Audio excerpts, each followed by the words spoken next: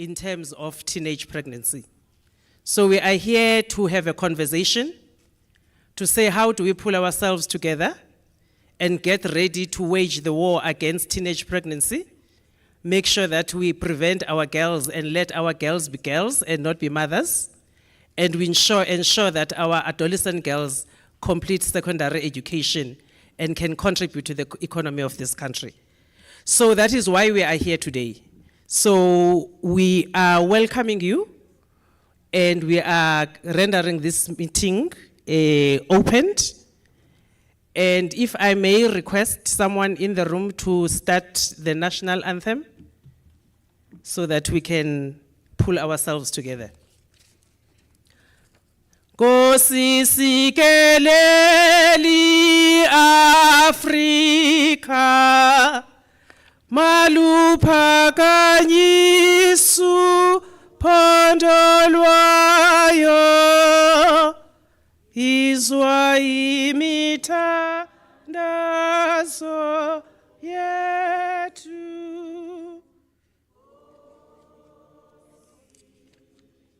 Sikelela thina lusapho lwayo murena buluka sishabasa Yesu.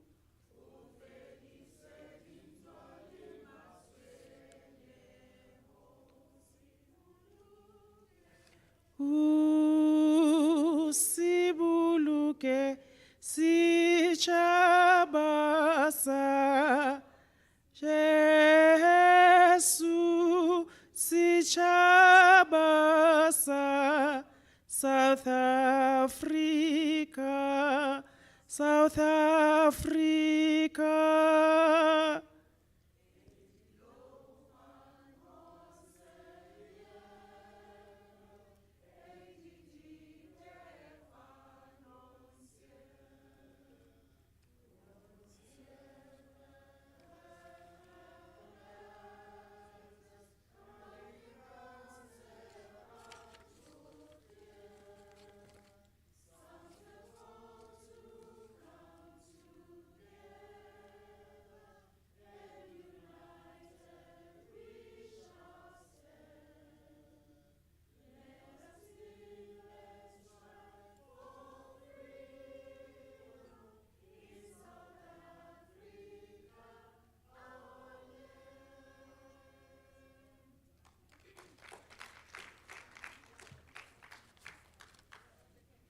Thank you very much, colleagues. We may be seated.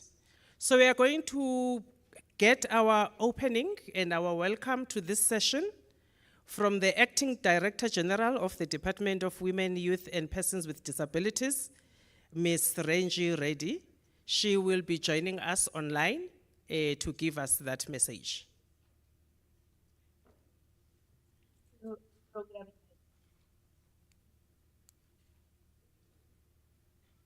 Let me start off by saying that I apologize for not having my camera on. You know, technology eludes us, and this is a computer that I'm not able to get my camera working, so please accept that.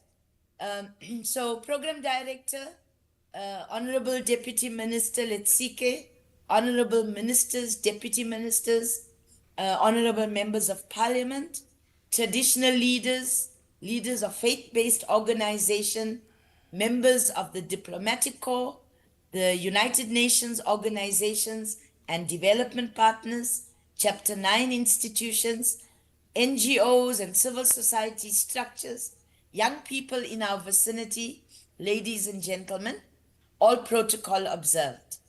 Good morning to all of you. Allow me to start, Program Director, by apologizing for not being there physically. I am unfortunately having some very serious challenges at the moment that does not permit me to be among large bodies of people.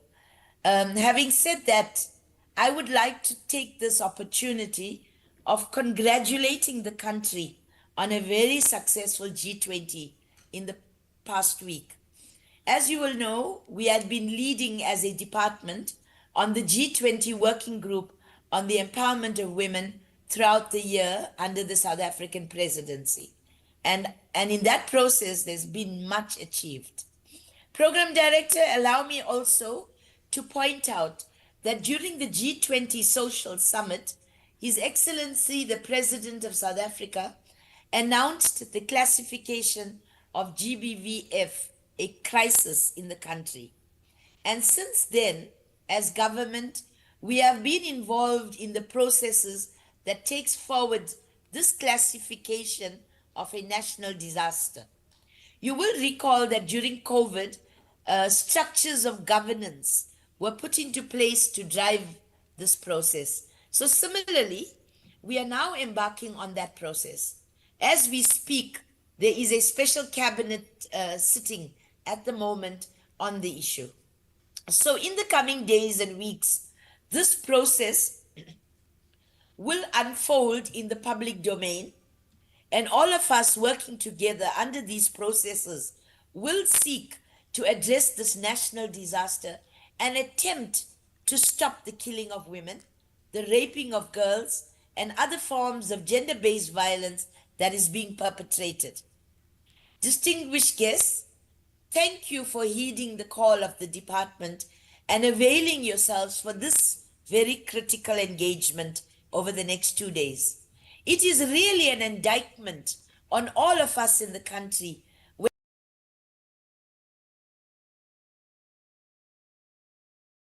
Our young girls are not able to concentrate on their education, their development, the joys of youth, because they have been catapulted into adulthood and having to be parents. They themselves need parenting.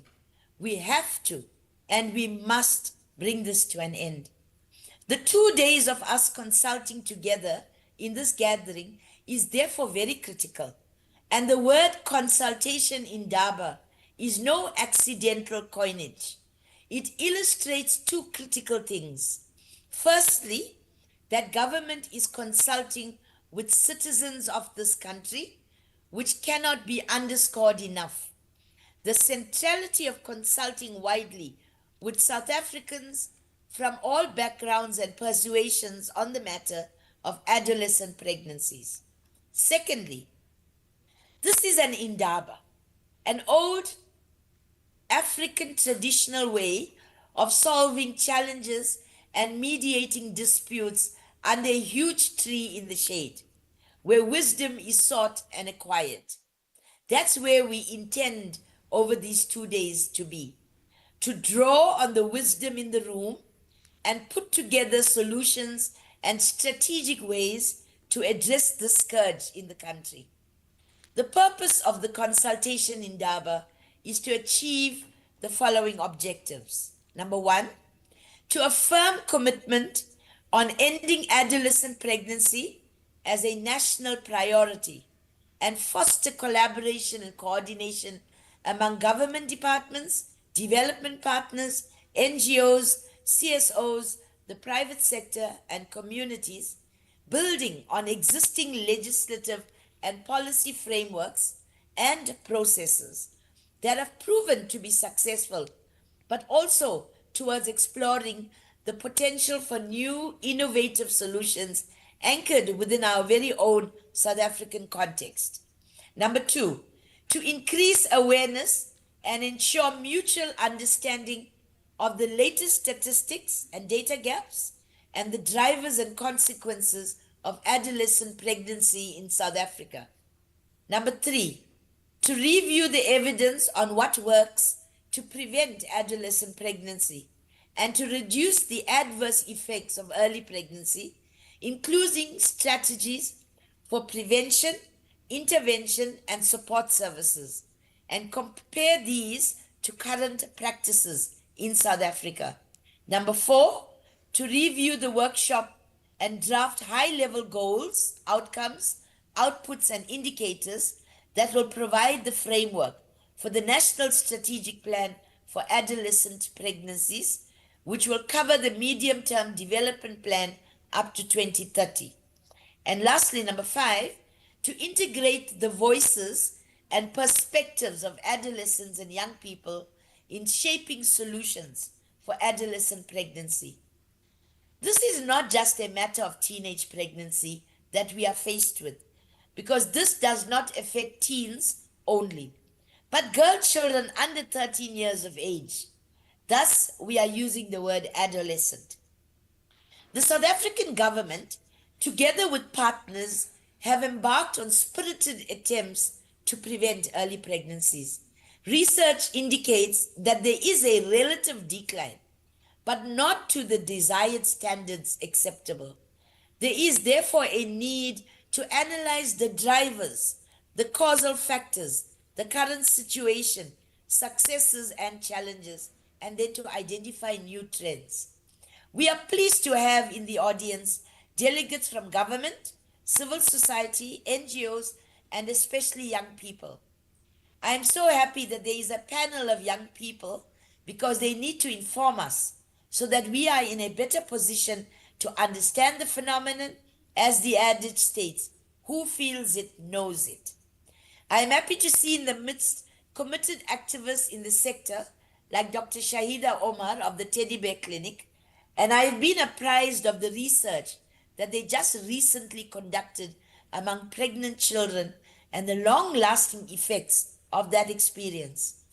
We shall hear progressive accounts from amazing academics and intellectuals from the University of Pretoria, University of Witwatersrand, the National Planning Commission, and resilient activists from Masimanyani Women's Movement, Kula Development Project, and many others.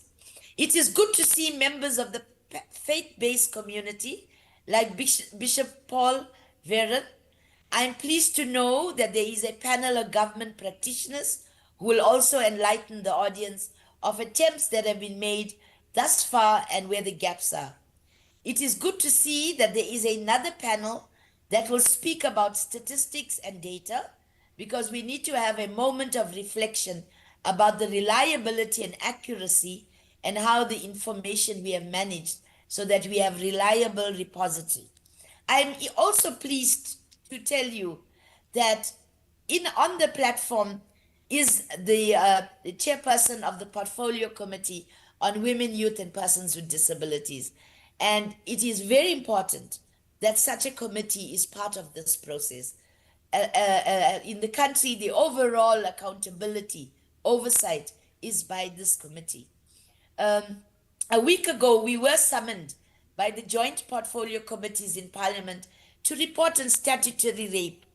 The concern of members of Parliament was that the information from health, social development, police, justice, and NPA does not necessarily speak to each other in all material instances, and so there is a need to interrogate that. Statistics might not speak to each other in all cases because different information is usually sought at different times, as well as emphasis.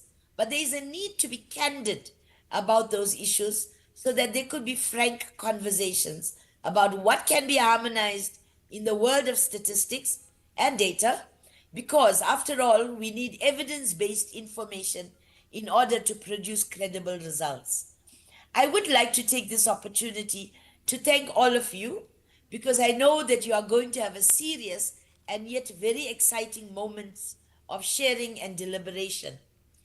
You know, it has not occurred before that on this subject, government, NGO, CSO, UN family, men and women who care about young people come together and congregate as equals and embark on a consultation.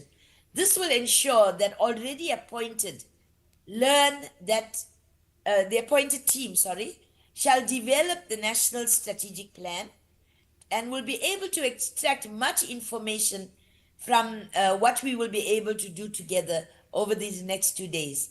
Lastly, Program Director, I would like to share and thank the loyal partner in the UNFPA with whom we have been working so hard together to make this day a reality, and of course collaborated on many activities in the past together with our other UN partners.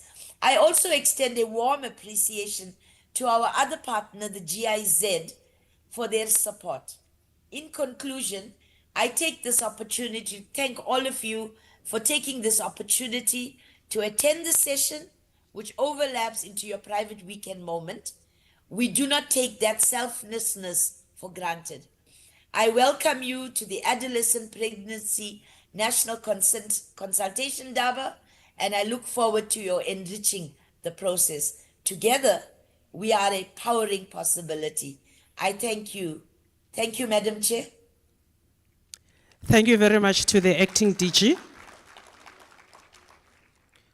So, ladies and gentlemen, we are now have been welcomed, and we were told why we are here. In a nutshell, if we listen to the DG, she covered 3 points. She covered that there is political commitment for this process.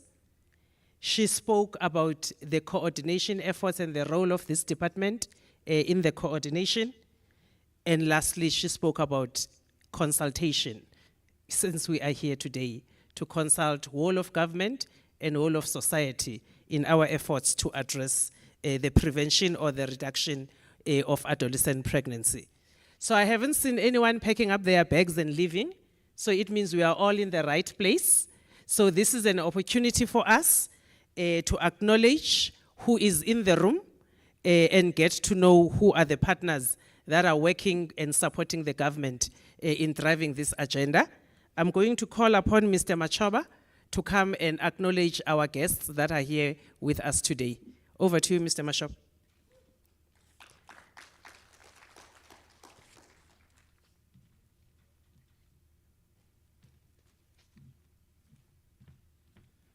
Thank you, Program Director, Deputy Minister, Mr. Yu from the UNFPA, representing the broader UN family. Ladies and gentlemen, I will then begin to introduce some of the notable members of our audience. We're still going to scan the virtual audience as well to see who is there. But may I declare, before I even do that, that all of us are notable in every way possible. But of course, protocol has its own very interesting dynamics that we all have to acquiesce to at a given moment. So I'm going to then introduce some of the colleagues that we are very thankful that they are in this audience, because they are going to add value. And as a matter of fact, they are going to drive the program over these past 2 days. Firstly, as I've indicated, our appreciation to the UN family. I will ask, as I introduce them, to rise so that you can all see them. I will introduce first and foremost our important partner from the UNFPA, and the UNFPA today is representing the entirety of the UN family, Mr. Yu.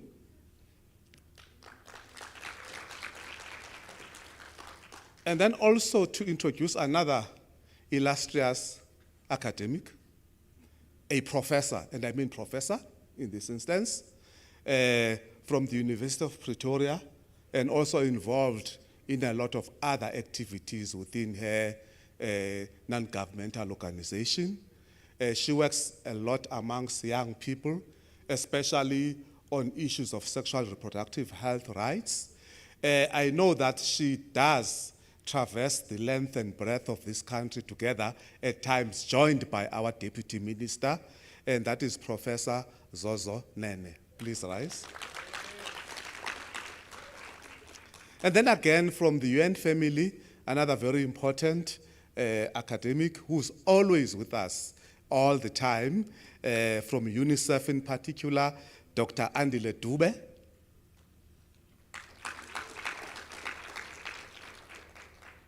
And then from the World Health Organization, one of the most important treasures in our midst is Dr. Sitembiso Dlamini Nqagetho.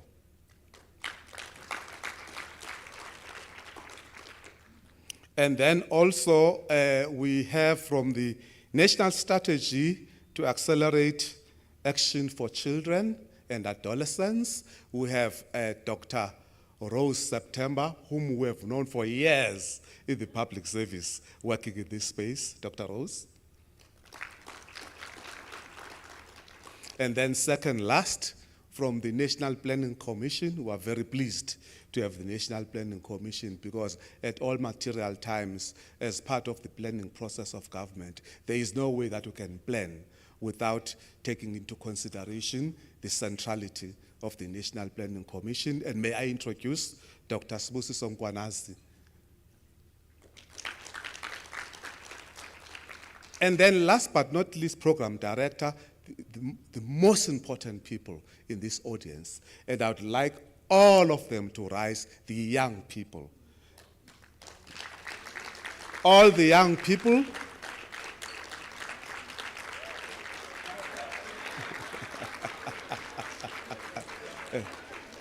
Before you sit down, please remain standing.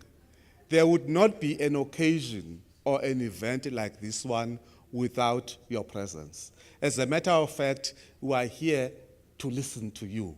We are here to receive instructions and commands from your good selves, because this very matter touches on your particular sector, on your particular age group. We would like to invite you to be free, take this as a safe space. In this kind of audience, there is no comment that is wrong. All the comments are right, and we declare that with confidence. So please speak, whether you use your vernac or the Queen's language, whatever the case may be, but we want you to go home after the 2 days having felt that you were part of this audience. Please sit down. Thank you, Program Director. Thank you very much, Mr. Machoba, and we are all welcomed today's deliberations. Mr. Machoba forgot to introduce the most important person in the room. That is myself.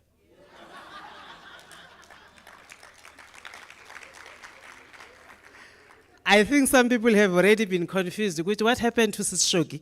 Why does she look like this? And why does she have a deep voice like this? So I am not the DDG. My name is Dr. Goduga. I'm currently a public health consultant, supporting different issues within the public health sector. And I've been requested to stand in for Sis Shogi, who had to attend an urgent cabinet meeting that was called by the president this morning. So I'm just standing in. As soon as she walks into the room, you will see me sitting down. So don't think she has two personalities. She will still be the one personality. So colleagues, as I've been tasked to drive today's program, let's then delve into a conversation and messages of support that are going to frame the direction to take us to the next steps. I am going to call upon Ms. Esther Maluleke from the Department of Women, Youth and People with Disabilities, just to give us an overview of the aims of this Indaba, the context with which we want to finalize this Indaba that is going to take us to the development of the National Strategic Plan and the planning process. So as you would hear from her, this is just one milestone within a roadmap of taking us as a country to developing an NSP. Over to you, Sis Esther. Thank you, Program Director. Those that know Ntate Machoba probably would have noticed he enjoys the Queen's language. And I have no doubt that if he wasn't doing what he's doing, he would have been a professor of English in one of the tertiary institutions. Tate Machoba, thank you so much.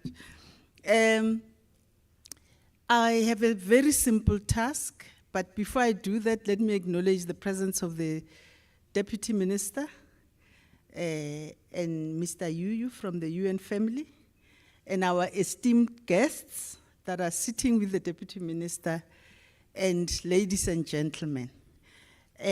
I'm here to give an overview. I hope I'll take literally 5 minutes, just to remind us of why we are here today. I know that you received the concept document, you've got the program, but this is just to frame the day so that we are all in one page. Can I have the slides flighted, please?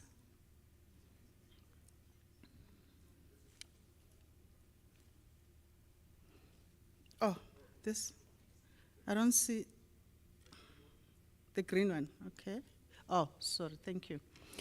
So, I'm going to just briefly talk about the day 1 and day 2, which is today and tomorrow. Today, as you can see, the morning session, this current session, we will be taking messages of support. We'll be looking at current data, because whatever we need to do, we need to be informed by what is happening, scientific evidence. I think it's going to be very critical that we digest that, we interrogate it, and so that it can give us direction in terms of what solutions we need to put in place. And then we'll also look at adolescent perspectives. I think this is a very important, I think Mr. Machoba said so, that we have young people in the room. So it's going to be very important that we hear their voices. And then in the afternoon today, we'll have panel with civil society, faith and legal sectors, and traditional leaders.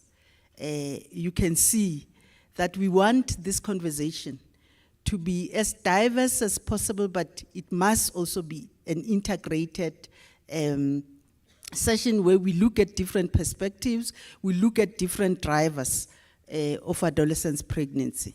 And then we'll have panel with government so that we can also hear the government's views about these issues and probably what is it that they are doing currently to address the issue. And then tomorrow, we will start by reflecting on today, obviously, in a plenary format. We'll have a discussion in terms of what came out of today's conversation. And then we will move to getting a WHO guidance, World Health Organization. That is very critical, because to get a global view of this conversation and bringing it into this room is also very, very critical. And then we'll have working sessions for strategy framework.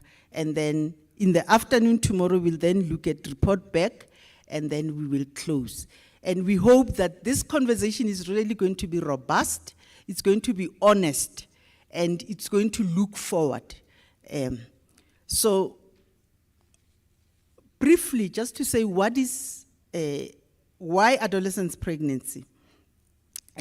We know that with some fluctuation, the adolescent fertility rate in South Africa has declined over the past 10 years. However, current levels are still too high.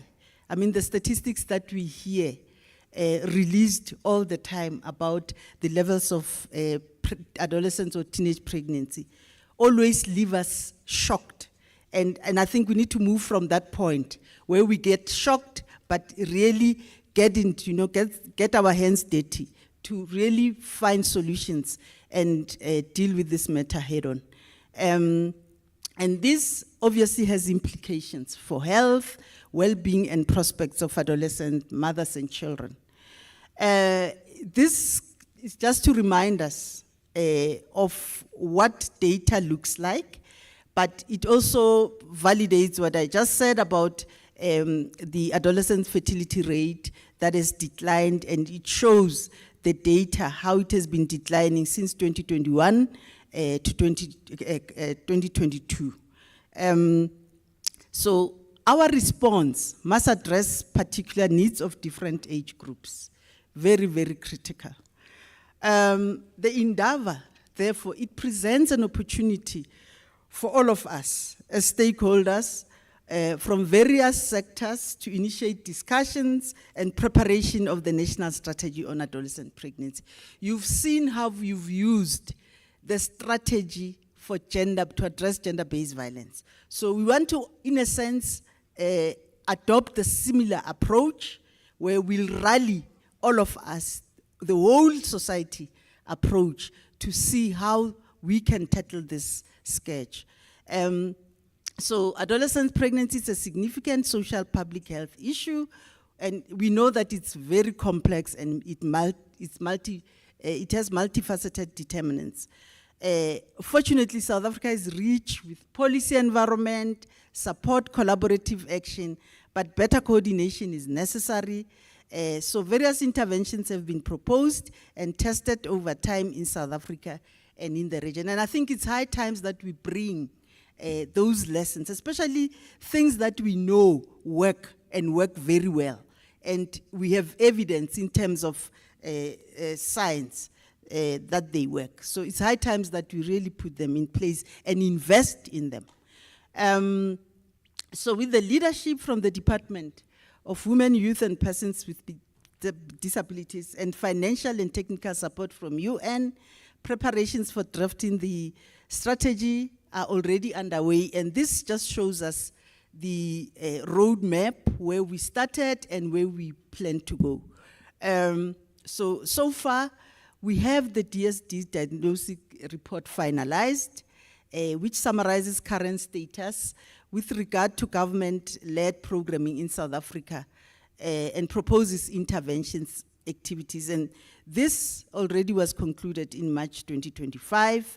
And then in July, we had a comprehensive background report finalized, using WHO guidance to establish a results framework. And this summarizes available evidence for all proposed outcomes and actions, and makes use of DSD also recommendations. So you can see that really we've looked at different data to actually put together some of these proposals and recommendations. And then in August, the department led Indaba planning kick-off. And let me tell you, DM is very, very passionate about this issue. He's really been driving us and making sure that this Indaba happens and that we do what we are supposed to do. So we have put together the multi-sectoral secretariat that met routinely to review objectives. And colleagues, you will probably see the team, and I can tell you, they've been working very hard, rigorously, making sure that we have the type of program that we have today and that we engage in the conversations that we are going to engage in.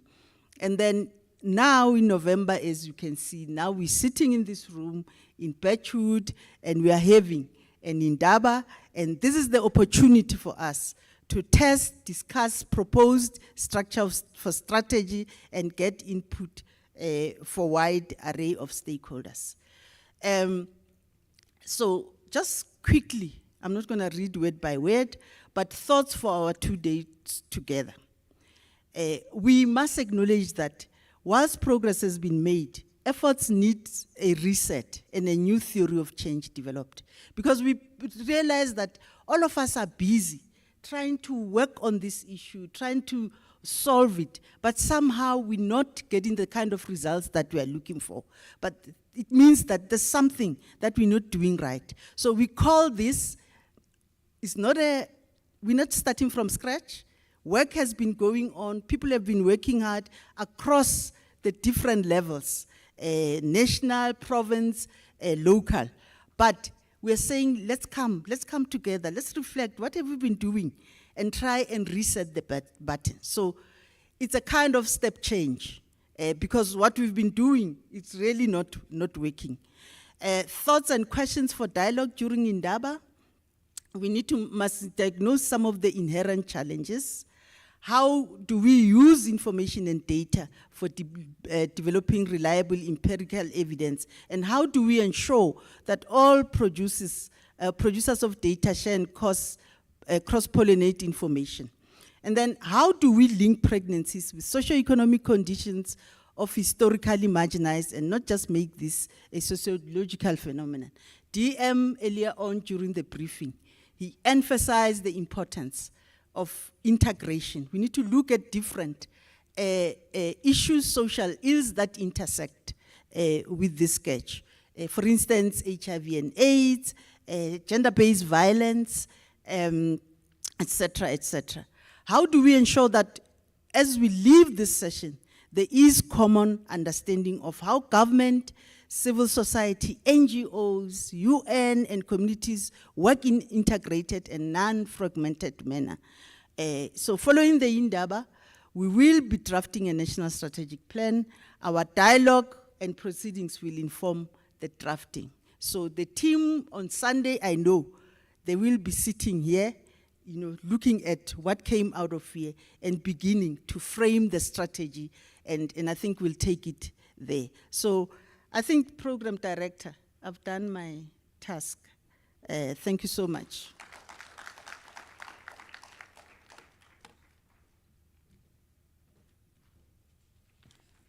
Thank you very much, Sis Esther. Colleagues, I think we have been given a frame of our conversations and our discussions. Sis Esther spoke about adolescent pregnancy and what we need to do.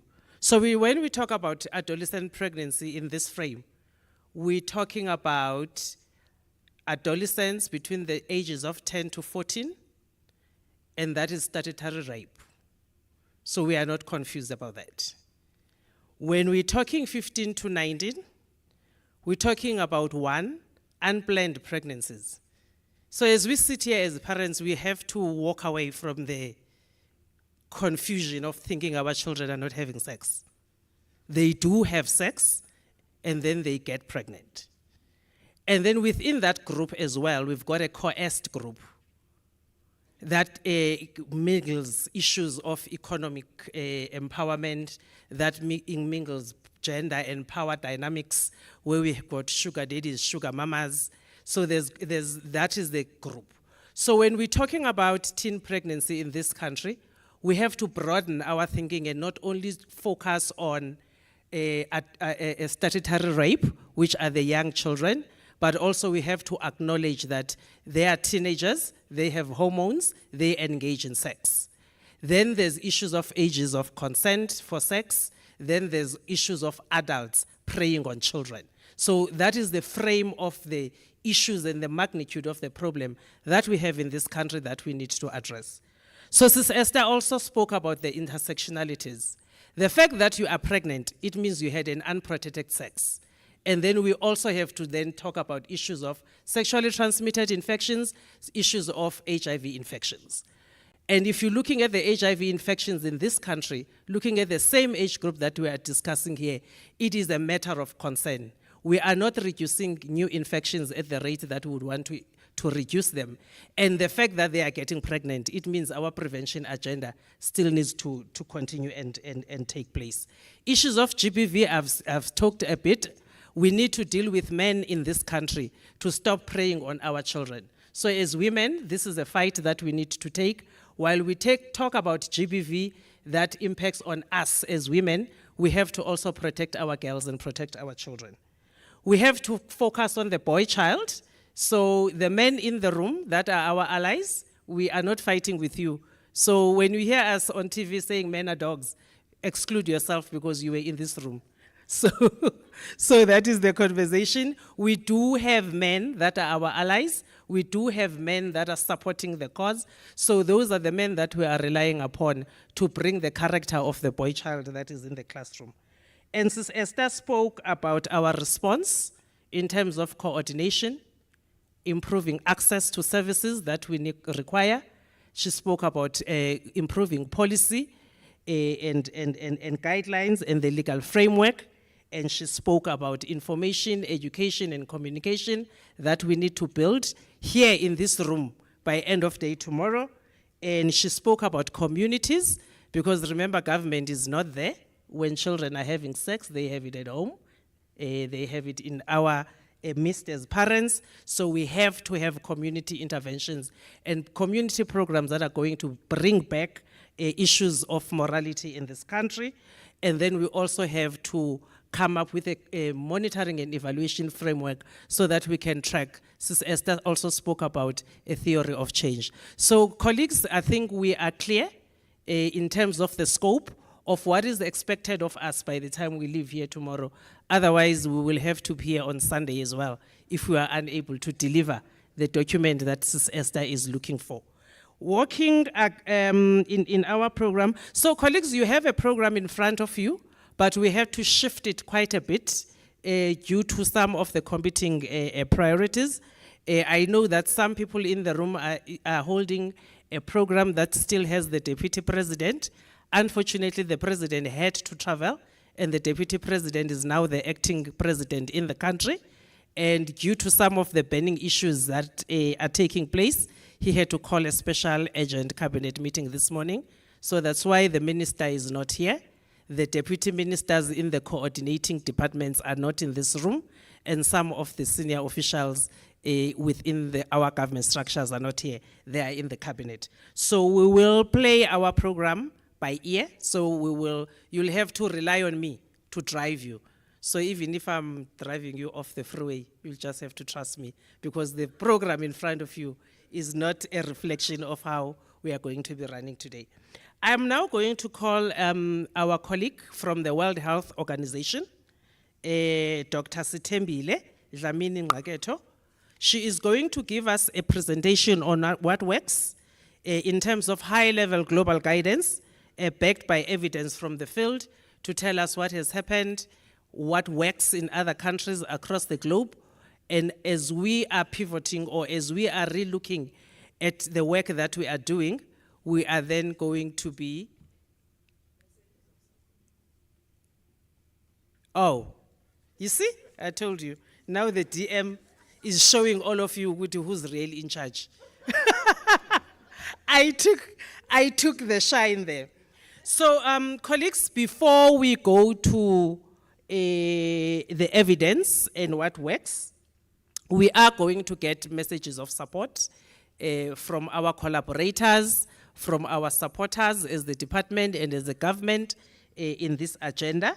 So I'm going to take the first message of support that is from the United Nations, and the United Nations will then be led by Mr. Yuyu, who is the UNFPA representative in South Africa. Over to you, Mr. Yuyu.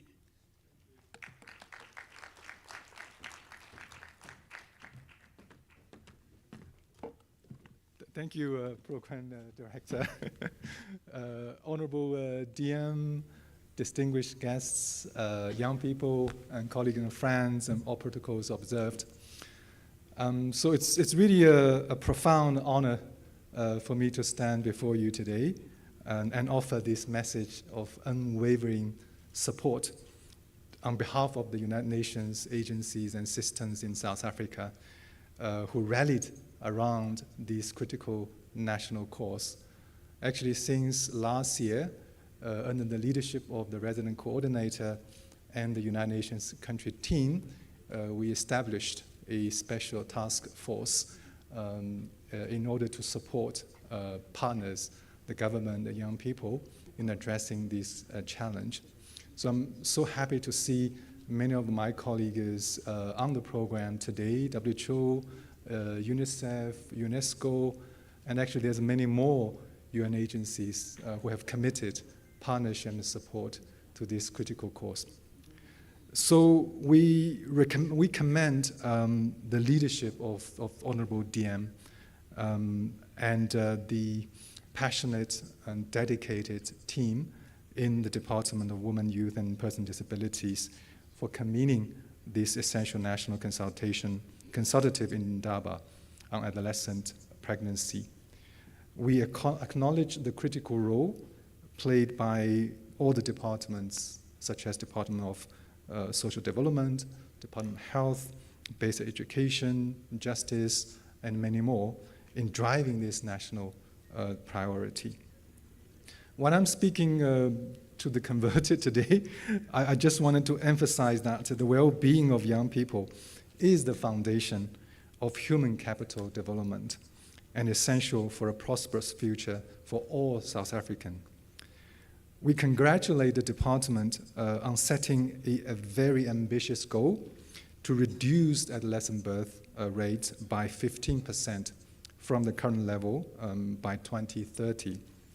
The Indaba is a crucial step towards developing a draft national strategic plan for adolescent pregnancy, and we commend the focus on establishing the foundational elements of this NSP for the period up to 2030. This process of collaboration, evidence review, and the strategic planning is exactly what it needed to move from fragmented efforts to a united, effective national strategy, as Esther eloquently presented just now. So I reiterate the collective UN offer to all of you.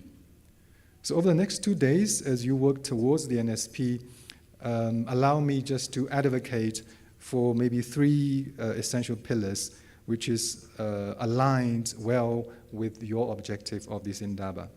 First and foremost is prioritize partnership and coordination.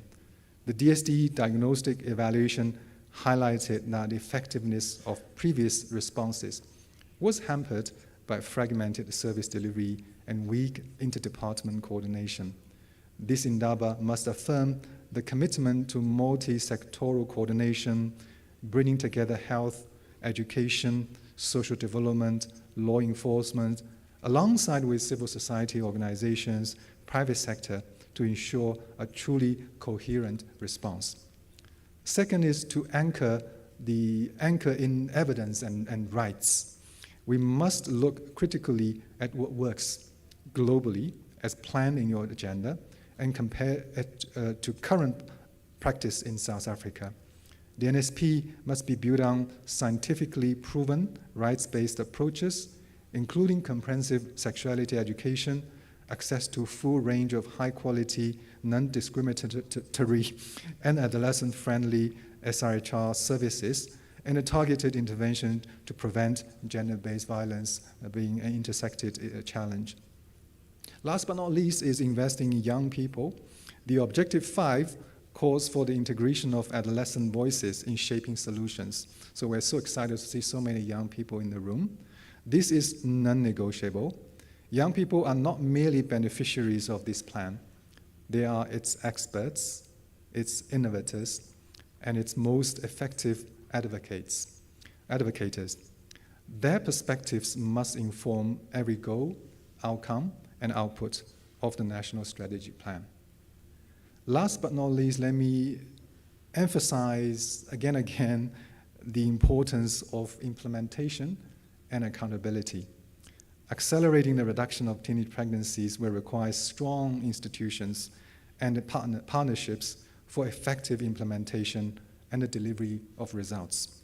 We call for the NSP to provide a clear framework, measurable goals, and the structures for accountability. We must ensure that the plan is not just an aspiration, but a funded, monitored, and a politically prioritized national imperative. So to conclude, the UN system stands ready to support South Africa in every phase of this critical journey, from finalizing the NSP to its effective implementation. I'm pleased to share that the UN system is scoping with the government and partners to establish a social impact bond for adolescent and young girls, especially bringing the success story of the Medical Research Council, the Imagine program, and the TICO platform, the innovation through ICT for adolescent and youth sexual reproductive health and services. So look forward to seizing the opportunity to work together, accelerate action, and ensure that the dream of every goal, every dream becomes a tangible reality for every adolescent girls and boys and young people in South Africa. I believe personally that the success story of South Africa will shine for SADC and for the continent on this common challenge. And as a SADC chair, South Africa's SADC chair, I believe there's a lot of opportunity even to promote South-South cooperation and sharing lesson experience beyond the borders. So I wish you a very productive and successful Indaba. Thank you very much.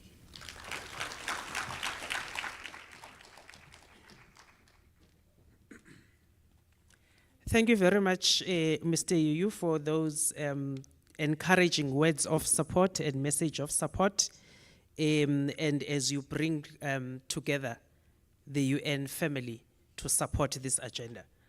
Our next speaker, colleagues, is a message of support from the Portfolio Committee on the Women, Youth and Persons with Disabilities.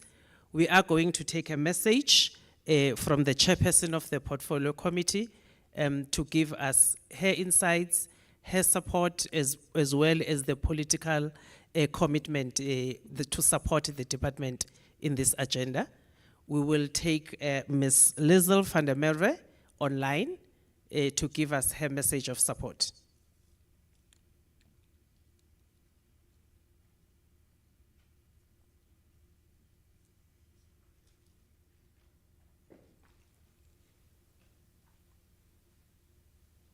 Are we getting Ms. Liesl online?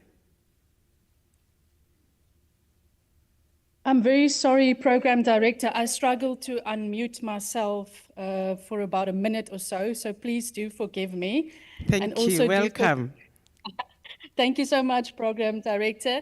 I'm also very sorry that I'll be keeping my camera off. Where we are, we've got very limited internet connection.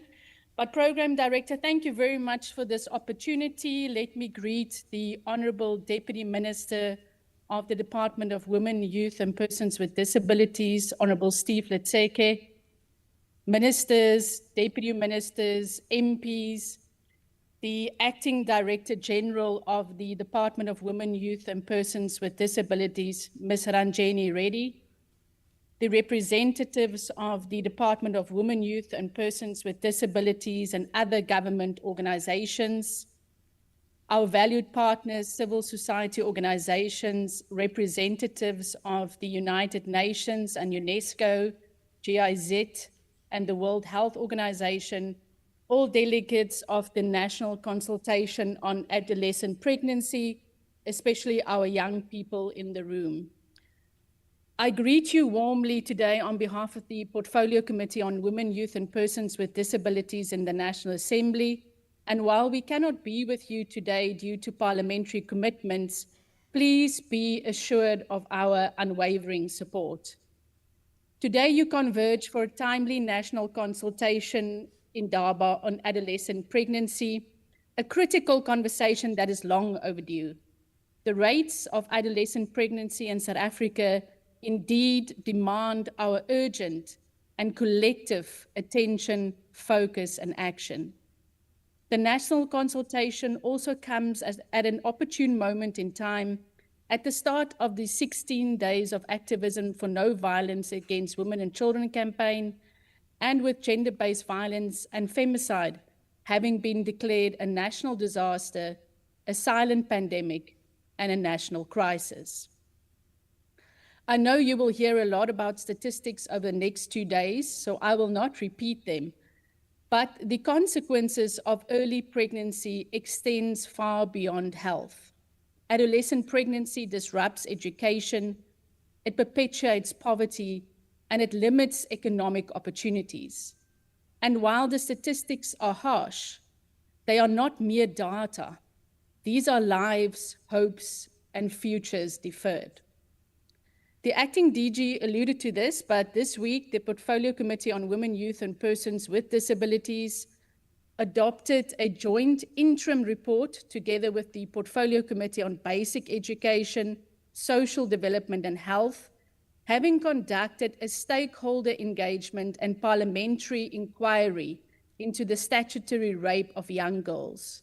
It is also good to hear that the Teddy Bear Clinic and Masin Manyane is in the room, as they were key partners in this inquiry. And while we understand that there's a difference between child pregnancies, teen pregnancies, and while we understand that not all adolescent pregnancies are as a result of statutory rape, I want to share with you some of the key findings and observations from our parliamentary inquiry on statutory rape. Firstly, Program Director, it appears that our country is faced with a moral and societal values crisis, with abuse normalized in some communities where bad behavior is excused. Teenage pregnancies are often the only indicator of statutory rape. Many cases go unreported due to illegal abortions, community silence, or a lack of awareness. To this end, a major concern expressed was that there are no automatic investigations when children present themselves for pregnancies or STIs at clinics. Parents are sometimes complicit or even aware of abuse. In addition, poverty and cultural practices are often used to conceal abuse. Schools, clinics, and police often fail to act on disclosures or signs of abuse. Legal consequences for failure to report are not being implemented. Instances were heard of police stations sometimes refusing to accept reports from educators or children, insisting that parents must report, even when the parent is the perpetrator. The engagement during the inquiry also revealed systematic failures, which are pervasive, as well as the lack of coordination amongst key role players and government departments, which further exacerbates the problem. It is clear that if we are to create a safe South Africa in which our young girls can thrive, we need well-trained, adequately resourced government departments and officials. We need seamless coordination between government agencies, NGOs, and community organizations to ensure comprehensive support for our girls. We need strong institutions and strong partnerships. Community-level interventions are also crucial. We must harness the influence of media, faith leaders, traditional leaders, and youth clubs to promote a culture of protection. Engaging young men and boys in this conversation too is essential. Everyone must understand their rights and responsibilities.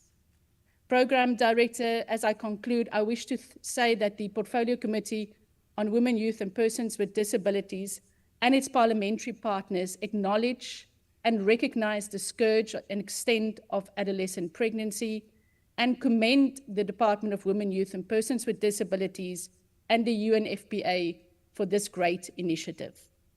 The Portfolio Committee supports the Indaba's objectives and the proposed National Strategic Plan to prevent adolescent pregnancy.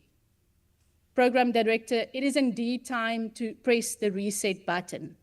It is time to translate the beautiful and progressive laws and rights we have on paper into real empowerment and protection for our girls. We do have a moral obligation to do so. The Indaba must not just be a two-day event, it must be a catalyst for change. Our young girls deserve better. Our girls deserve to be girls, and our babies should not be babies. I want to say, as Ms. Maluleke said, it's time to get our hands dirty and come up with new plans of action. On behalf of the Portfolio Committee I lead, I wish all of you very well for the next few days, and we look forward to receiving your resolutions. Thank you so much, Program Director.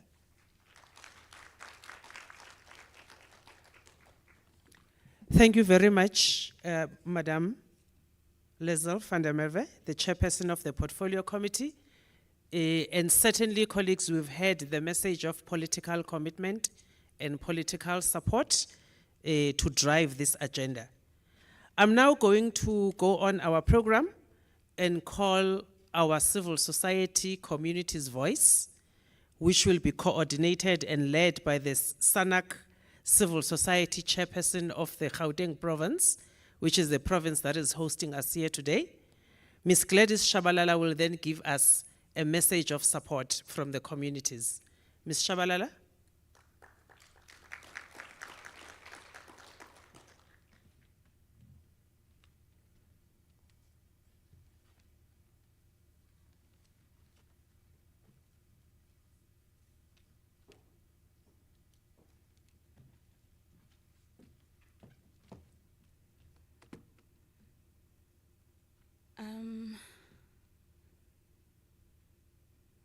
Thank you so much, Program Director. Special greetings, Katlompo, to our Honorable DM. Special greetings and standing on the protocol that has been established, particularly to our young people. Future leaders, I greet you. On behalf of the Gauteng Civil Society and in my capacity as the Civil Society Chairperson in the Gauteng AIDS Council, it is an honor to deliver this message of support at this National Consultation Indaba on adolescent pregnancy. Today's gathering is not merely a program on the calendar. It is a call to confront a crisis that continues to rob our young girls of their childhood, their health, their safety, and their future. Adolescent pregnancy is not just a statistic.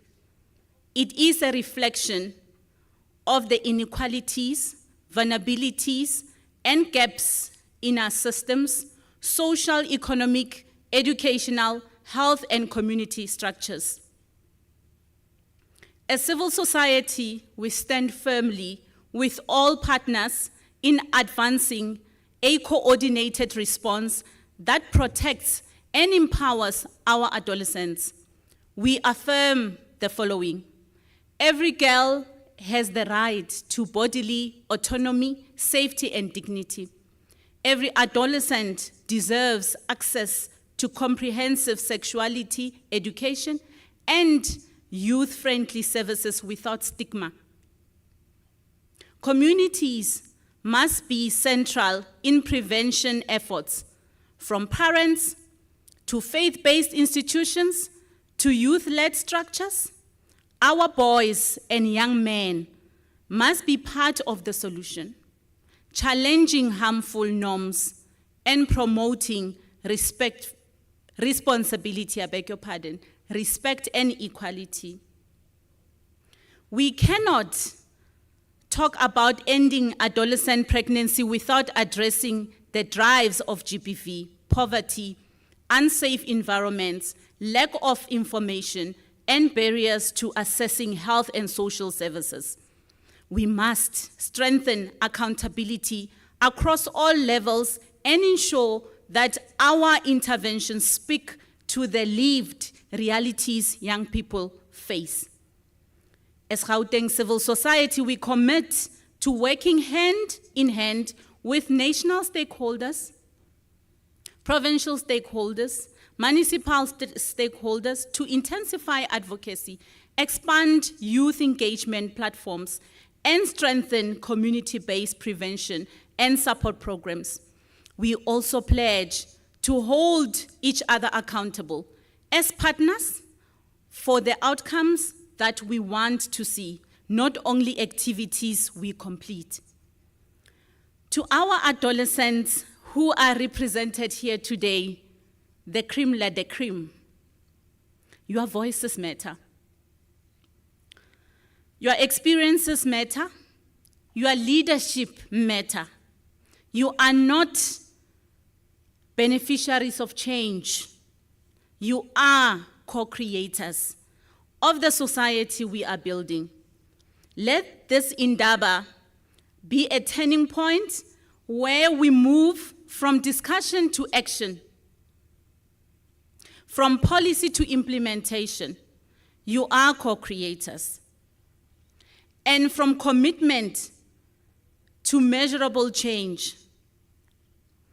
Before my last parting words, Honorable DM, I stand the honor of leading 18 sectors, and amongst those 18 sectors, there are key pops. And there is a women's sector which cuts across. She bends but does not break. She is the voice of the voiceless. You talk men, you cannot leave women.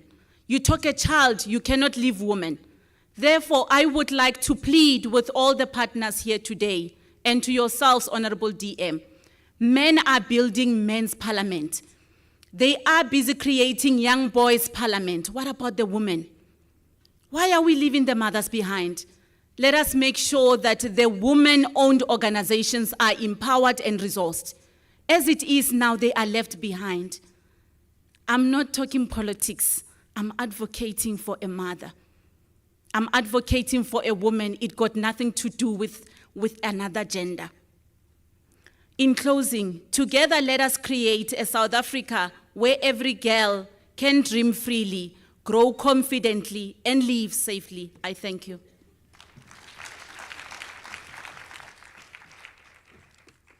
Thank you very much to the chairperson of the SANAC Civil Society Forum in Gauteng. I think in her summary, in summarizing what she was saying, she is calling for our voices as communities to be heard and to also join the work that is currently being done. She's calling for action and she's calling for accountability. So colleagues, we've heard our messages of support. As we run quickly across our program, you would remember this morning I told you we are running a bit late. Don't mind my numerous papers, we will get there. I was printed DM, the new program, but they reduced the font, I think, to 2 or something. So I'm like, it's not going to work. I'm not that young anymore. So colleagues, as we go ahead with our program for the day, I'm going to call my next speaker, who doesn't need any introduction to everyone in this room today. So we'll remember those that are coming from the soccer fraternity, Lapaya Lukshin. They call her Stivovo. The communities and civil society in this room, they call her my leadership. Some of us within her circles, we call her Mfazi, because we have to remind her of what's sitting on top of her shoulders and the agenda that she needs to drive. And in the current political circles, they call her comrade. And one person in this country, I think the second person in this country, because her grandmother is no longer with us, which is the president of the country, he doesn't mince his words.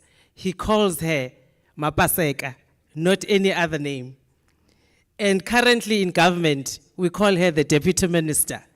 Let's welcome the Deputy Minister to the stage.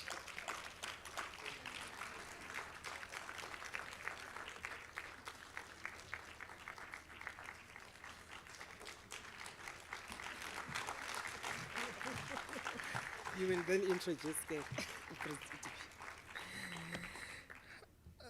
Thank you, Program Director. Now, funangi timfazi kuye. I must appreciate the warm welcome, Program Director. Let me greet in absentia someone who was going to be with us, His Excellency, Deputy President of the Republic, Mr. Paul Mashatile, who, as you've heard, due to the urgent cabinet committee meeting, he had to join that session. But we will hear the message that will be delivered, the keynote that will be delivered by His Excellency. And again, in absentia is our Honorable Minister, Minister Chikunga, who just returned this morning from Ethiopia, straight into Cabinet Committee. But she is going to be with us tomorrow, and should the Cabinet Committee end a bit earlier, she might also pop in. Throughout the day, we'll have 1 or 2 deputy ministers who will be joining. As you know, this work is not just the work that we do as the Department of Women, Youth and Persons with Disability. It's an intergovernmental effort together with our partners. So Deputy Minister Bushielo, as well as Deputy Minister Nell, will join us today. Unfortunately, Deputy Minister Mhauli is in China already. We're supposed to be undertaking a South Africa-China trip, meeting that is underway next week. Colleagues, let me appreciate all the representatives that are here, led, of course, by the UNFPA, Mr. Yuyu, of course, together with WHO and the other agencies that are here. The partnership with the United Nations is of significant value to our country, so we really appreciate this, and the work and the team of UNFPA that have been dedicated to this task.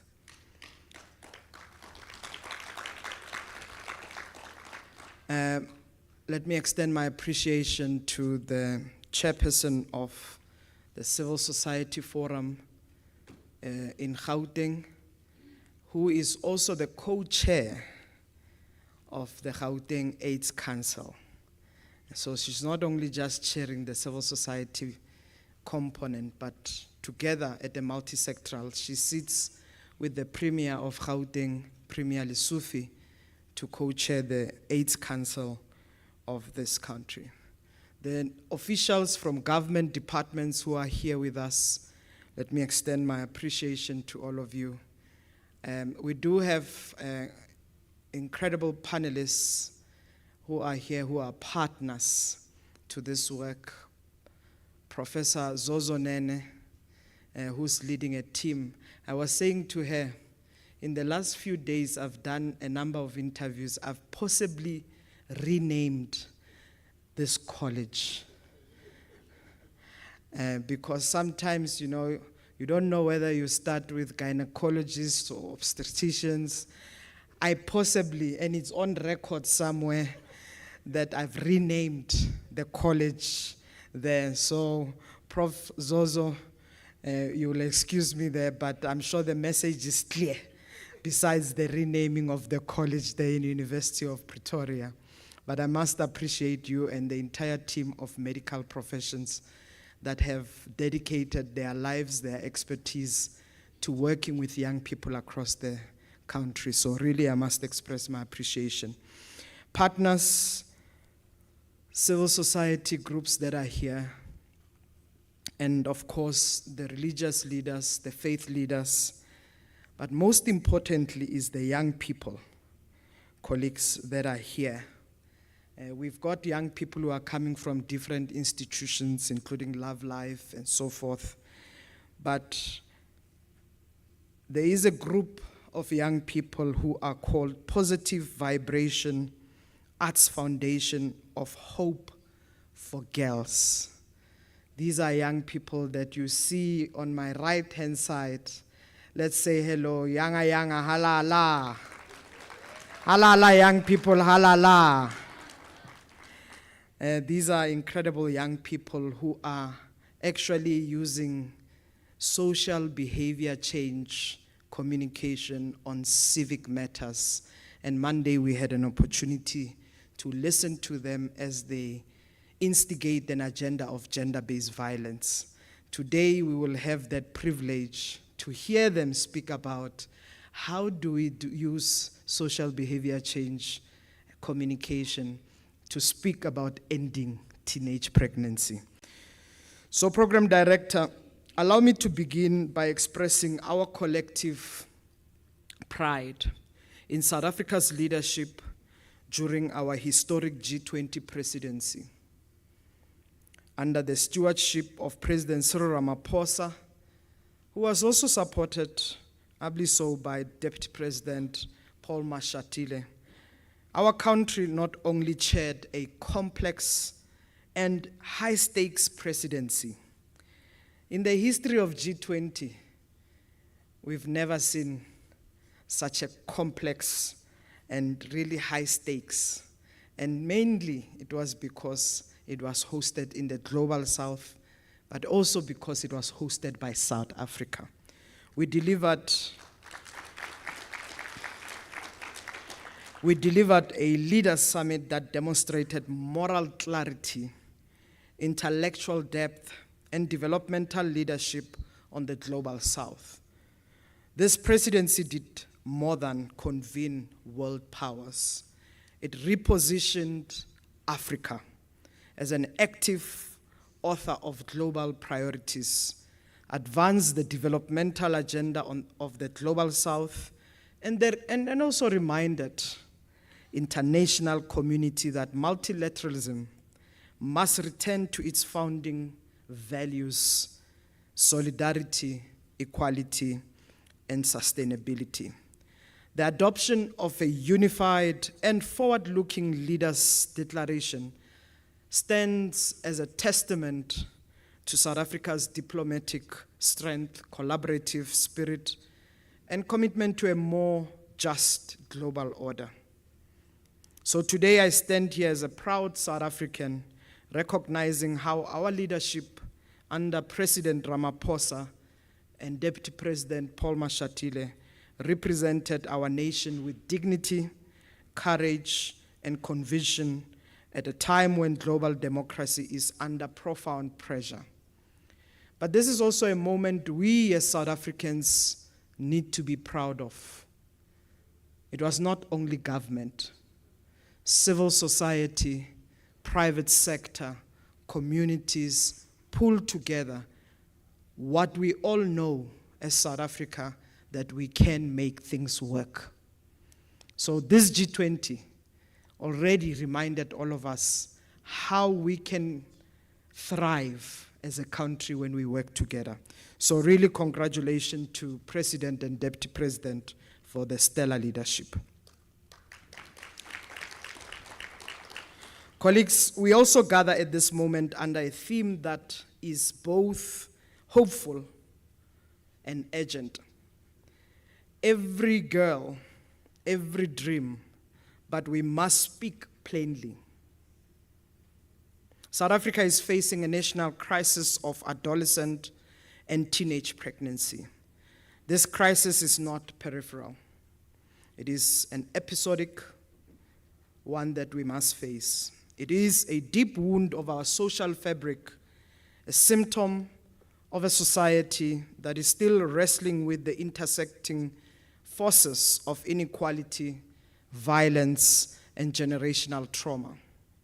The data is stark and sobering. In the 2024-2025 financial year alone, 117,195 girls aged between 10 and 19 gave birth. Each number a story of interrupted possibility. Among girls aged 15 to 19, 1 in every 24 gave birth. When we include termination of pregnancy, the adolescent pregnancy rate rises to 48.9 per 1,000 births. More devastatingly so, pregnancies among 10 to 14-year-olds, children, at 1.2 per 1,000, this confronts us with a painful truth. These are not merely pregnancies. Many are a violation. Many are statutory rapes. Many reflect our collective failure to protect children and childhood itself. But adolescent pregnancies does not exist in isolation. It sits at the epicenter of 3 mutually reinforcing crises that affects girls. First, the crisis of unplanned and coerced pregnancies, where power imbalances and economic precarity leave girls vulnerable to exploitation, manipulation, or silence. Secondly, the crisis of new HIV infections, which continue to rise amongst adolescent girls and young women, fueled by unequal relationship and limited agency of their sexual health. Thirdly, the crisis of gender-based violence and femicide, where violence shapes not only the lives of women, but increasingly so, the lives of girls. Girls who cannot negotiate consent, who cannot insist on safety, and who cannot trust the adults or institutions meant to protect them. Together, these forms, they form a dangerous thread, a triangle of vulnerability that traps young women at the intersections of health risk, social risk, and structural violence. Breaking this triangle is not a policy preference, it is a national obligation. If we are to speak honestly, we must acknowledge that adolescent pregnancies is not about individual choices made in isolation. It is the outcome of a structural injustice, centuries in the making, reproduced across generation and entrenched within the mundane rhythm of daily life. It is driven by harmful social norms and patriarchal masculinity, the narratives that tells girls to be silent and tell boys to be dominant is their birthright. Norms that make women responsible for managing men's behavior instead of holding men accountable for their conduct. Poverty and inequality, conditions in which girls must navigate survival before they can dream. Conditions that forces dependence on older men for dignity, for transport, for toiletries, for school books, for airtime. Conditions where transactional relationships become normalized because poverty is an everyday reality. Structural inequality in schooling, where some schools have comprehensive sexuality education and supportive teachers, while others silence the topic, stigmatizing young people or harbor teachers who abuse their own learners. The Department of Public Service and Administration have shared a report with us of teachers who are charged with sexual abuse. One fundamental question that President have asked, because these cases are going on for so long, why are we paying these teachers who are on suspension? Because when you are charged with a criminal activity like this, we mustn't pay you. We shouldn't compensate people who do wrong.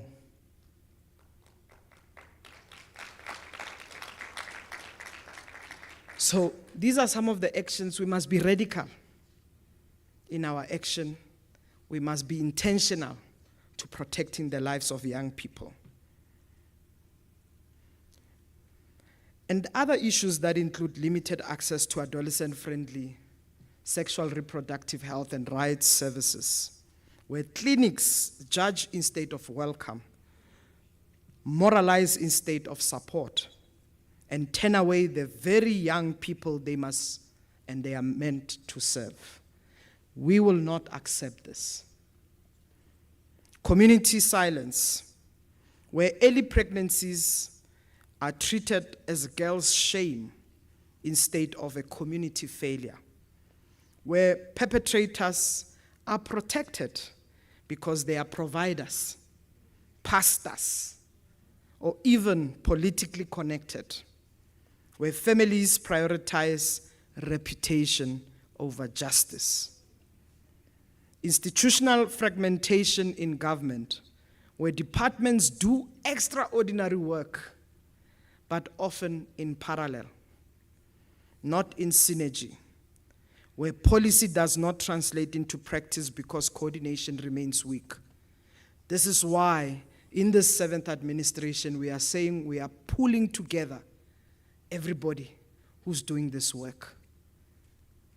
So if those in government thought They are working hard, they are tired. Uchilo me Esther, you have now me in this 7th administration. We are going to hog on you. Government officials, you will have sleepless nights until we do the right thing. So we have to know that our intention, because everybody is doing incredible work, unless our interventions directly confront these structural drivers, poverty, power, patriarchy, silence, and institutional fragmentation, we will simply recycle the crisis into the next generation.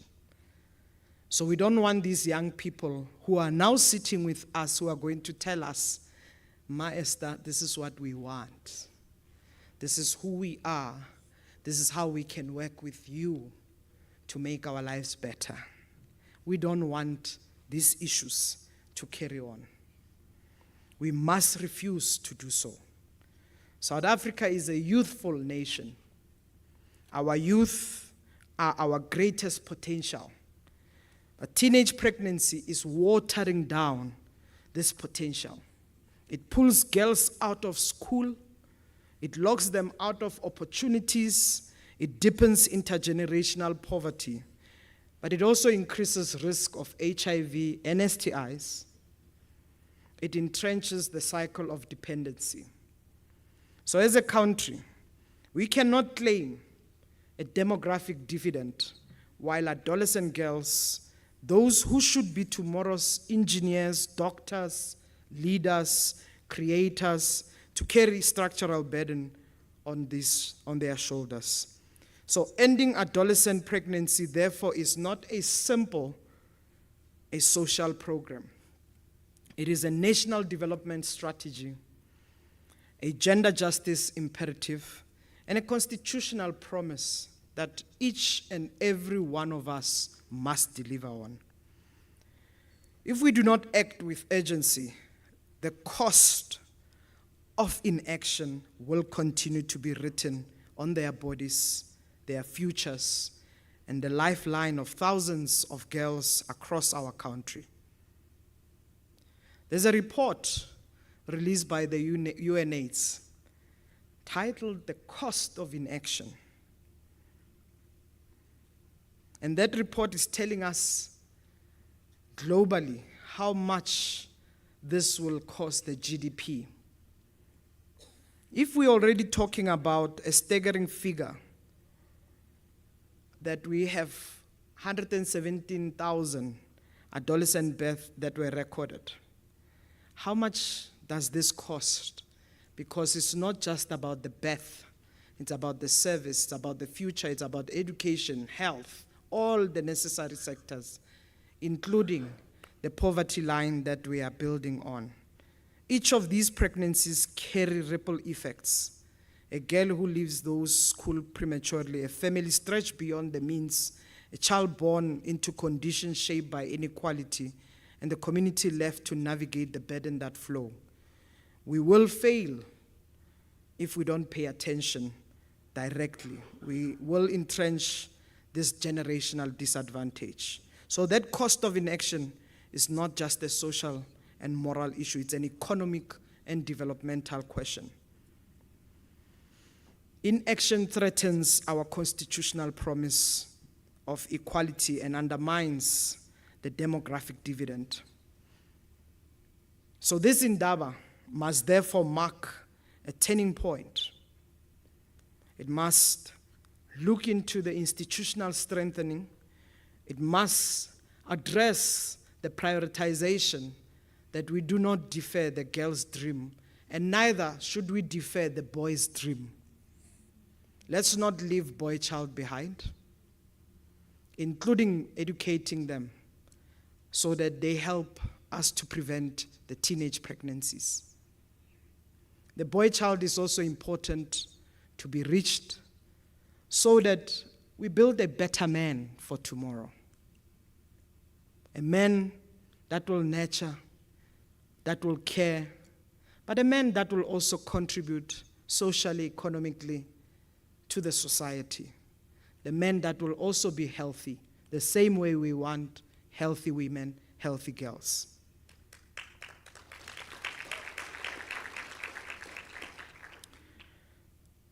This session is laying a foundation. Colleagues, in July 2025, we came together. We launched a campaign waging war against teenage pregnancy. And we already informed you in July that we are having a roadmap, and that roadmap included this Indaba. That roadmap includes a strategy, comprehensive, integrated strategy that is not only just demonstrating work of government, but it will also demonstrate the work of civil society, development partners, academics, and so forth. So that roadmap will become our blueprint to transform the lives. Transformation requires a whole of society approach where government drives coordination, accountability, and resource alignment. The schools become sites of empowerment, safety, and knowledge, not silence. Health services becomes and welcomes young people with dignity without moral policing. Faith and traditional leaders become champions of protection, not gatekeeping of shame. Civil society and community organization amplifies the voices of girls at risk, boys at risk. Parents and caregivers replace judgment with nurturing, silence with guidance. Communities break the culture of looking away, refusing to shield perpetrators from consequences. A whole of society response means we refuse to tolerate parallel efforts.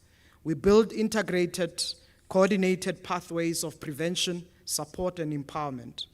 And let me address a constituency that must stop being spoken about and instead become speaking and acting, the men of our country. South Africa cannot continue pretending that girls are falling pregnant in isolation. Behind every adolescent pregnancy is an older man, a partner with power, a system that has normalized male entitlement. So today, I issue a direct and a radical call. Men must be more allies. They must be participants, protectors, advocates, and activists for girls' rights and bodily autonomy. Men must confront other men. Men must dismantle harmful masculinity. Men must end the culture of silence. Men must refuse to look away. Many of you who are fathers, you are not only fathers to boy child. And even that boy child needs protection. You are also fathers to girl children. So we have an obligation.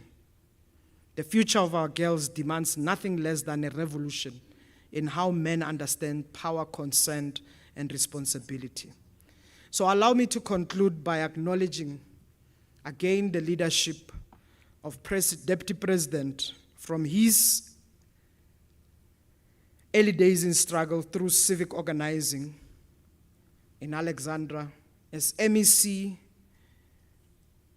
in Gauteng government, as Premier, as Minister, as Treasury General, and now Deputy President. His Excellency has dedicated his life to building a society grounded in justice, dignity, and social cohesion.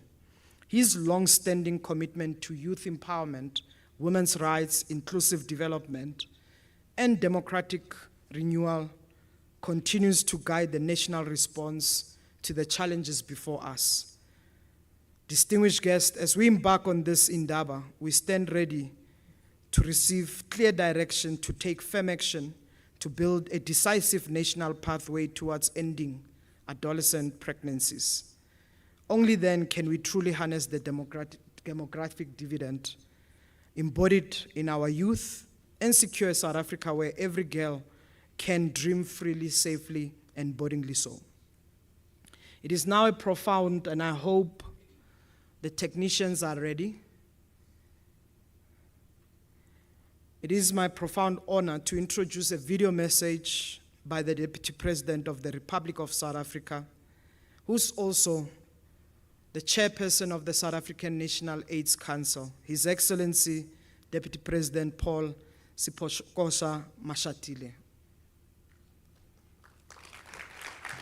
Is a developmental emergency that undermines South Africa's youth dividend and perpetuates poverty. Adolescent fertility rate is 42 per 1,000 for girls aged 15 to 19. Thousands of pregnancies occur amongst children aged 10 to 14, which we regard as statutory rape. Poverty, gender-based violence, harmful norms, lack of access to health services, digital risks, and substance abuse are the structural causes of adolescent pregnancy. Government, parents, communities, men and boys, civil society, and the private sector must act collectively. This should be a whole of society response. We are making progress in the expanded adolescent-friendly health services, strengthened sexuality education, improved statutory rape prosecution, and HIV prevention. We are also developing a national strategic plan on adolescent pregnancy that is multi-sectoral, costed, and rights-based. We call on men and boys because to stop adolescent pregnancy, majority of adolescent pregnancies involve older men. Positive masculinity must be promoted.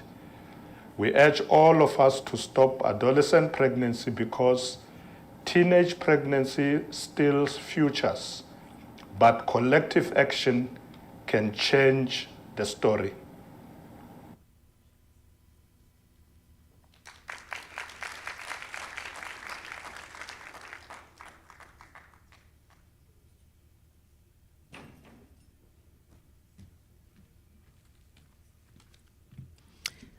May we give another round of applause?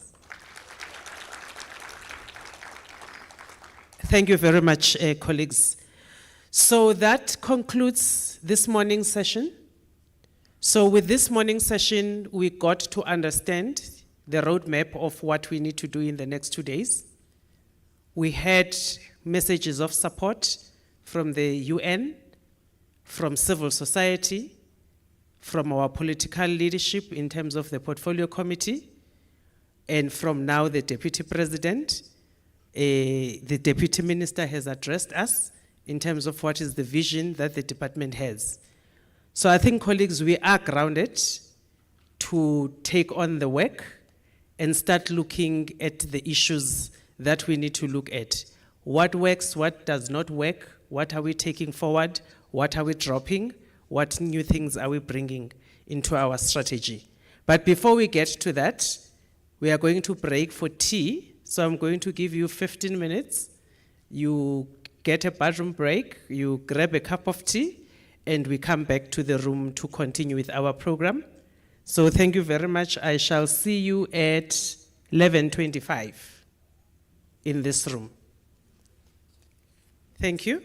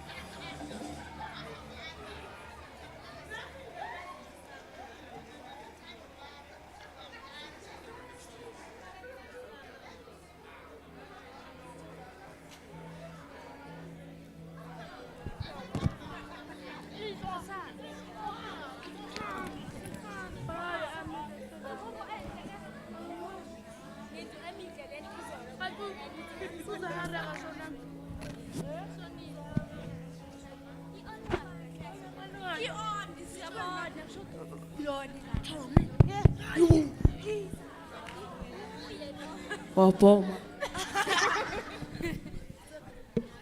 Lisa waboma.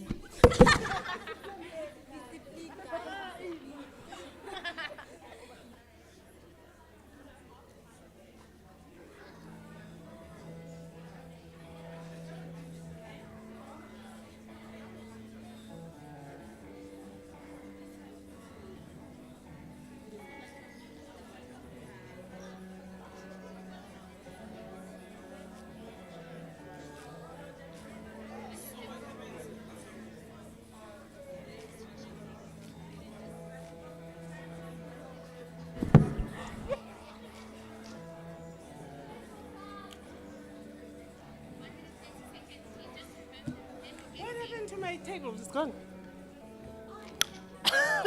Good panel. Bye.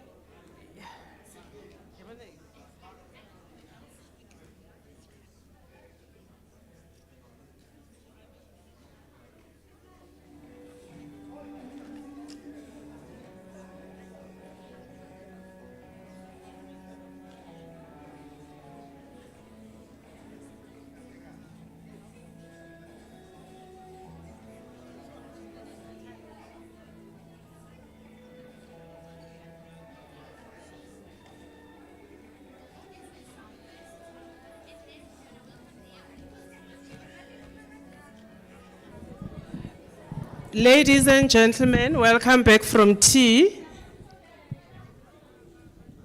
May we please settle down? So we are 3 minutes late back from tea. So I'm going to deduct my 3 minutes from your lunch.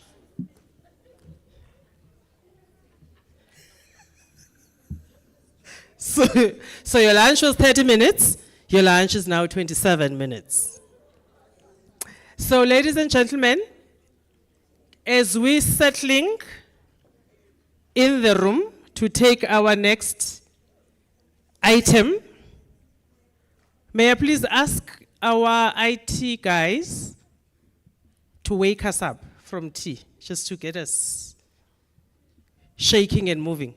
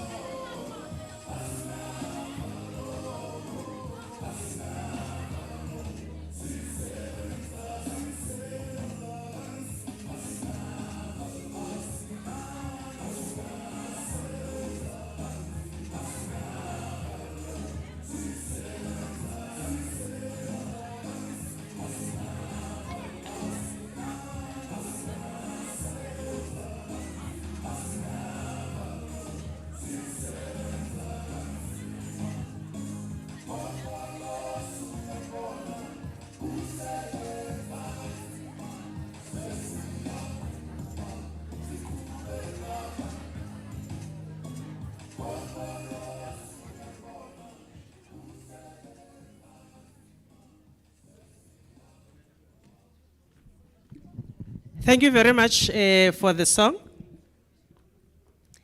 I don't think DM likes this song.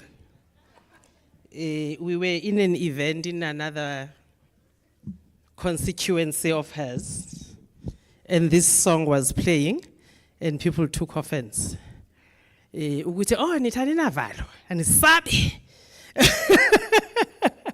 So sithi asinavalo in taking this agenda forward, not asinavalo of anything else. So let's put it into context. Colleagues, I'm now going to call upon an activity.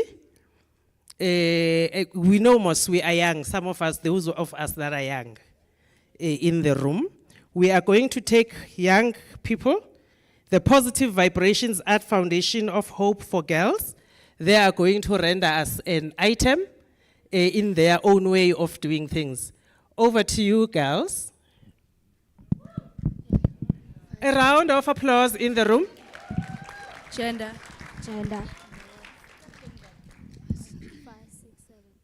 Gender-based violence is a threat to life. It takes away the fundamental right to life, liberty, security, and dignity. Gender-based violence is one-sided violence that is perpetrated by certain gender. It creates inequality, discrimination, and the skills of physical and mental integrity. Gender-based violence must not be a norm. It must not be a sign of love and care. We must fight against poverty, extortion, exploitation, human trafficking, teenage pregnancy, drug abuse, and all forms of discrimination against one by another. We children of the world, we children of Africa, we children of South Africa, we believe that a successful society invests in scarce resources and hopes in the success of its children. An unsuccessful society ignores or maltreats children. Children are the future of our species. How a society treats its children is a direct reflection of how the society looks at its future. The Children's Bill of Rights proposes rights for children that all adults on earth should honor and respect these rights, so that we may help create a very best future for ourselves and in turn our own children. A moral and competent society is one that respects and opposes the rights of children. A society that fails to do so is immoral and incompetent.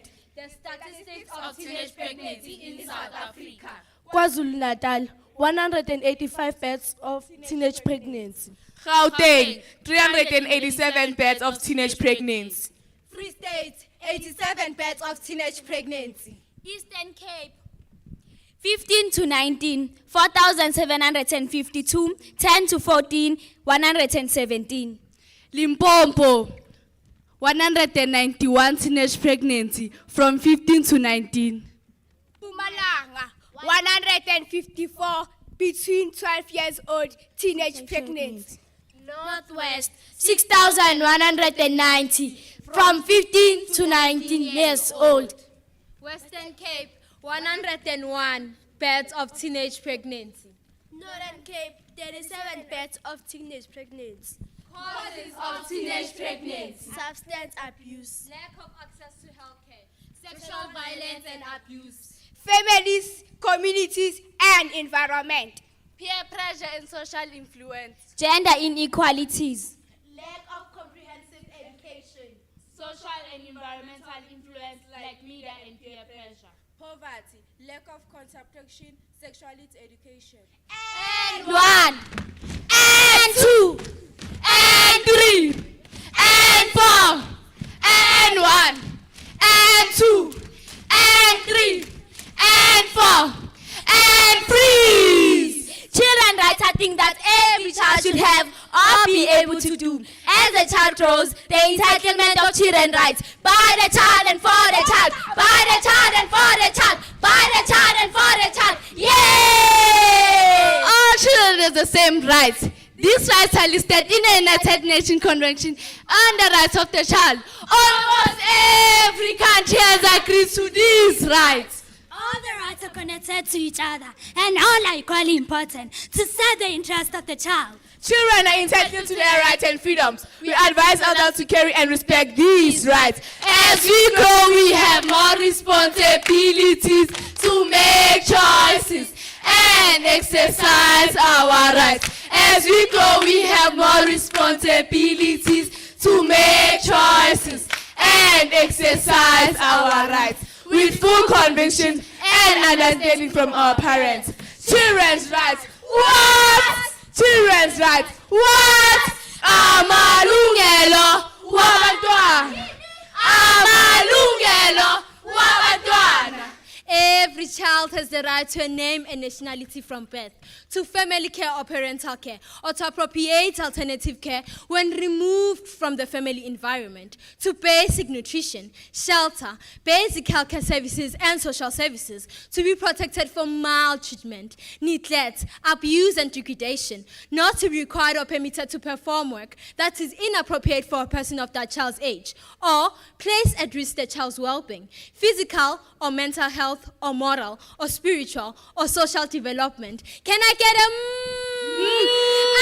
Can I get a Human dignity. Everyone has inherent dignity, and the right to have your dignity respected and protected. Life, everyone has the right to life. I have a right to travel, to explore, to be excited, and to see things around me. I have a right to play, to leisure, and to make friends. I have a right to feel good about myself, feel good about myself. I have a right to dream, have a vision, have ideas, and to be innovative. I have a right to ask questions, to report any matter. No one is allowed to kidnap or to sell me. Speak the language of my choice. isiZulu, isiXhosa, Sepedi, isiSuthu, Setswana, siNdebele, Siswati, Tshivenda, Xitsonga, Afrikaans, and English.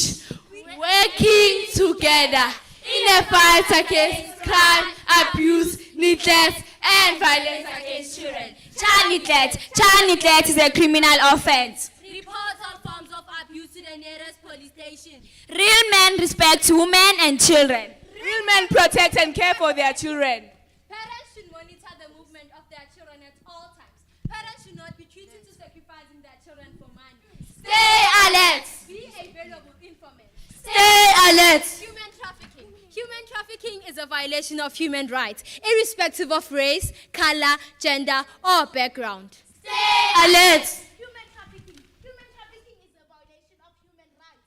Stay alert. Abandoned children and children without parents are easy target for human trafficking. Stay alert. The police can assist or help you. Do not hesitate to go to the police station as a victim of abuse or human trafficking. It is easy to become a victim. Stay alert. Stay informed and be safe. Stay alert. Stay informed and be safe. Don't look away. Hands against abuse. Stop the violence against women and children. Your safety, our consent. Your safety, our consent. Child line 0800055555. 0800055555.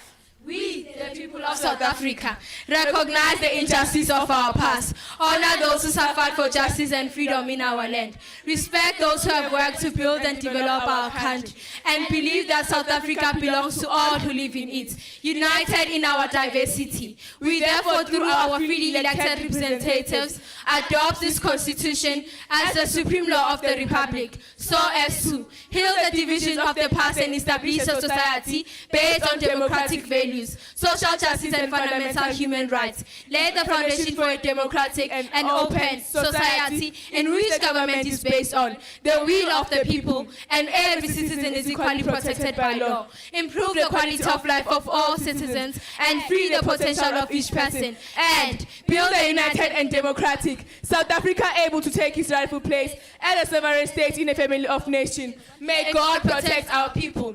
Go Sisigeleli Africa. Murena Buluka Sichava Sahesu. Consensei Africa. God bless South Africa. Mujimufa Tujeta Africa. Osika Tegisa Africa.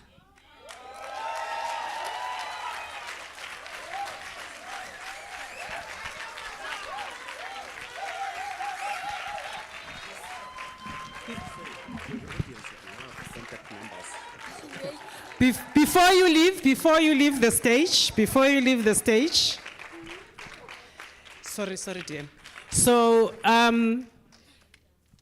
so I've called DM to the stage. She's going to lead the same reciting of the Constitution from the elderly. Yes, they must do what the children have just done. No, don't worry. I'm going to leave that for Minister of Justice, Deputy Minister of Justice and Constitutional Development. He does that whenever he starts his speeches. Colleagues, I said it to you. I was with the kids on Monday. We were talking about GBV and other issues. This is 4 days ago. And I said, okay, as you go home, I'm giving you another challenge. Friday, come and tell me, how do we prevent teenage pregnancy? Let's give them a round of applause. This they have done in less than 3 days, and they are performing it for you. And we need to support them. I want to really thank their mentors and their teachers. Every day, these young people, when they come back from school, besides homework, when they are done, they are going through acting training through their teacher support. Every single day, including Saturdays. So we keep our young people busy, active, involved, teach them, they will have a good outcome. This is brilliance of our country. Now, I'm going to make this call to all of you because I was having a conversation with them.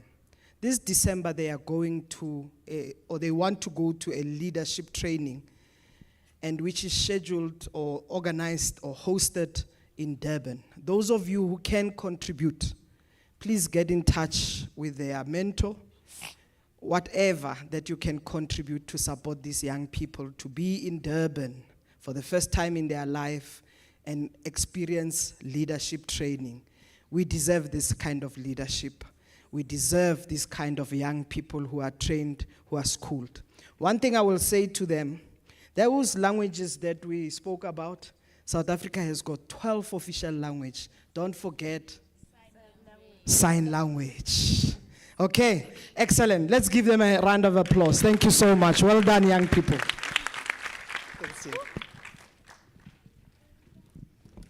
Thank you very much, DM. And thank you to our young people. In the true spirit of nothing without us, nothing about us without us. I'm looking for the renovators. We need to renovate the stage. Okay, thank you very much. So colleagues, while we are renovating behind me, I'm now going to move along with the agenda. So now we are getting to the technical part of our conversation. I am going to invite the first panel of today, panel that is going to look at the status of teenage pregnancy in South Africa in terms of statistics, drivers, and consequences. So I'm going to call upon my panel members. Bayang sabotage bang nige font 2, like for real. So now I have to figure out. From Stats SA, Ms. Niko Maluleke. From the National Department of Health, Dr. Leslie Bamford. From the Department of Social Development, Ms. Tibole Ababio. CGE, Ms. Matopi. And from the National Planning Commission, Dr. Sibusiso Mkhwanazi. Dr. Sibusiso Mkhwanazi, not Mr.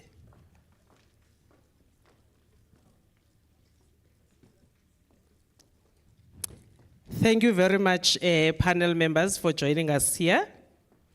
So, ladies and gentlemen, let me introduce you to our facilitator for this panel discussion, Professor Dr. Zozo Nene. She is the president of the Colleges of Obs and Gynae of South Africa.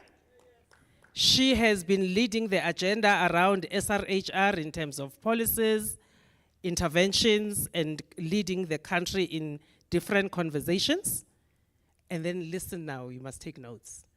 She is the head of reproductive endocrinology and infertility at the University of Pretoria and Steve Biko Academic Hospital. Prof, I'm handing over to you. Thank you, Program Director, for the kind introduction. I stand on the protocol that has already been established. DM, if you allow me before I start, I really have to give a shout out to the kids from Davidton. I just have to say that. Because I was born and bred in Davidton. So this is how we do, guys. That's how Davidton does. So, but I'd like to give a special thank you to you, DM. You've really taken this baton and you ran with it, and you made sure that this Indaba happens, rain or shine, by any means necessary. And I really thank you for that. You showed a commitment to make sure that we eliminate this national crisis of adolescent pregnancy. So, as the Vice President said, this adolescent pregnancy is a thief that comes to steal. It's stealing our children's future. It's stealing the future of this country. So this session is really about the statistics. We need to understand the statistics, what it means, and it sets the scene for the rest of the Indaba. And what we have done is brought together institutions such as Statistics South Africa, the National Department of Health, the CGE, and the National Planning Commission to take a deep dive into the statistics. Because as H.W. Deming said, that without data, you are just another person who has an opinion. He also said that we trust God, but everybody else must bring the data. So we are going to look at the data and the statistics, but I would like you for the rest of this conference to remember one thing. Our children are not statistics. Behind the numbers that we heard from the children here or that you are going to hear, please put a face to it. Put a human being there and let us now humanize all of this that is going on. It's only then that we'll understand this burden that we are now facing. So I will start off by asking Dr. Nyigo Maluleko to come up, who's a director from Statistics South Africa, to come and explain the statistics to us. Over to you.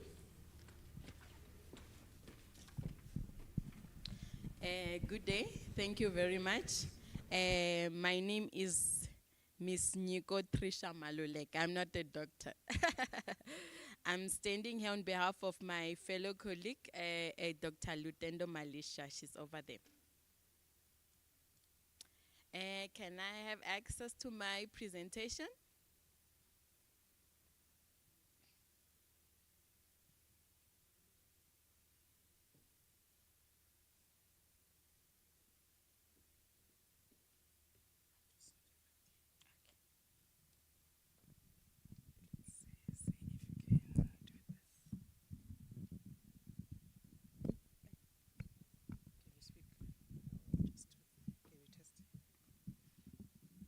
Are we winning?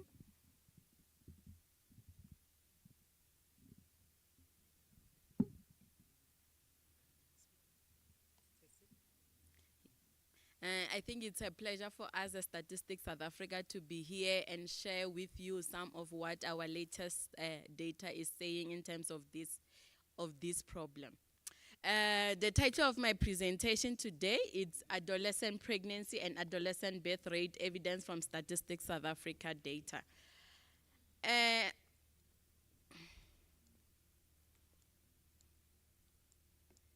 Okay.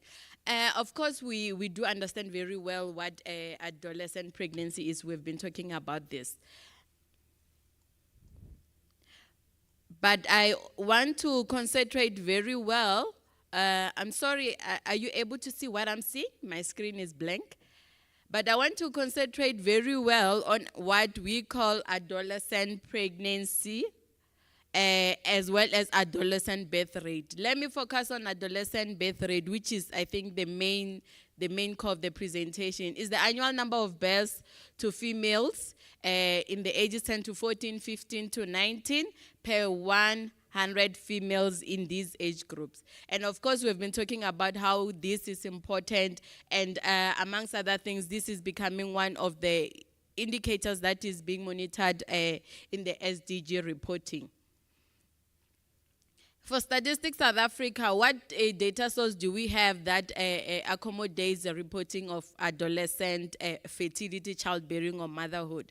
In the first instance, we've got civil registration and vital statistics. People know this one very well.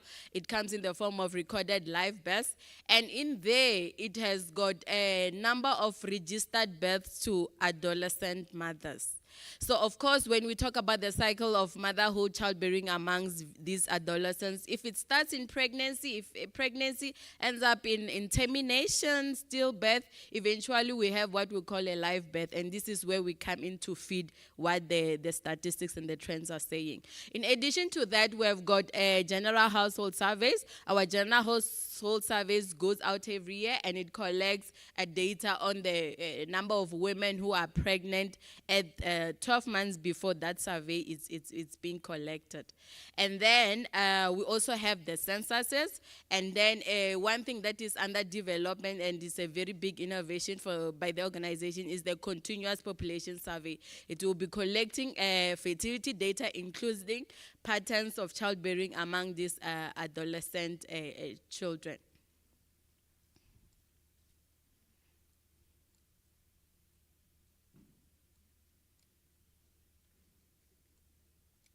Okay, so I said I'm focusing on two things: the percentage of adolescents pregnant. I think this one is obvious. Here, when we calculate this, we're just looking at the number of pregnant adolescents, and then we subject that to the female population within that specific survey. And here I'm talking specifically about the general household survey. But one also interesting indicator is the adolescent birth rate. We've been talking about it a lot, and indeed this one looks at the number of births that are coming from the recorded live births that are being registered. Each time a child is born, they need to obtain a birth certificate. It is through this a process, or rather this context, that we get to collect this number of children, births in fact.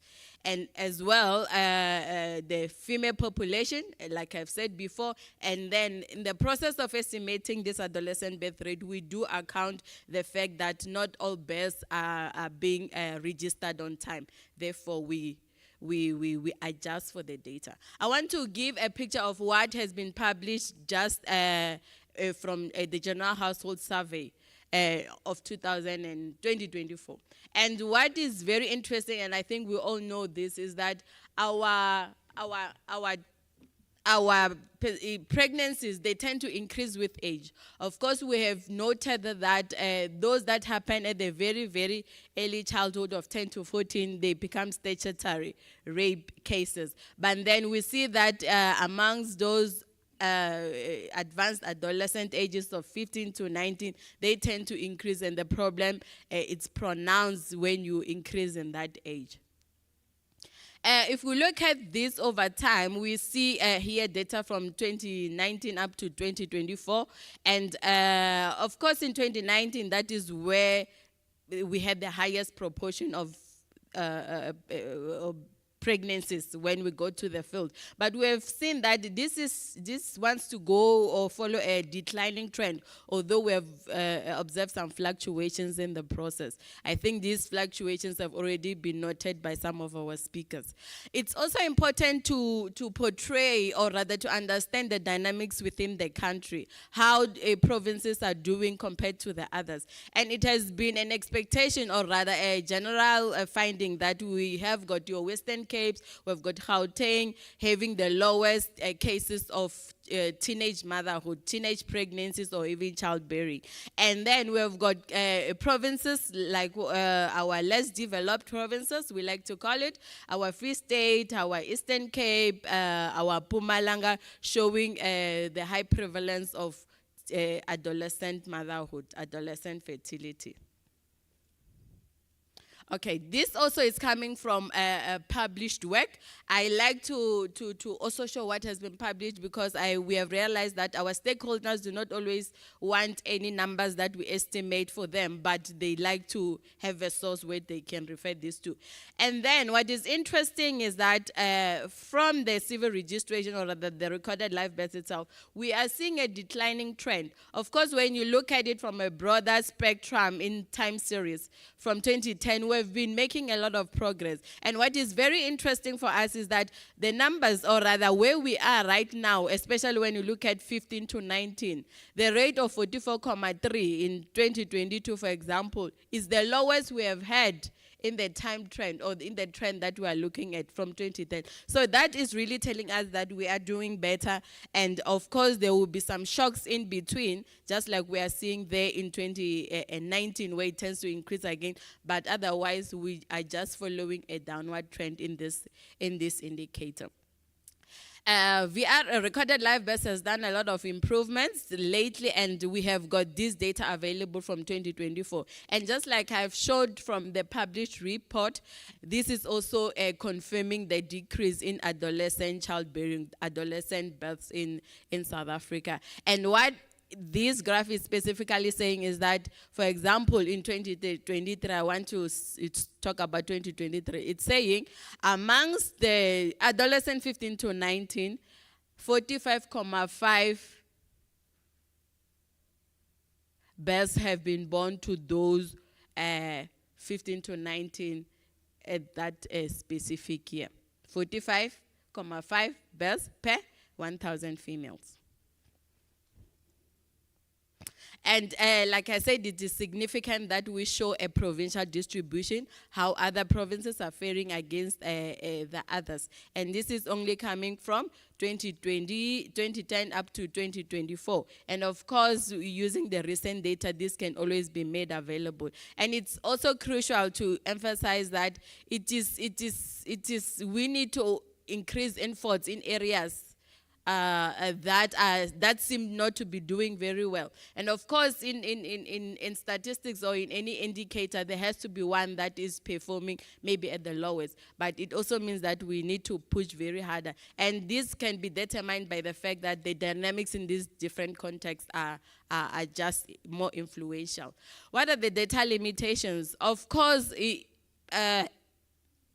we have a lot of improvements lately, but however, to acknowledge the fact that even the civil registration itself, recorded live births, it's not comprehensive enough, in a sense that some of the births that are happening, or rather occurring to our foreign national mothers, are not being captured here. So it means there is a portion that a gap that needs to be closed. And I think that is where our co-partner Department of Health comes in to fill that gap and provide a nice picture of what is happening, especially to this important age group. And in the process, we find ourselves having to continuously update our adolescent birth rate. And most of the time, people get very uncomfortable with this. This is because we are working with administrative data. As soon as more data becomes available, we have to update it and make it available to everyone. The general household survey, of course, we are working on this. It doesn't, up to so far, it has not been capturing our very youngest, 10 as well as 11, but developments are in place to make sure that we provide a comprehensive picture of what is happening right from the age of 10 up to 19. Thank you very much. This is my presentation today.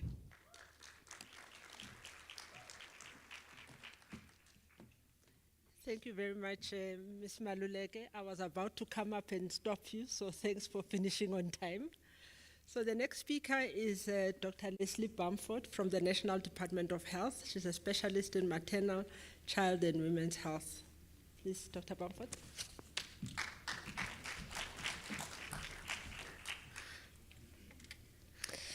So good afternoon, everyone, and thank you very much for this opportunity. So we were asked to talk about statistics, drivers, and consequences of adolescent pregnancy from a National Department of Health perspective. And what I'm going to try and be doing in the next 6 or 7 minutes is talking a little bit about how we think about data, what data we have, how we think about those data, and how we try to use it to prevent and address teenage pregnancy. Okay, so maybe just one introductory slide which outlines what we understand to be our core role with regards to teenage pregnancy. And really there are three big areas. We'll talk about this in more detail this afternoon, but we need to, this is how we frame our data as well. So first of all, to improve healthy behaviors amongst adolescents through access to information on sexual and reproductive health and rights. And the main intervention there is the comprehensive sexuality education, which we see ourselves very much as supporters of this program that is led by our colleagues in the Department of Education.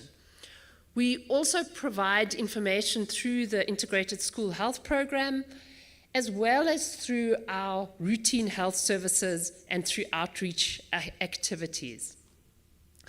Then the second big area is improving access to youth-friendly services, not only, but including contraception, because we know that one of the drivers of teenage pregnancy is lack of access to contraception. So I'll be talking a little bit about that. And then finally, provision of care for pregnant adolescents. So we would like to reduce teenage pregnancy, but when we have pregnant adolescents, we need to make sure that we provide them with appropriate care. That might be antenatal and delivery care, or it might be termination of pregnancy. And then, of course, it's already been flagged, the issues around reporting of statutory rape. Okay. So that's a little bit broadly what we're trying to do. What are our key sources of data? So of course we use the data from our colleagues in Stats SA, but we rely on two main sources of data, the first being the District Health Information System. And like any information system, this has strengths and weaknesses. So the great strength of the District Health Information System is that we get data every month from every public sector health facility in the country. So the data can be provided per facility, per sub-district, per district, and per province. And there's a short lag period by information standards. So data for this month, November, we will get those data during the first week of January. There are, of course, some limitations. So it only includes facility data. So we can only report on pregnant adolescents who come to our facilities. If they present to the private sector for informal TOP, or they don't come to our facilities, we won't be counting them. And there is limited disaggregation, so I'll come to that a little bit later. And then, of course, we rely on survey data, particularly the demographic and health survey. However, those are only done intermittently. The last one was in 2016. They are expensive, and there's a long lag period. Okay, so having said that, those are the data sources, and sorry, this slide also says data sources, but this is now talking about the content of what we look at. So we look at data on the number of pregnancies, looking at deliveries in the 10 to 14 years and 15 to 19 year age group, terminations of pregnancy in the same years, and based on that we can calculate adolescent pregnancy rate. We also look at utilization of primary healthcare services by adolescents, because obviously we want our adolescents to be coming into our facilities and using them. And I'll present some data on that. And then we look at contraceptive uptake using the couple-year protection rate. And unfortunately, that is not disaggregated for adolescents. Other data that we look at is ideal clinic data on adolescent health services. And I'll present some of that data. I'm not going to talk about number of primary healthcare facilities with youth zones in detail. And then better data on contraceptive use among adolescents, as well as the unmet need for contraception. But of course, that is survey data, and so those data are quite old. So I think we've touched on this. This is the adolescent pregnancy rates as we understand them per province. We can see that they increased somewhat during COVID, but have declined. So that is really the good news. We are seeing a decline, but these rates are far too high still for a country like South Africa, much higher than other upper middle income countries. So it feels like we're on the right path, but we have a lot to do. As was mentioned, some provinces have lower rates, particularly our more urbanized provinces like Gauteng and Western Cape, higher rates in our more rural provinces such as KwaZulu-Natal, Limpopo, and Mpumalanga. Okay, so from our perspective, how do we calculate these rates? And so these are the adolescent pregnancies that we count from all our public sector facilities, and you can see that there has been a fairly significant decline in the past 4 years. That decline has been uneven across the provinces, with slower declines in provinces such as Gauteng and Western Cape, probably because those provinces are already at lower levels. We do collect information on termination of pregnancy in both age groups. So this is a little bit of a double-edged sword. In terms of interpreting, we don't want adolescents to be undergoing terminations of pregnancy, but if they need them, we want them to have access to those services. So we have to be careful about how we interpret these data, but the fact that the number of terminations has been increasing, although maybe stabilizing now, suggests that that access is increasing, but obviously not something we want to celebrate if we are seeing more terminations. I think these points have been made. Deliveries in girls 10 to 14 years, really this is a failure of all of our systems. But again, reassuring that these numbers do appear to be coming down, but still unacceptably high. And likewise for terminations. I think I won't dwell on these numbers. We can see in most provinces these numbers are coming down. So we hope. And just to say that when we add these numbers together, we still see them coming down. So there does seem to be good evidence that our adolescent pregnancy rates are coming down. That means the chances of an adolescent girl becoming pregnant are lower now than they were previously. However, just one caveat, and I guess I'm putting my child health hat on here. When we look at the proportion of deliveries, so remember in South Africa, our fertility rates are declining. So births to adolescents are coming down, but actually births to older women are coming down even faster. And so the proportion of all births that where the mother is an adolescent, these are increasing slightly still, as you can see. And that obviously has consequences because we know that not only are there adverse consequences for the mother, there are also children who are born to an adolescent mother are at a disadvantage. So that's something that we still need to be concerned about. So there we've spoken about what we think is happening. As I say, our great strength of the DHIS data is we get it every month for every sub-district and district, so we can track quite carefully and pinpoint where we have issues.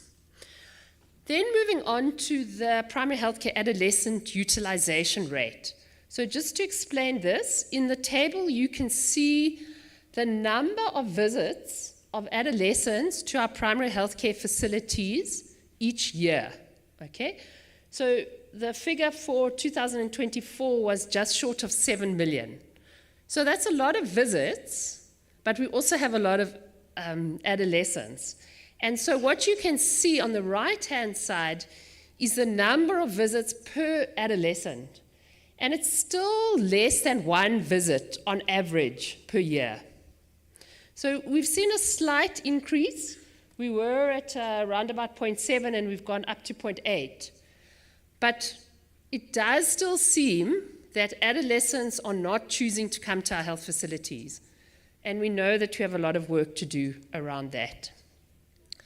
Moving on very quickly to contraception. This is couple-year protection rate. So this is what we use to measure access to contraception. As you can see in the right-hand side, this is increasing in South Africa, but we don't have data through the DHIS on adolescents. So this is data from the Demographic Health Survey. So this is from 2016, which is very out of date, and that's one of the big gaps for us. We don't know what's happened in the last 10 years. Just to orientate you, this looks at, in the pink, those are sexually active unmarried adolescents. On the right-hand side in blue, those who are married. And the dark blue and the dark pink or orange are the proportion of those adolescents not using contraception. So you can see it's a huge percentage. So obviously, some of those adolescents might want to become pregnant and are choosing not to use contraception, but we know that many of them are not using contraception because they don't have the right knowledge or they don't have access to contraception. And probably the best way to measure contraceptive uptake is looking at met need and unmet need. And these data suggested that unmet need for adolescents was around about at least a quarter of the need for contraception in adolescents was not met. Okay, I know I'm running out of time, but very quickly, we put a lot of effort into trying to make our health facilities adolescent friendly. It's not easy, and we know we don't always do a good job. But we do measure every year how our facilities are doing. These are the elements that every health facility is expected to meet. They do tend to be quite administrative or process-driven, but we do think that if all our health facilities were meeting all of these standards, they would at least be on the pathway to being adolescent-friendly and welcoming adolescents into their services.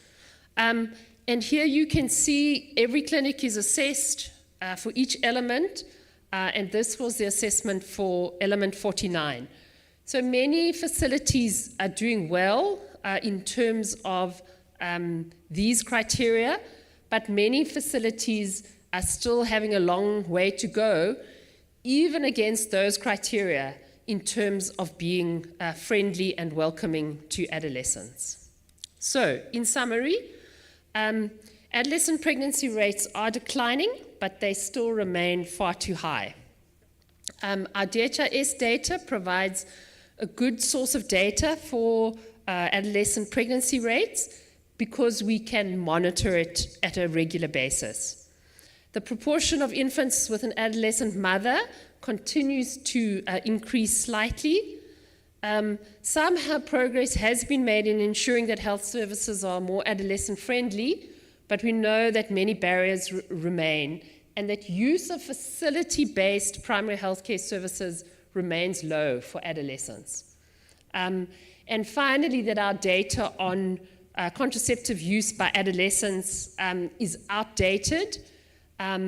Overall access to contraception or contraception uptake is increasing slowly, but there are many gaps in knowledge, access, and uptake for adolescents in terms of accessing contraception. Thank you.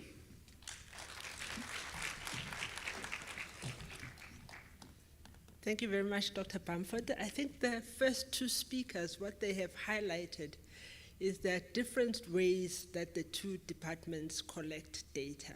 So it's important when you're reading the data and when you are interpreting the data to know what it is you are looking at. You've heard that the Statistics South Africa use household surveys and they use census, and yet the Department of Health is using in-facility data and DHS data.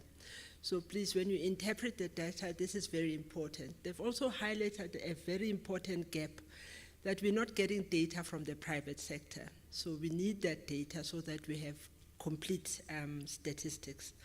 So now we're going to see what the response of the different departments have been to this data and how they utilize it to inform policy and to develop programs for the department. The next speaker then is going to be Ms. Dibulelo Ababio, Acting Chief Director for Monitoring Evaluation at National Department of Social Development. Acting Director.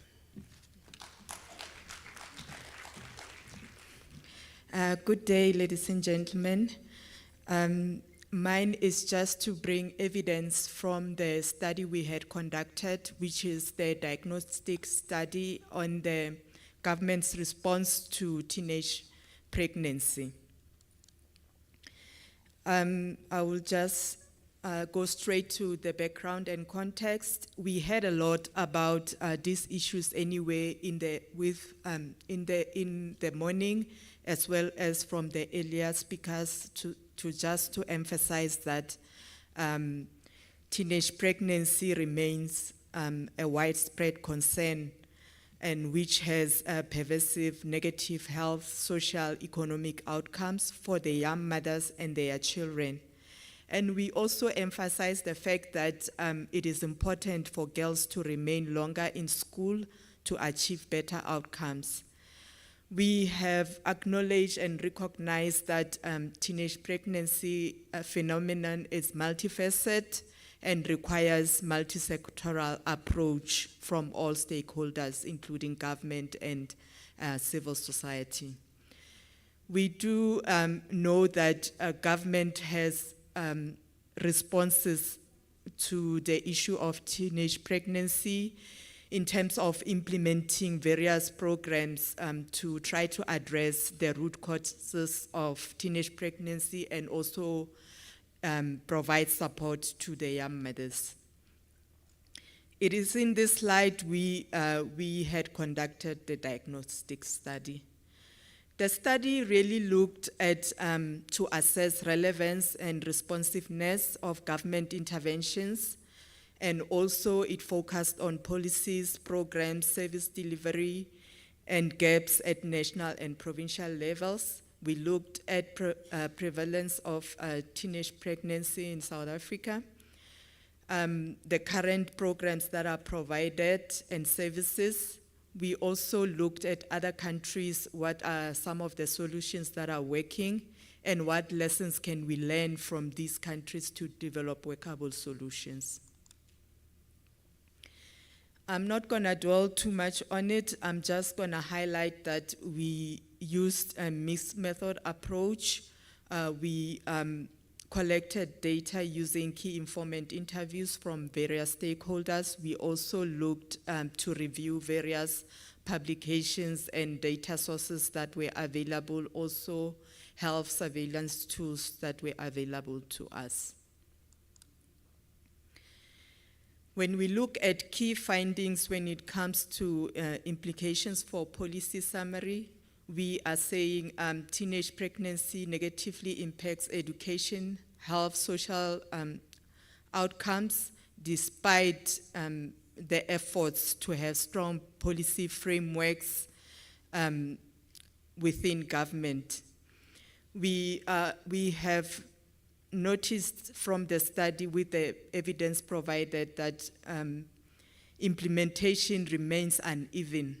like it was indicated earlier to say we do have good programs in government, but they run parallel to each other. There's no coordination. Hence, we are saying there are fragmented responses by various government departments. The integrated adolescent center service delivery models, we're saying they are essential to address multidimensional drivers of teenage pregnancy. Like I indicated, is multifaceted, so it requires multi-sectoral approach. There's also weak non-integrated systems across government, so it hinders real-time planning and implementation across the departments. There's no a system that integrates all the data systems that are available within government to also just to enhance the coordinated efforts of implementing services to the teenagers. There's also limited access to youth-friendly SRHR services, and there's also stigma in healthcare settings. We are saying that sustainable delivery requires community education and then increased domestic resource mobilization. As you are aware, there's over-dependence on donor support. There is weak intersectoral coordination, unequal deployment of social workers, limited to just youth engagement and nothing else. There's also gaps in comprehensive sexual education, rollout of contraceptive access, and digital health tools that are available to the adolescents. There is inadequate adolescent-friendly services. I did indicate that there's still stigma. We did look at other models within other countries. We have found out there is integrated service delivery approaches that they are implementing. And in most of these countries, there's youth-centered approach to teenage pregnancy, and also adolescent-friendly clinics. There is mental health support with sexual counseling and parenting services. There's also extended mobile outreach clinics, and also institutionalized interministerial steering committees. There were some key recommendations that were made through this study to address the issues. We are saying there needs to be a strengthened coordination through coordination forums with clear roles and responsibilities. We need to strengthen data systems.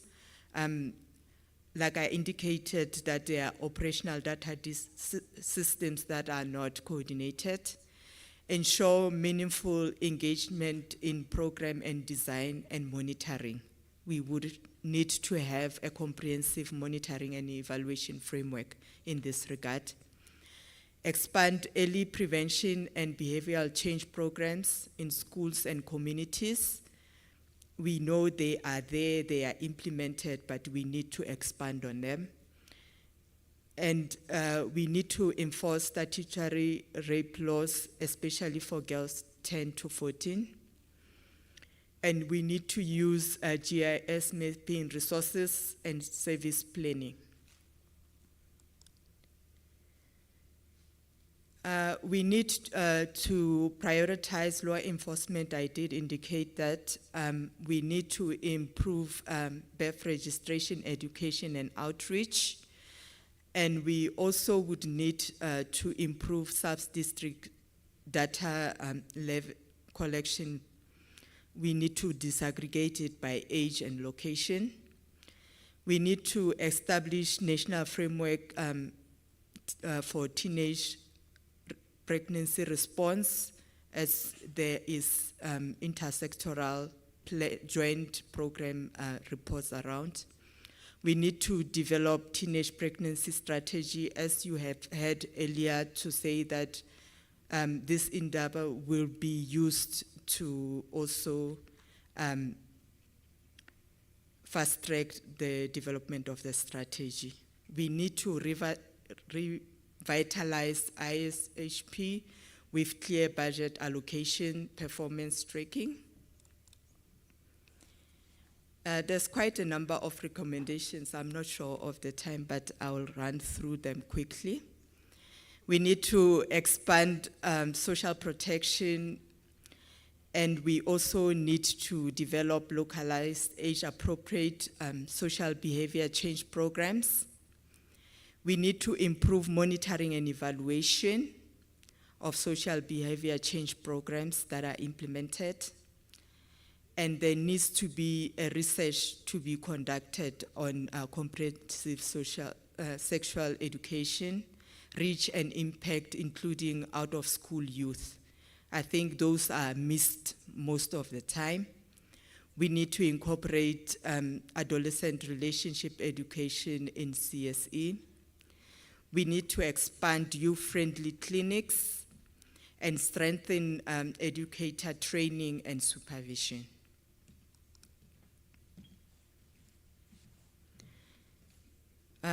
I will skip on this one on sector specific. Just to say, in conclusion, we need to enhance intersectoral planning, expanding youth-friendly services, strengthening data systems, and mobilizing domestic resources. We need to align policy and programs with global integrated service delivery models. And there's a need to intensify education and awareness. And we need to strengthen school community clinic linkages. And also foster adolescent participation, data-driven planning, and inclusive governance. I thank you.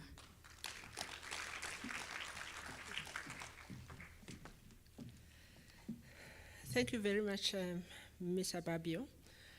I think for me, we are here to have a discussion on the how are we going to get there? How are we going to achieve? We've done so much of workshops. We know what is the problem. We know the what. We know the why it occurs. So what we need now is talk about the actions that we are going to take to win this battle. So the organization that's going to hold all of you to account is the CGE. So I'm going to ask Ms. Dieketseng Mohlakwane Motopi to come.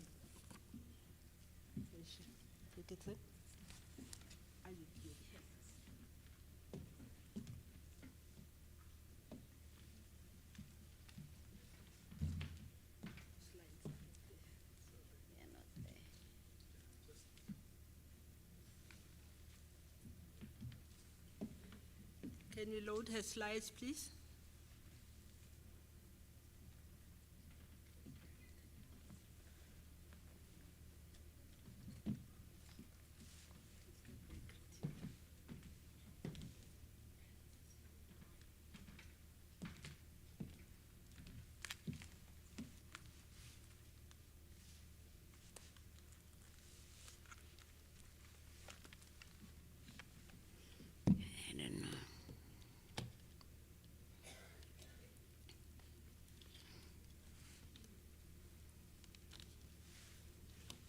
Can't find my slides.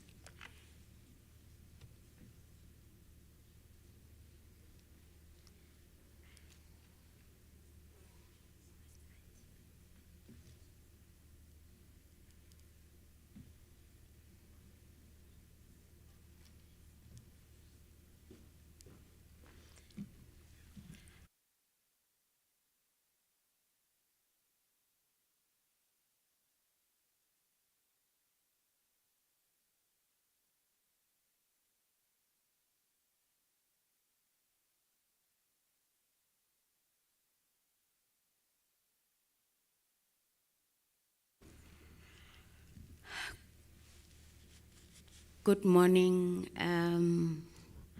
Apologies with the delays. It looks like the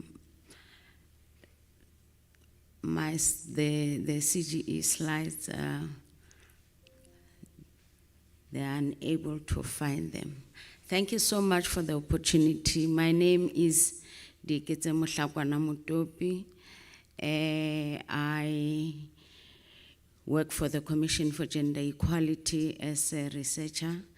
And firstly, I'd like to acknowledge and align myself with the already said protocol. The protocol is observed. I will, so long when they're trying to find my slides, continue just to save time. So much have been said. Most of the speakers that have spoken before us, they have already presented the findings that as the Commission we have found. And indeed, it's about what now, but just to also enhance on what we have found on the studies that we have conducted or the assessments that we have conducted as the Commission for Gender Equality. I will just zoom through. I'm not going to dwell much into the beginning, the mandate, because I am certain that we know that the Commission for Gender Equality is one of the Chapter 9 institutions established under Section 181 of the Constitution.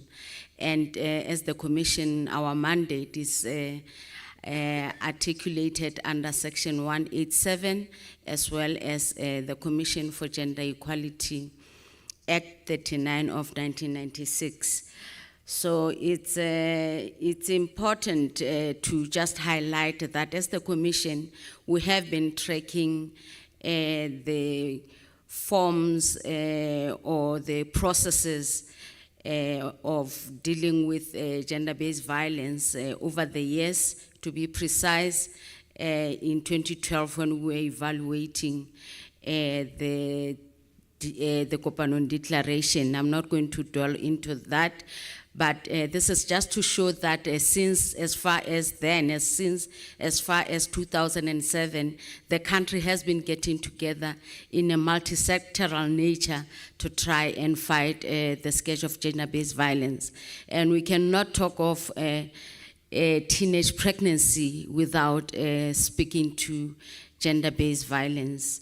And as the Commission, we have been monitoring the processes as conducted on the work that government has been doing in trying to fight the scourge of gender-based violence, civil society organizations, and as well as the support, the programs supported by our development partners in trying to deal with this scourge. And we know that gender-based violence is not only a human rights violation, it is also a disabler, especially for economic inclusion and economic participation of the most affected members of the society, who for South Africa make more than half the population, which is over 50% of the population. I'm going to also try to highlight that it is important to also remember that due to the challenges that the previous speakers have been talking about, I think I'm on slide 4, the programs that have been conducted or the, oh, I'm the one, so sorry. So how do I, or next like that? And then it's gone.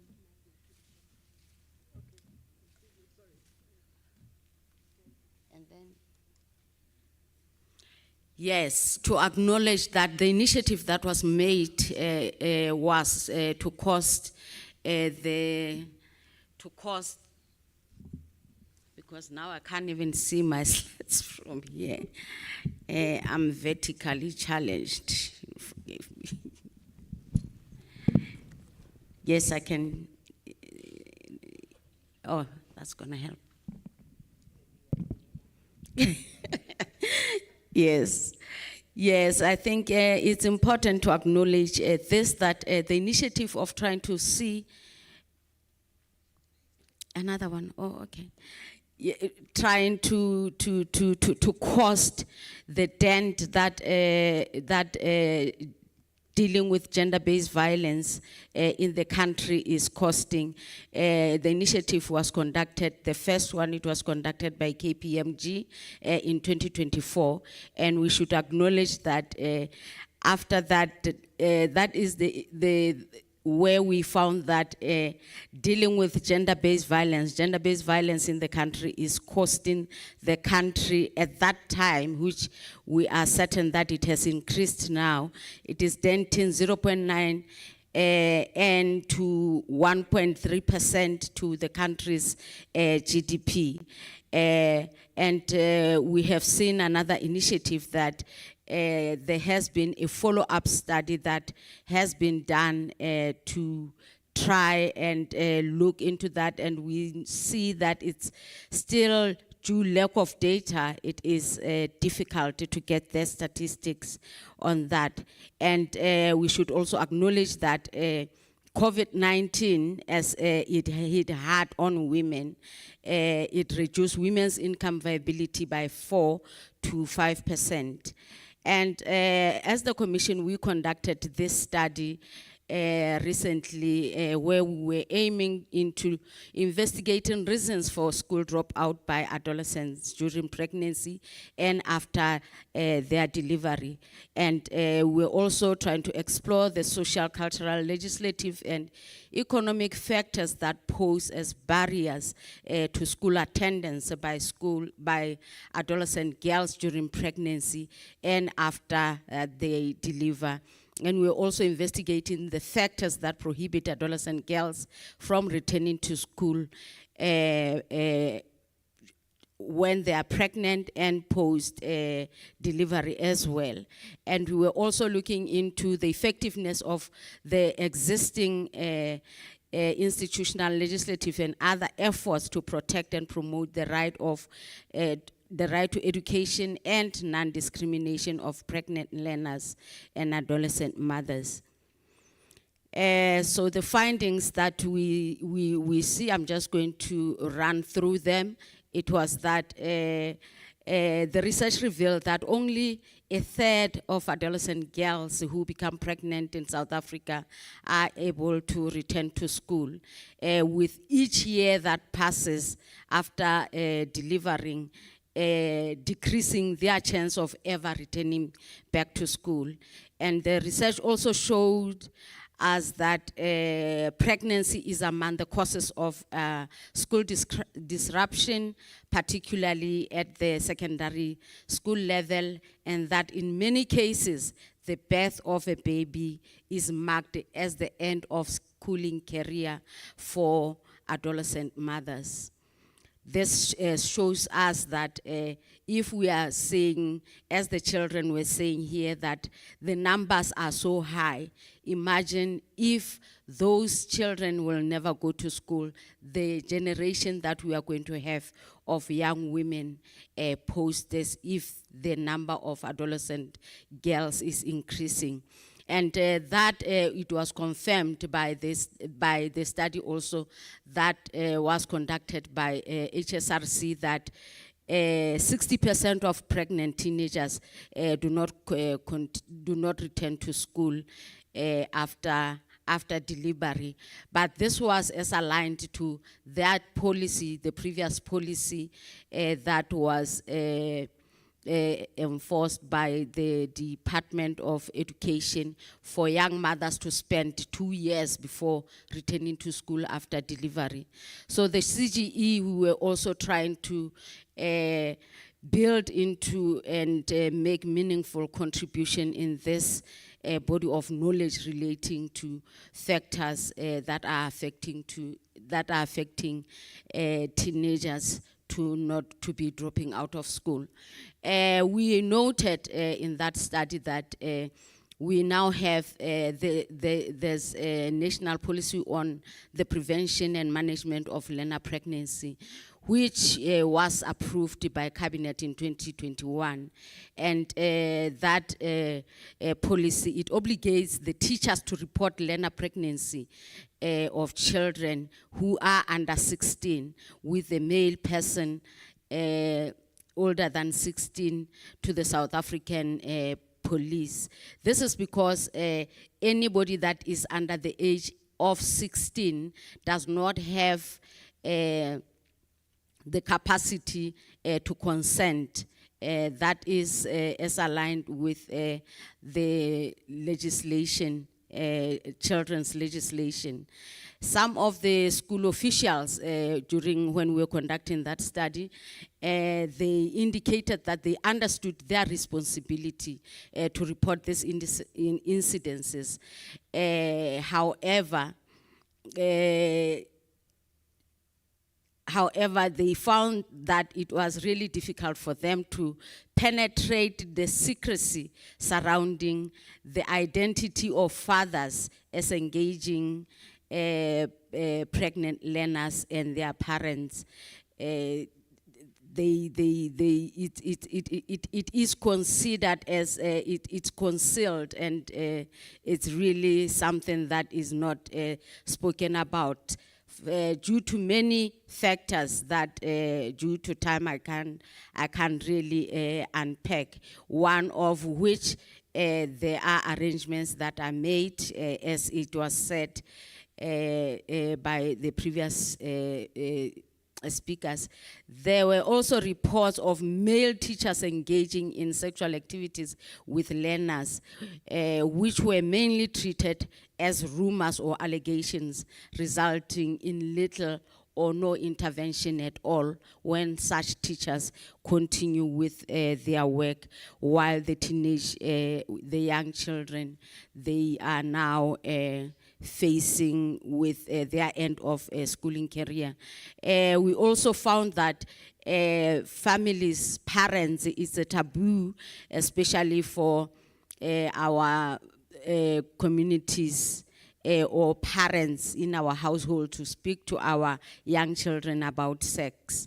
And this is one of the key factors that we need to deconstruct, because this comes from that old belief that you cannot talk about sex with your children, but the world is evolving now. Children are getting pregnant, children are exploring. And one of the dangers of not talking about sex is that these children, they get to be preyed by these perpetrators because they don't know that it is wrong, or the wrong of it, and or how to protect themselves, or how to respond to it if they find themselves to be victims of sexual, I'll say sexual violence in that case. And also some parents, when spoken to, they indicated that this is about, yes, just 2 minutes. They indicated that their morals, due to how they were socialized, does not really allow them to speak about sex. And these are the factors that all of us, we saw. There's lack of knowledge about the contraceptives, as doctor said, and as said, minimum or lack of parental involvement, socioeconomic factors. That is where now children are used as they have a transactional sex with the elder people who give them money in return. Substance abuse, household factors, and others, they are school-related factors. and the statistics they have been set. And I think this is another key issue that we don't really want to be silent about, because this one is legislated under our customary law. I'm not a lawyer, but I know that the people from legal fraternity, they will assist us. But there are 16-year-olds who are still negotiated to be married. Child marriages, it is a harmful practice, and it also leads to high level of teenage pregnancy, because once a 16-year or 15-year-old is married or is exchanged for dowry or monetary gain for the family, they will never return to school. So this is another key issue that we need to deal with. We know that we saw the initiative of trying to come up with a holistic marriage policy or marriage bill, that we don't know. That marriage policy, we know that it was defining the age of the child, that no child shall be married without, no child who is under 18, adopting the international definition of a child, can be married. But without that legislation being adopted, we are still going to see the 16-year-olds under customary law getting married.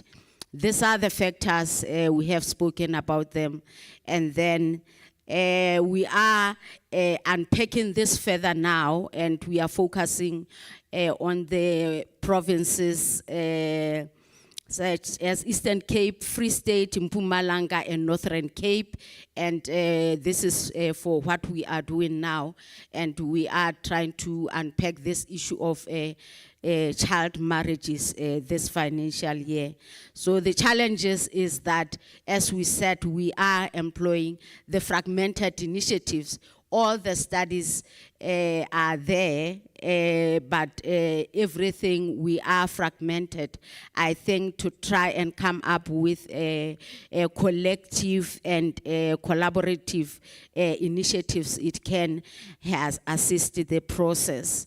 I'm not going to dwell into what we have done, but I think it is important to just for conclusion, to say, to echo what our children said here, that the right of an individual is equality, dignity, privacy, and freedom and security of the person. It should take precedence over the cultural rights and the religious rights, because most of the child marriages, they are conducted in the name of culture or in the name of religious belief. And we are really concerned about this, and we will continue making more noise about the adoption of that marriage legislation that will be able to try and stop this. Thank you so much.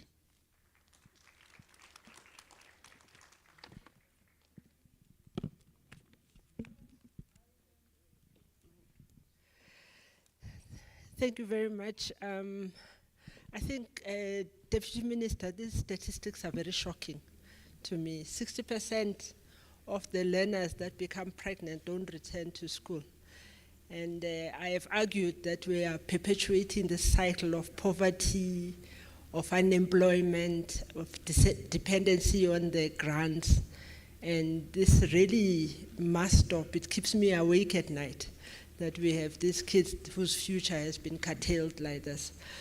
But we're now going to ask Professor Sibusiso Mkhwanazi from the National Planning Commission to come and talk to us about the social and systemic drivers of adolescent pregnancy.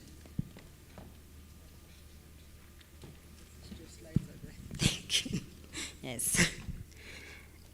So good afternoon, ladies and gentlemen. I stand on the protocol that has already been observed. And mine, I think, is a bit easy today.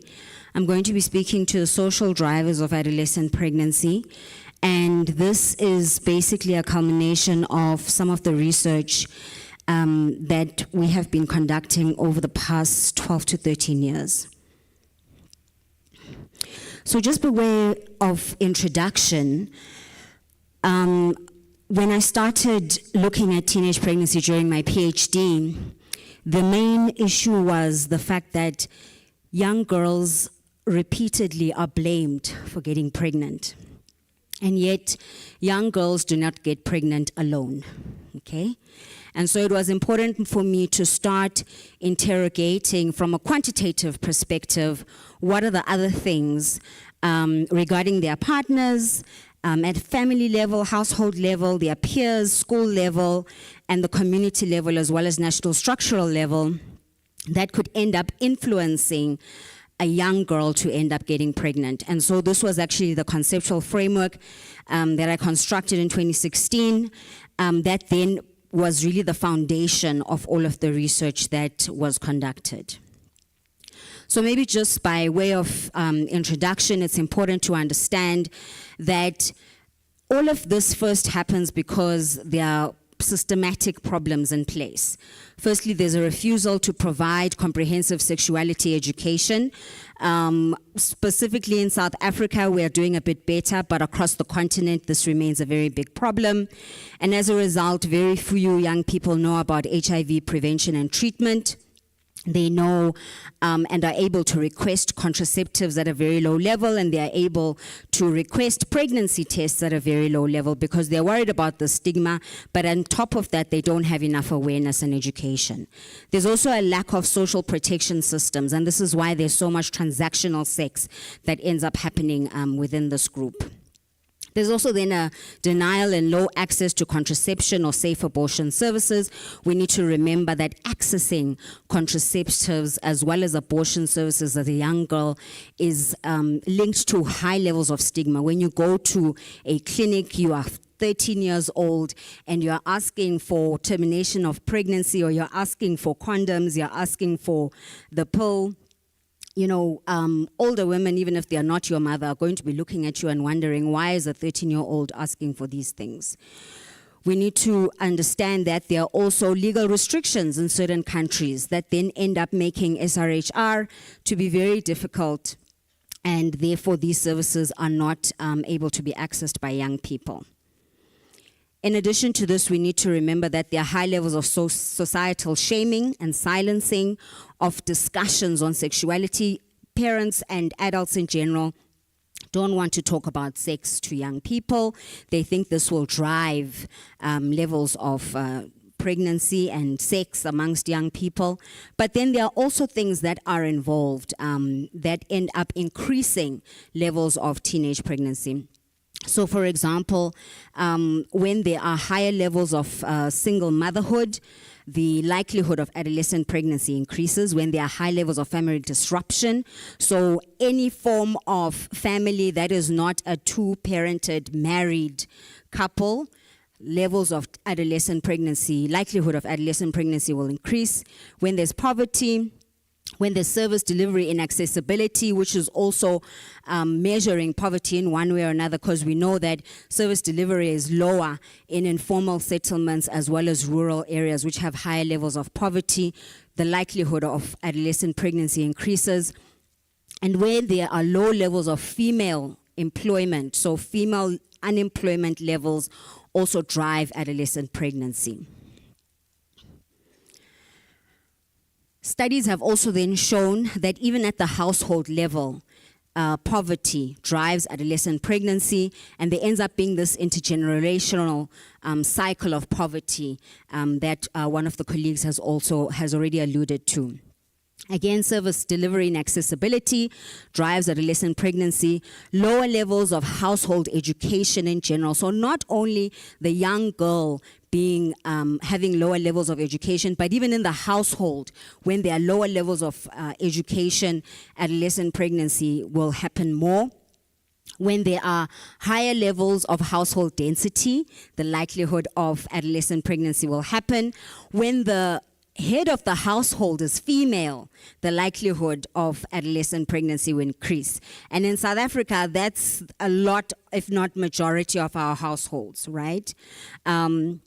So these are many of the things that are normal in our society that will then drive teenage pregnancy. Also, paternal absence, very common in South Africa, drives levels of teenage pregnancy upwards. And as I said, any form of family disruption in the household. So whether the head of the household is single, if they're a step parent, if they are cohabiting, as long as they are not married, the likelihood of adolescent pregnancy will increase. And so we need to also take this in mind and now have a bit of context. So first of all, it's important to be aware that intimate partner violence amongst adolescents occurs at about 25.2% across the continent. But also we need to be aware of sexual abuse, exploitation, rape, incest happening within this group. We also need to be mindful of the fact that there is a high age disparity between adolescent girls and their partners. So between 50 to 68% of adolescent girls have partners who are older than 5 years above them. Okay, and we need to be aware that approximately 70% of teenage pregnancy is driven by adult males. These girls are not having sex with their peers. They're having sex with adults who are not even supposed to be thinking about that with young girls. And so something that the Deputy Minister alluded to this morning is that there ends up being this incredible power difference. There's a power difference because of gender, there's a power difference because of age, there's a power difference because of socioeconomic status. And then we need to also remember that because there is this age gap, right, 60% of adolescent pregnancies involve some form of coercion, right? It's the girl being, enticed in some way or the other, that if you love me, you will sleep with me, right? And of course, when you are younger, it's more difficult to say, no, I don't need to sleep with you to prove that I love you. Okay, so we need to be mindful of that. And I think these are just things that I thought, let me bring to your attention before we go into the commissions tomorrow and discuss some ways for solutions. So maybe towards a solution, we need to understand that we do have data constraints. Luckily, Stats SA is doing more work amongst 10 to 14-year-olds, so we're able to see the levels in this younger age group. We need to ensure that we are looking at these, numbers at a sub-provincial level. And we need to measure agency in some way. Young people, they are girls, they are young, they are not as educated. We need to know how are they able to make their own choices within relationships or not. And that's very difficult to measure. We also need to measure the choice beyond contraceptive use. So there's this idea that if we give young people contraceptives, they will definitely use them. And this is not the case. It's not the case because even as adults, when we are in a relationship and we have to have a negotiation about using a condom or not, it's not the easiest of conversations. So when a girl is 12 years old and she's thinking of having this conversation with her partner, it's not so easy, okay? And then we need to understand these social drivers that need to be standard variables in surveys, questionnaires. Then we need to share evidence. I'm so glad that we finally had an Indaba that brings together policymakers, program developers, academics, civil society, everyone who deals with teenage pregnancy into the room, because this evidence needs to be known by everyone so that when we create solutions, we create the relevant solutions. So I think it's important just to reiterate that teenage pregnancy is not driven by adolescent boys. It is driven by adult males. Teenage pregnancy cannot be prevented by increasing contraception at clinics alone because there are high levels of fear, social stigma, and low comprehensive sexuality education. And the hugest driver are these power dynamics that happen in relationships. And so we need a multisectoral and multi-level program, okay? We need to ensure that we have awareness and education to all males, especially adult males, of the complexities and challenges of a teenage girl becoming pregnant. We need to increase contraceptive use, but maybe with a clinic buddy system, so that the levels of social stigma are decreased, because not only am I asking for contraceptives, but my friend is there to support me as we are asking for contraceptives. We need to increase, of course, youth-friendly services that include counseling and advice for young people. We need to have societal-wide awareness campaigns to increase adolescent allies. You know, feminist work has shown that when a young person has a friendly adult that they can speak to about their problems, the likelihood of them getting into sticky situations in relationships are decreased.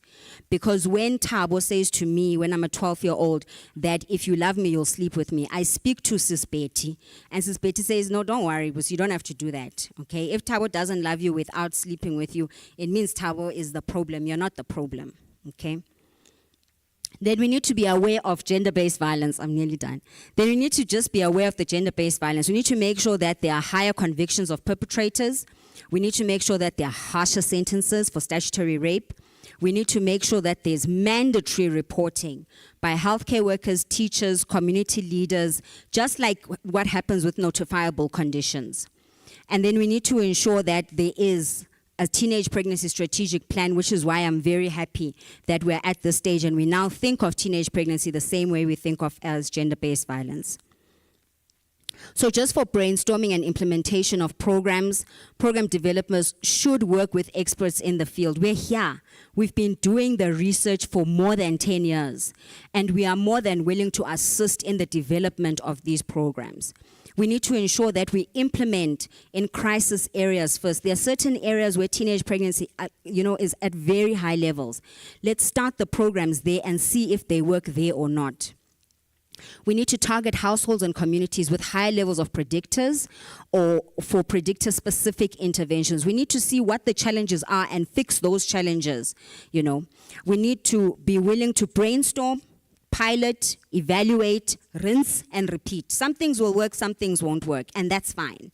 And we need to make sure that performance management evaluation for people that are specifically tasked to decrease teenage pregnancy, that should be linked to outcome indicators. It's not the number of meetings you have. Is teenage pregnancy decreasing or not? Thank you so much.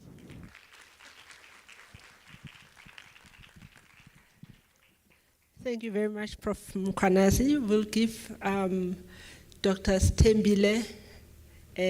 She moved her talk from tomorrow because she's not available, so we've allowed a slot program director. Do you have slides? Can you put up her slides, please? Dr. Dlamini Nqegetho is in the WHO country office. She's responsible for sexual, reproductive, maternal, neonatal, child, and adolescent health. Dr. Dlamini Nqegetho.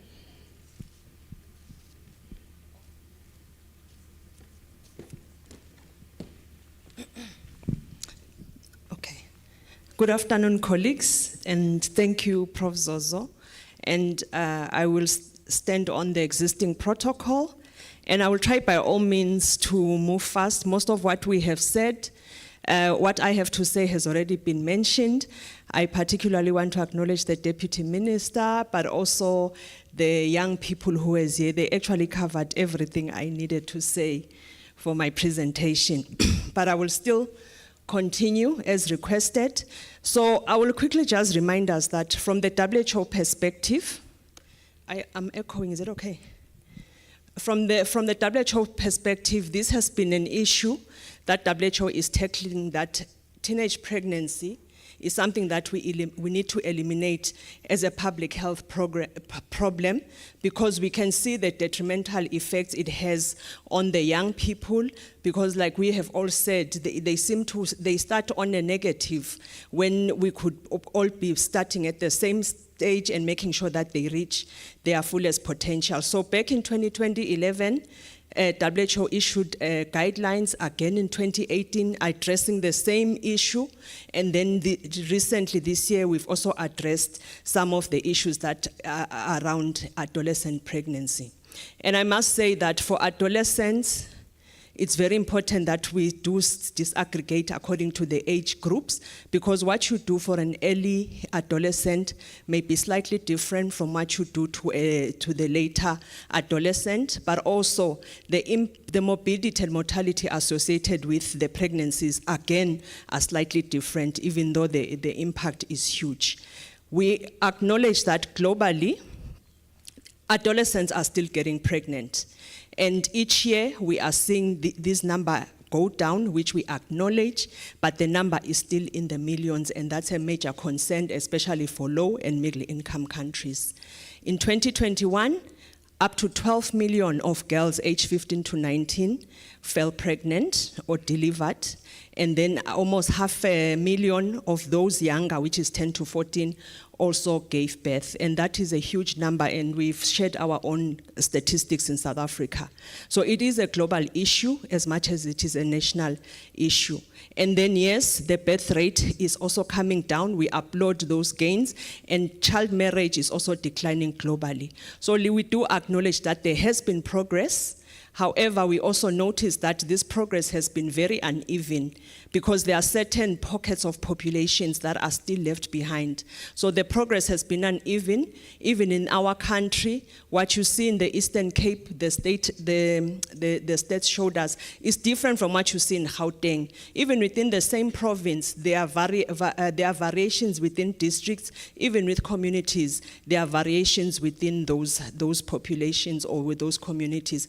Poverty is a driver. We've just learned from Prof. Mkhwanazi that there are drivers that we know. So now we need to zoom in on those drivers so that we start to address this issue that we are all dealing with. So we do acknowledge, but at the moment, what we need to do is really go to the last mile and make sure that we leave no one behind. All adolescents must not fall pregnant. So the effects are detrimental, like we say. The medical risks are very high. Ask any obstetrician and any nurse, they will tell you that these are high-risk pregnancies. They are very vulnerable to coercion because they have no skill set on how to negotiate, how to communicate, and things like that. In the brain developmental-wise, we do know that the brain will develop fully up to your mid to late 20s. And we're talking about a 10-year, a 12-year-old, a 19-year-old. So the brain development is still not there yet. They have no full capacity to plan, to prioritize, and make good decisions for themselves. So really, the social structures need to come in and play a role, and we start with this at family level. There are long-term social consequences, social and economic consequences, and that is why WHO continues to put this age group at the as one of the very high priorities. Back in 2011 and 2018, these are some of the key recommendations that came up. And the overarching one I want to highlight is that there is a need to advocate for adolescent pregnancies to be prevented and delayed at least until they reach the age of 20. Again, for the similar justifications we've said. And we applaud that in South Africa we have some of these as laws and policies, but we do need to strengthen, enforce them, and monitor them. Sexuality and health education is important, and this needs to begin even before puberty so that we upskill them at the earliest age, and by the time they go into this transition of adolescent stage, we all know, we've been through it, how everything seems to be happening in those years. So we need to prepare them, upskill them so that we build their confidence, they live dignified lives, but they also we start to help them make better and informed decisions so that they respect themselves, but also they respect others. And then the comprehensive sexuality education, which we have mentioned, we have that in DBE in South Africa, but it has to go beyond the school environment. Locally, at home, in families, in churches, etc., we do need to send out the same message so that we equip and empower the girls. Like we're saying, it's all about building their confidence, building their self-esteem so that they can make better decisions for themselves. The cohesion, again, we've talked about. We need laws and policies that will protect the girls, but also allow them really to know who they are and also to negotiate their way out if they are in. Okay, and allow themselves to negotiate their ways, to explain themselves, but also to know how to negotiate themselves out of a risky behavior. Let's engage men, let's engage boys. Adolescent-friendly services must be non-discriminatory with whatever the gender you are, but also I just want to highlight that for this one, let's not forget those who are living with disabilities. They too are full human beings with access to rights and quality health services, and they tend to be seen as more vulnerable as if they don't have sexual needs. They do. We need to cater for them so that they don't remain vulnerable, but also live a fulfilling life that is worth living for.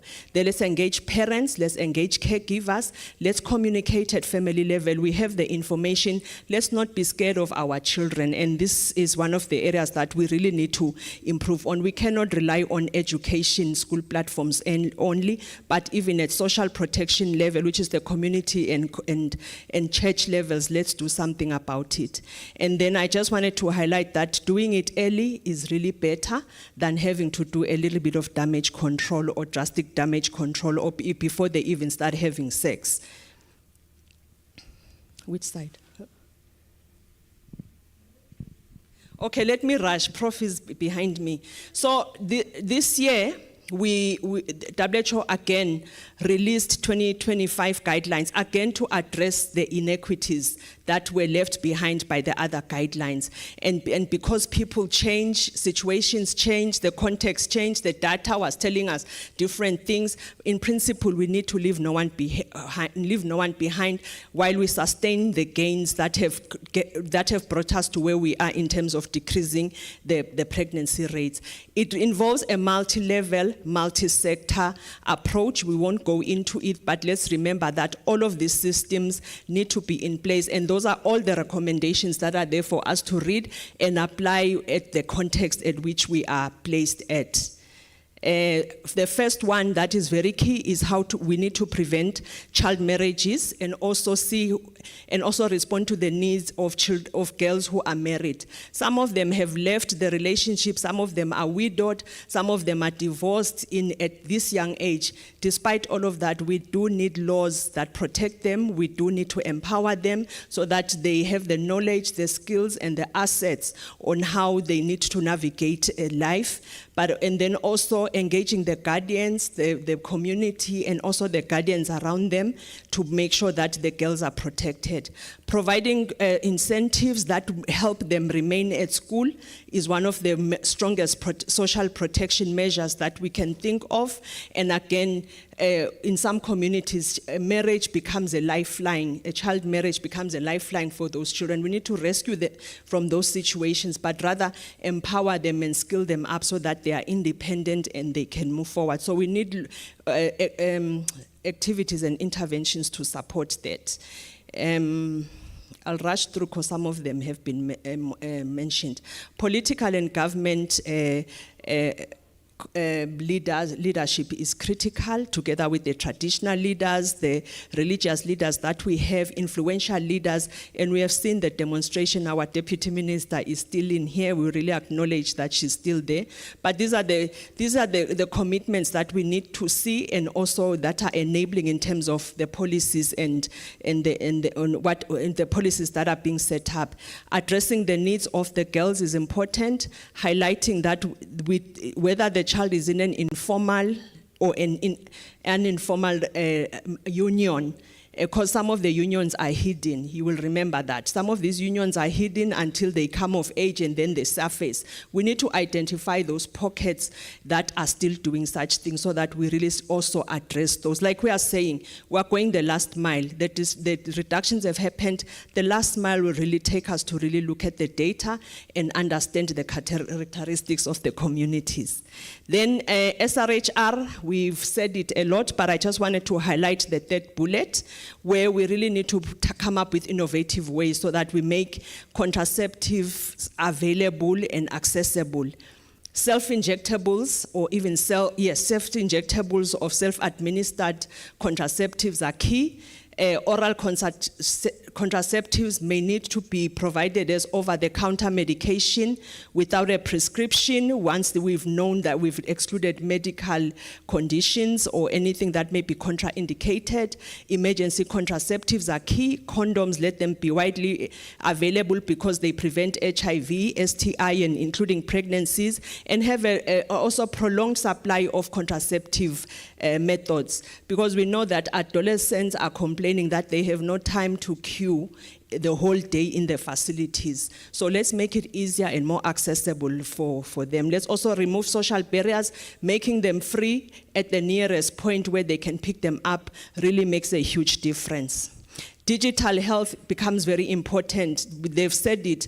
They want digital interventions, telework, telemedicine options, because that is the digital generation we are with. So whatever they can get digitally, whether it's information, reliable resources, but also knowing where to get the contraceptives or some of the commodities becomes very important. We've seen the department start something to that similar, where it's a self-care digital machines that offer these contraceptives and SRH commodities 24/7. So this is my concluding slide, and it's not a concluding. Where's the next one? Yes.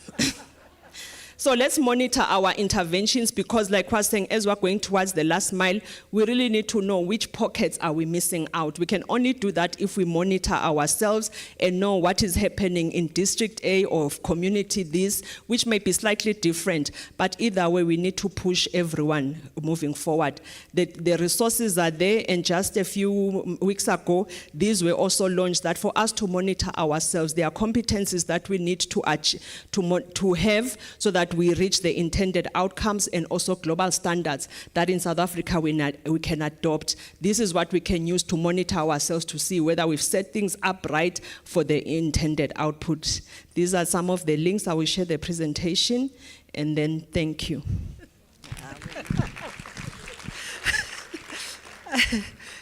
No, we're very close. We work together, so I can do this to her and come and stand next to her. But in her defense, her talk tomorrow was supposed to be 30 minutes, so we had to really cut it to 8 minutes today, just so that we could push her into our slot. So we apologize for that, Dr. Dlamini. But we've come to the end of this session, and I'd like to really thank all of my presenters for the insights that they've given. And I think they highlighted for me why we need to work together with all the different departments instead of working in their little silos, and so that we can have an integrated, comprehensive, and very targeted response to this problem. So I want to leave you with the quote from the UNFPA that we really want to deliver, and I quote, "Delivering a world where every pregnancy is wanted, every childbirth is safe, and every young person's potential is fulfilled." Thank you very much for being with us this morning.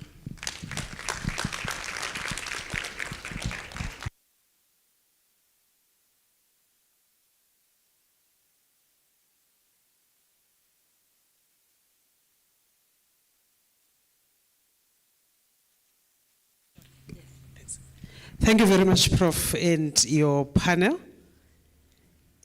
Colleagues, we were supposed to have our adolescent perspective panel discussion, but we need to take lunch. We're running late, as we have indicated. So we will then engage with that panel discussion after lunch. So can we please break for lunch? Lunch was 45 minutes, but remember you owed me. So in time now is 1:20, so we are coming back at 2:00. And I've saved you the trip, so you're not going across. So lunch is next door. So between the time you owe me and the fact that we're going next door, so we'll be back at 2. So let's have a lovely lunch, colleagues, and be back at 2:00.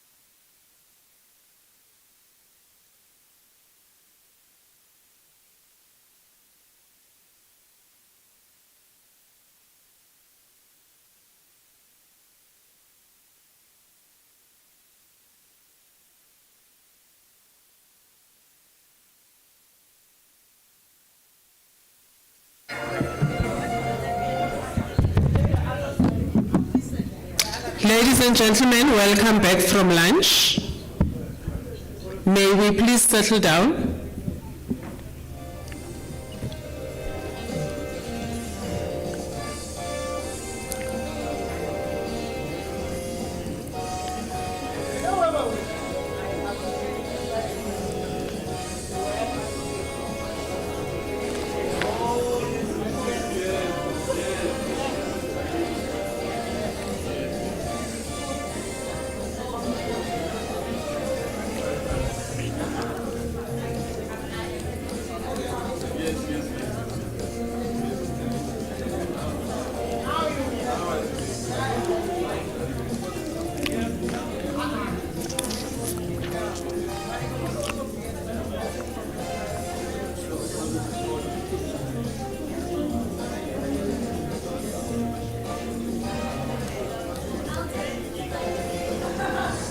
I'm going to start calling people by name. University of Pretoria and WHO, can you please settle down?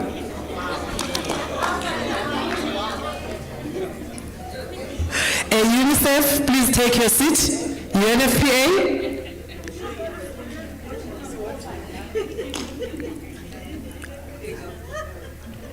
I'm confiscating phones now.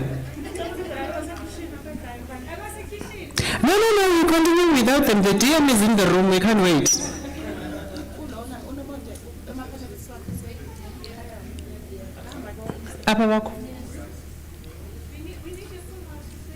Are your panelists ready? If the DM is here, the house is full, Nene. Dr. Dube? Dr. Dube, are you ready with your panel? I'm taking the third panel. Yeah, the first panel is not ready. They are not in the room. I'm trying to ascertain if the second panel is ready. If they're not, I'm taking my third panel.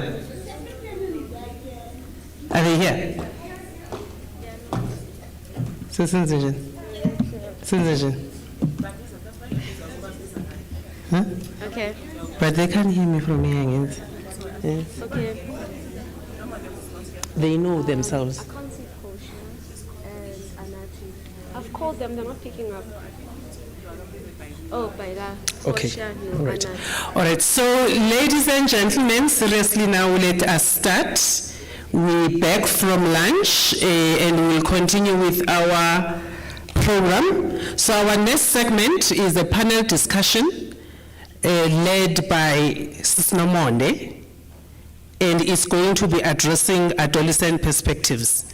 So I'm going to hand over to you, Sis Nomonde from UNESCO, so that you can then call the panel members to join you on the stage, and then we can give you your 30 minutes. So your 30 minutes started 2 minutes ago. Wow, talk about youth inclusivity. Good day, everyone. All right, I'd like to start off first by honoring the protocol that has already been observed to greet everybody else in the room, and also just to check if my panelists are present. Anati, can I see you by raise of hand? Portia? Great, super, okay. Good day, everyone. My name is Ibana Mondengema, and I am honored to be moderating today's conversation. I serve as the Her Voice Fund Ambassador, where I advocate for adolescent girls and young women's health and rights. I'm also part of APA Ground Force, working directly with communities to strengthen youth-led HIV prevention, and I sit on the Pediatric Adolescent Treatment for Africa Youth Advisory Panel, where we design programs and advise programs designed for young people just like me. And I'm very excited to be leading and guiding today's conversation and ensures that it is grounded in our lived experiences. So, as the Deputy Minister had already mentioned, that adolescent pregnancy is not just a number on the charts. It actually is a reflection of our collective failures, because a child cannot become a parent. However, being here is a step into the right direction, and these efforts that you all are gathered here for are not taken for granted. We do appreciate and acknowledge them. So I'm really excited to guide us to this panel discussion, and I would love to call them up on stage. So, imagine a world where families actually get the support that they need. That's the world that Portia works to create, showing what works for young people and calling out what doesn't. Portia, please come up on stage. Please give her a round of applause as she walks up. Andile is living proof of how support changes lives. And as a young mentor mother, she's in the thick of it with young moms every day, knowing their struggle wins and the gaps that the system cannot fix. Please clap for Andile as she comes up on stage. Portia works at Life, and Andile works with UNICEF and Mother to Mothers. Andile's favorite color is pink, and Portia's favorite color is pink. Hey boo. A creative force and an activist, he champions LGBTQI+ youth, young people with disabilities, working with DYSA and Skills Village Radio. He blends media and advocacy to make sure that no voice is left unheard. A poet, a singer, songwriter, and yes, secretly an exotic dancer. Please welcome Usimpiwe Mlambo. Please clap as Simpwe comes up. Simpwe's favorite color is white, and his favorite animal is a lion. Anati turns health info, leadership, and tough conversations into relatable content for his peers. And Anati makes youth voices impossible to ignore, and today he is here to show us what that looks like in leading conversation. Anati, please come up. Thank you. My favorite color is also pink.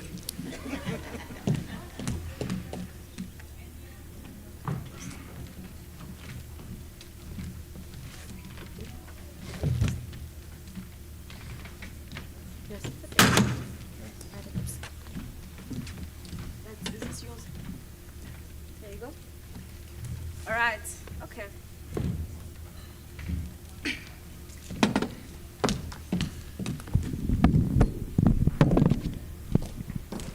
Please check if yours is working. Okay. So before we start with the panel discussion, right, I wanted to do something that is going to ground us into this conversation, that will set the tone for this conversation. So my panelists, I will give you guys an opportunity to, in one word, share with the audience how you would like for them to feel by the end of this discussion. I'm going to start on my right-hand side with Portia. Greetings to everyone, all protocols observed. Speaking as Portia Zodezi, a Valued Citizens Initiative Training Officer. So what I'd love for us to leave here bearing today is a shifted mindset, whereby we do not call our youth or the adolescents' youth a problem. A problem is something that we cannot change. But if we call it a challenge, it means we can come up with solutions. So in one word, I conclude. Thank you so much for that, Portia. Over to you, Andile. In one word, what would you like the audience to feel by the end of this conversation? Greetings, everyone. My name is Andile Kati, and I'm working for Mothers to Mothers for a Young Mentor Mother program under UNICEF South Africa.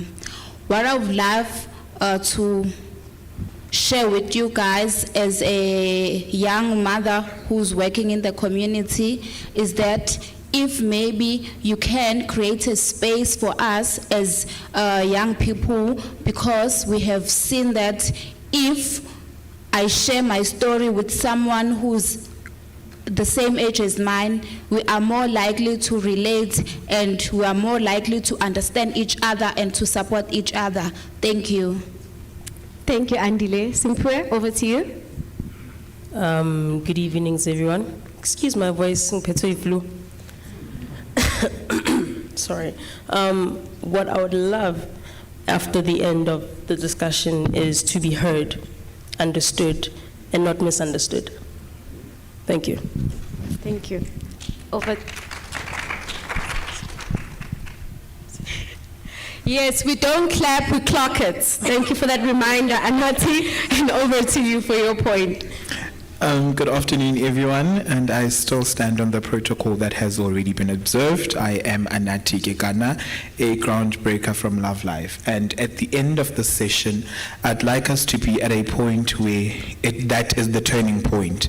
Young people are heard, and after that, young people are also included in decisions that will be made around things that involve young people. Thank you so much for that, and I hope that the audience was observing and taking into consideration all these goals that the young people have. So in the past, when it comes to teenage pregnancy, there used to be a stereotype and a conception that it's young girls that come from maybe poor families or are not raised well or some sort, that there's always like really occurring misconceptions. But now we see that even girls that come from good families are falling pregnant. So we need to now shift when it comes to that conversation and understand that it's not really about parenting, but it's about the systems around them. And that's why I'd like to bring this conversation over to Portia. So from your work with families, where do you recognize the disconnects? What are families needing that our systems are just not giving them? Okay, I'd like to start off by saying that from the ground that I work in, those families that we connect with do not only need information, they need our support, they need our guidance. What am I saying? I'm actually saying that they need to be in safe spaces where they can have honest conversations.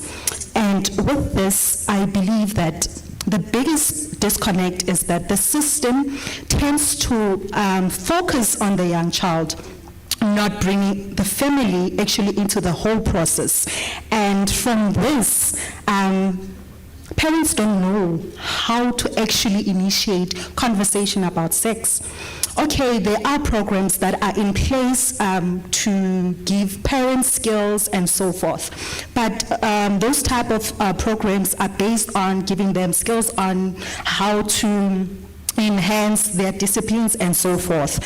So another thing that we need to also consider is that these very parents that need to be communicating with their children, they're still dealing and trying to navigate through their traumas and also the cultural expectations, because it is of no use for us to be with the child, educating them, giving them a voice, giving them a platform to discuss such things, because immediately when they leave such environments, they go back to the very homes whereby they have parents whom they believe that they cannot have that platform to express themselves, having that sex education, because we need to come to an instance where we realize that sex education is not just classroom-based. It needs to start at home. Thank you. Sheesh, thank you so much for that, Portia. I think that it's time that we really recognize parents and caregivers as important norm holders in society, because I think that they continue being left behind when it comes to SRHR conversations, and they also pass the responsibility of educating children about this conversation over to the teachers, and therefore in the house they're not able to hold this conversation to their children. So I really love that you mentioned that. So we do see that disconnects, especially in support when a young girl becomes a mother. So Andile, I want to bring you in this conversation to the journey of young girls becoming mothers themselves. So on the journey from pregnancy to early motherhood, what part feels the most fragmented in our departments that are just not working together, they're just not aligning? Thank you, Sis Nomonde, for the question. Pregnant adolescents and young mothers experience discrimination and being judged by nurses who view us as irresponsible. The attitude discourages young mothers and adolescents to attend clinics when pregnant, and that also results in booking late for antenatal care. Lack of privacy and confidentiality in the clinics, and the nurses who disclose pregnancy status to family or community members who will judge us. long queues, poor integration of mental health and sexual reproductive health services, and the clinic hours that are not flexible can be a barrier to access services. A few adolescent-friendly services and trained staff is also a challenge. Many learners drop out of school during pregnancy or fail to go back to school after giving birth. It can be due to a stigma, lack of support at home and at school. Lack of childcare and school catch-up programs. Pregnant learners face judgments and discrimination from teachers and their peers, which creates an unpleasant environment in the school. Schools lack psychosocial support and linkage to health services, especially in rural areas. When young mothers attend social services, they face long queues, mistreated due to having a child at a younger age, and many young women rely on their families for support and childcare, which sometimes limit their return to school because they must stay at home and take care of the baby until the baby is older for them to go back to school. There is limited health services for adolescents and young women despite the emotional and psychological challenges that we face as young women.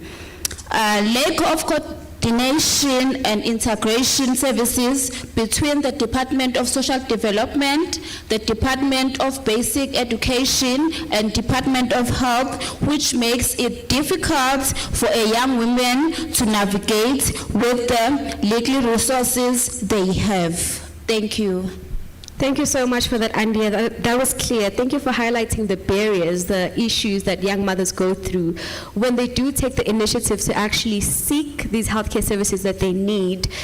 The system just does not meet them where they are. In fact, they decide to actually turn back and they are discriminated against, and that increases their fear of accessing these services that are built for them. So essentially, the system does not meet young people where they are, and that is a danger. So, Andrea, thank you for highlighting that. Another aspect that we tend to miss is inclusivity for queer people, for queer youth, and youth living with disabilities. So, Simpiwe, I'm certain that you work with young people with disabilities, and there are programs sometimes that fall short. So, from your experience, what's the most urgent need to make sure that every young person is seen and supported? More than anything. And thank you for your question. To prioritize youth-led decision-making, meaning listening to young people and letting them lead. This means policies and programs should be shaped by actual needs of the youth, not assumptions. Real changes happen when young people have a voice in these decisions, especially in governance and the departmental features of things.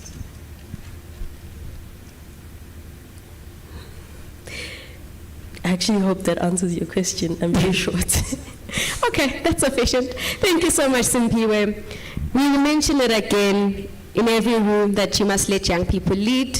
Nothing for us without us. Because if you create solutions without us, they will not meet our needs. Because you do not know what our unique experiences as young people actually need. So thank you for highlighting that, Simpiwe. I'm going to move over to Anati.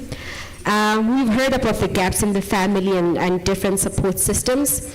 So another piece of the puzzle is how young people's voices are often forgotten when decisions are made. They are entirely missing. Simpiwe highlighted that as well, that our voices are missing, and when they are heard, maybe they are not really taken into consideration. So maybe, because I know this is a strong muscle on your end, could you please just speak a bit on that? Thank you for the question, Namondi. Well, I think then what I have to say is just an echo on what already was said. And I'd just like us to then just take it back a bit. You know, in family decisions and in communities, young people need to be voiced, right? Our voices need to be heard, because a lot of times in these spaces, we are seen as naive or as disrespectful. So whatever we say is easily dismissed. And we need to be heard, because we also are living with these very same realities. And then when we bring it upper into such structures, policies and government spaces need young people. The youth are mostly affected by a lot of these decisions that are made by the government, as they are long term. So, and we are the least represented in these formal discussions, making laws with health, education, jobs and safety are often made without young people in the room. So if we would be more included in these spaces, we would actually have a voice and we would be heard. Thank you so much for that. I hope that was loud enough. Was it loud? Yes. Thank you. Okay. Anati, still on you, right? Well, I still have you. So if the national plan truly wants to deliver for young people, what is the one thing that you believe that it must include to make sure that youth voices are just not invited just to fill the seats, but to actually bring real change? Thank you for that question once again. I think that they then have to probably start with legally recognized youth advisory boards and co-governance structures. Now, within these structures, they would have young people that actually know struggles, young people from different backgrounds that are embedded with every stage of the planning, design, implementation, and the monitoring of everything that would be co-aspiring within these advisory panels. With that, we will find accountability from the government structures, reporting how the youth inputs shape final decisions, shifting from being heard, but partners of a discussion. Sheesh.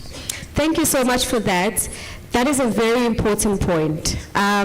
Recognize leadership voices and actually build an entire title and position for young people, create advisory boards, and when you do, ensure that young people know that they can apply for them, make sure that young people are exposed to them so that they're actually with their peers in making those decisions. So that's a very strong point. Building on that, Portia, we know that even the best practices can fall short if the different systems are not speaking to each other. What should the education, health, and social development systems be talking about to each other? And what are they currently not doing? Okay. To start off, I believe that the systems should be connected around the child as well as the family that is involved, and should not be operating in silos. In that saying, a learner who is struggling at school is often struggling also at home and emotionally. They tend to relate to one another. Hence, I'm saying that the school does not always know what the clinic knows or what the social worker knows. So, vice versa. There needs to be a collaboration where we could identify, the social worker could be able to identify the risks earlier, so as to be able to offer certain services such as counseling, parental support, and also enabling services for young people that are quite friendly and be consistent in doing follow-ups. I mean, we cannot open a can of worms when we will not be able to maintain and try to break it down, you know? And I also feel that schools should not be left alone to manage social issues. Health facilities should not see pregnancy as just a medical issue. Social development should not step in only at a crisis point. Thank you. Thank you so much for that. Can you just clap for that? Thank you so much for that. Thank you so much for that, Portia. we talk about integration a lot. Integration is the Cinderella of the story. And I just want to urge that as we go to 2026, can we see more programs integrated? We have been hearing the story over and over again. We say that integration is going to work. Please trust and believe in integration, and we urge our leaders to be brave enough to ensure that integration of systems is actually something that becomes a promise fulfilled in 2026. Simply, I'm going to come to you shortly. So the NSP emphasizes access to SRHR services for all adolescents. So if you could make one simple change to make services genuinely accessible for queer youth and young people living with disabilities, what would it be? You are now Deputy Minister. You are making the change. I would love that role, Yanda. To be serious, it would be mandatory inclusive care training for all providers, meaning train all the healthcare workers in inclusive, non-judgmental care. This ensures queer youth and youth with disabilities feel safe and respected when assessing services. Proper training reduces discrimination and barriers to care. Simple as that. Sheesh. It is that simple. I think that healthcare workers are left behind when it comes to our conversations, and we have them in these rooms, and then we don't include them, but then we blame them a lot. Especially, you can continue. Oh, especially in ways that no one talks about. We all have these barriers about teens, specifically ladies or girls, going to healthcare facilities looking for help. We never talk about all the different things like les. When it comes to queer, we find lesbians that have children, and the first question they ask you is, how do you have a kid when you are lesbian? Hence there's rape, there's Corrective rape. Yes, but yes, definitely. We all have these places, and we aren't safe enough to speak. This is what happened to me, and this is how I got to being where I'm at. Especially when it comes to the little girls, that we already have that discrimination. You are young. How are you looking for a condom? You know, so if we can have a safe space in healthcare facilities, that would be perfect. Sure. Thank you so much for that, Simpio. You've highlighted something very fundamental. We speak a lot about this, and I don't think we understand the depth of it. And I always say that as a person in general, there are layers of, there's a certain inequality that you're facing, a certain struggle. And then it comes to the fact that maybe you are living with a disability or living with HIV, then there's additional, right? And so when healthcare providers are trained, they need to be trained not only to be competent, but to be compassionate. Okay, Andile, thank you so much for that, Simpiwe. Andile, over to you now. You are about to ground all of this for us. And in hearing all of this, in hearing all of these conversations, and in your experience as a young mental mother, if policymakers asked you for one practical example or mode of support that would change daily life for those people that you assist, what would you tell them? Thank you very much for the question. I would say scaling up peer models that include adolescents, girls, and young women. By investing through youth services and job opportunities as part of the national policy and service delivery package that will improve health outcomes in adolescents and young women and promote healthy choices. Thank you for creating a platform where our experiences can guide real solutions. Thank you so much for that, Andile. And when we talk about peer models, guys, and peer supporters, they are not volunteers.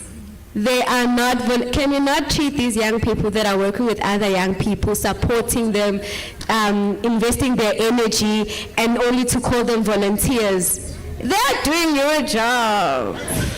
They are doing your job. So you need to make sure that peer supporters develop skills within these programs, that the skills that they get, they're able to take them into other jobs. It enters into their CV and they're getting other jobs in the future, that they're empowered in that way. It does not just end there. So that in that way, even young people in the community look at them and say, I want to be a peer supporter one day.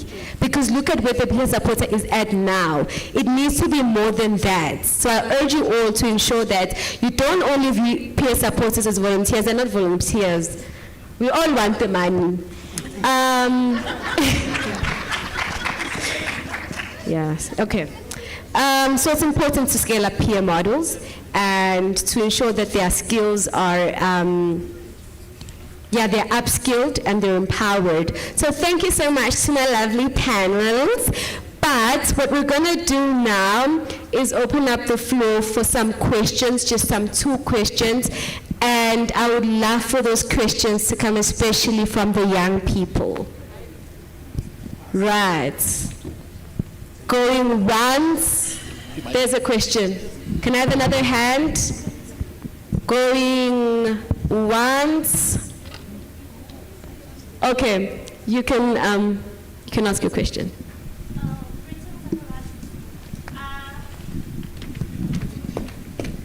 I don't know if this is it. I'm just going to give her the mic.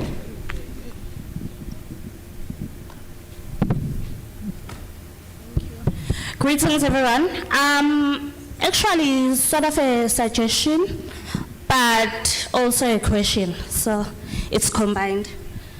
I have a problem. I have been listening since in the morning. We are talking about coming with a solution, but usually we come here and listen to the stats, of which is good, but I feel like we are running around, because according to me, listening as a young person, I find that the real main problem, we can say services at the facility, but I feel like we need to elevate our economy based on including youth, because we have a problem, and that's the huge problem. Remember, we say an empty stomach doesn't produce an active mind. Even if you can bring knowledge about teenage pregnancy, you can bring practices, but the main problem is that when I'm hungry as a young lady or a young man, it's difficult for me to even listen to that information you are giving to me. So we have to implement programs whereby we still assist youth so that they are able to feed their stomach for them to think. Because many of them, when I am a groundbreaker, and usually when I listen to the youth, all of them will cry, my mother doesn't work, I don't have food at home, so hence I have to sleep with. That's our problem. That's the circulation of all cost that is creating this problem. It's poverty mostly, beyond anything, beyond the shortage of contraceptives in the facilities, beyond not having enough support. We are struggling. Poverty is the main thing that is causing us, young people, to sacrifice ourselves. We understand that, so we have to change that. We have to create more program. If the government or organization can create programs whereby we also feed the young ones so that they are able to stand, or even if we are not able to feed them, but equip them, train them to open businesses, fund those businesses. We are minded. We know what we want, but the main thing that keeps us from embarking on that journey is that if ever I start a business, I have an idea to say, you know what, I'm an artist, I can paint, but who is going to fund that? You don't come to townships. The only programs that we have in township are programs whereby we are given opportunities to listen, but we are not actually given opportunities to practice our skills. There are many of us that are talented. Some of us are bakers, some of us are dancers, but we are not well supported on that. So if you can't support me on my talent, how will I be able to stand by myself? Oh, thank you. How will be I able to be a young lady who would be able to be well educated in my mind to say, this is wrong, this is not me, these are not my values, I won't do this. But because I'm driven by hunger, I will also continue to do good. You know what, if I can find myself a sugar daddy, maybe me and my mom will sleep on a full stomach. That's the main problem in South Africa. And we also have many programs. Yes, we are grateful for the opportunity, but it's so painful that you are employed for about 2 years. After 2 years, you have to start over. Not all of us are not educated. Some of us, we are sitting at home with our certificates. We are experienced, but when you go to find a job, they'll say, no, you need about 5 years experience in Ghana for us to hire you. That goes back in my mother selling me for money. Because my mother feels good, so 70, you're sitting at home. We are faced with many challenges. I'm a young mother myself. I'm forced to wake up and provide for this kid. And if I don't find a job, if I'm not paid well enough, how will I feed this kid? Yeah. Yes, I'm well equipped. Yes, I'm knowledgeable. Yes, you did come with contraceptives, but yes, the accident did happen that I fall pregnant. Now it's my responsibility to take care of this kid, but it's also our government's responsibility to make sure that if I go outside, I'm well supported. I do get a job. I do work for my kids to be well taken care of. So please ask our government for that, please. Oh my goodness, thank you so much. Thank you so much for being so brave and sharing your story and your insights with us. And I know that our leaders have been listening. I don't know if somebody, one of our leaders would like to respond to this young lady, but what she highlighted is very important. Economic empowerment does reshape emotional vulnerability. If I am financially stable, I know that I have the freedom and the choice to make decisions about my life and my health, because it's not that I don't know what works and what's right and et cetera, et cetera. I know, but it's because the situation and the circumstance that I'm in does not necessarily allow me the luxury to exercise my food choices, right? So we do have a hand online, and I'd just like to allow the doctor online to ask a question.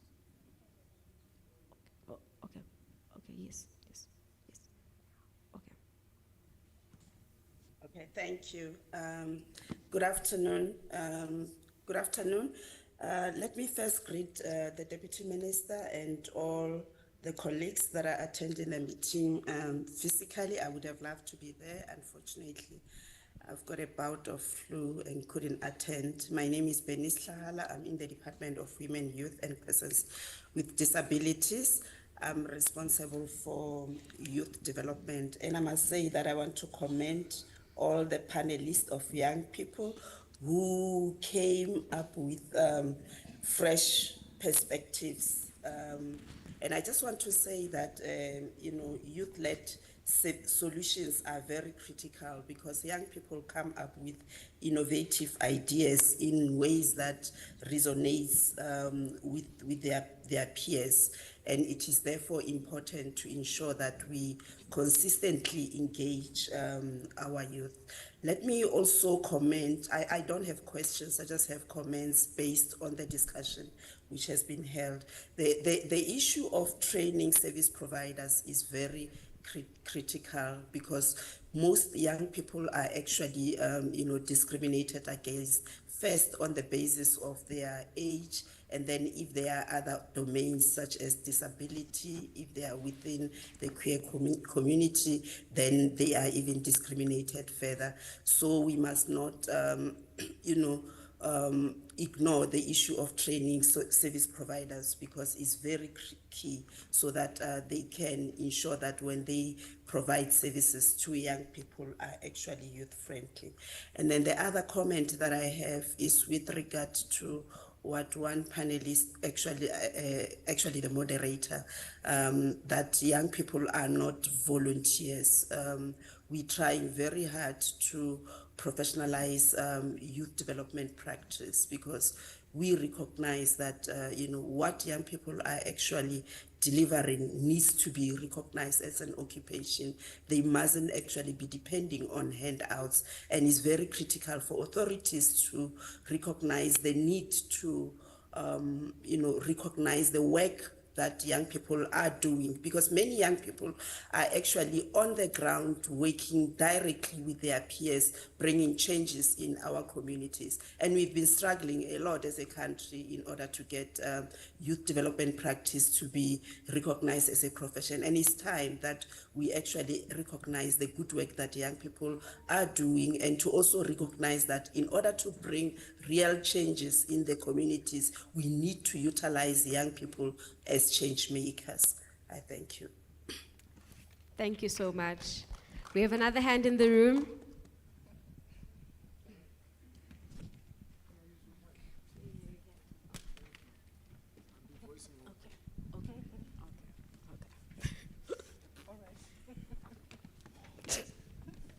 Protect young people. Protect young people.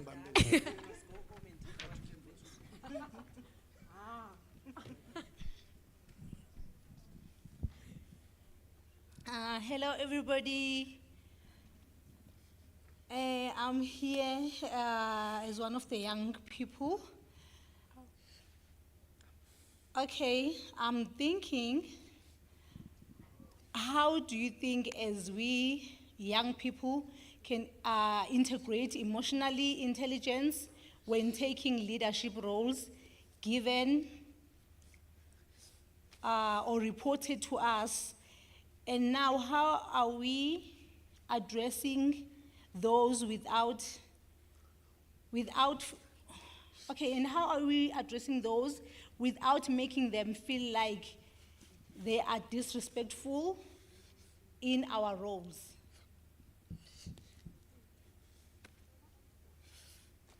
Yeah, that's the question she has. Is it clear?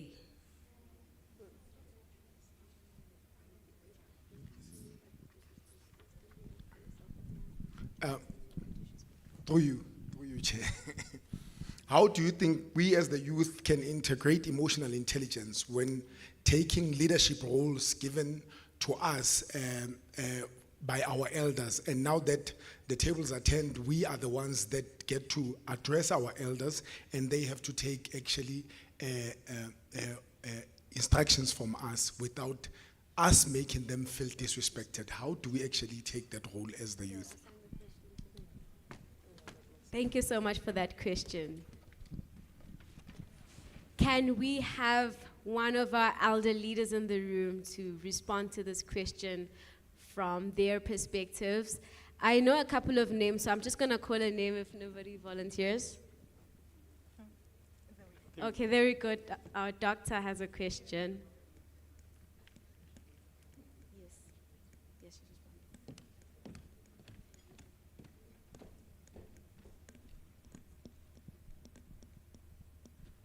Thanks so much. So I think I'd like to reassure young people, us who have been working in the space, have been waiting for this opportunity to speak to you as young people, but for you as young people to speak to us. And for us to understand that this is the politics of the stomach, right? From you, rather than us assuming that it's transactional sex, we needed to hear it from you. And not only do we want to hear the challenge, we then want to hear the solutions. But a step further from this, and I'm sure you're all going to agree, that we then need to train other adults. Because we are friendly, we are fine, we can have these conversations with you without ostracizing you, without making you feel that you are doing things that you're not supposed to be doing at this young age, right? But parents, okay, nurses, doctors, people that are supposed to be helping you on a daily basis do not have the same mindset, do not have the same stance. And it has taken a lot, it has taken us years to end up understanding that discriminating against young people and expecting them to behave in a certain way is not the way to do it. We need to allow young people to be free to explore, but to do it in a safe way, to choose what they want to do, right? So we are here, and I want to assure you that this is not the end. This is not a talk shop. This is the beginning of work, right? And this is work that we are going to do not only at this level of people who are involved, but then go into communities, do the trainings for parents, for healthcare workers, for teachers, for everybody who interacts with young people who are supposed to be helping them to end up addressing this problem. Thank you.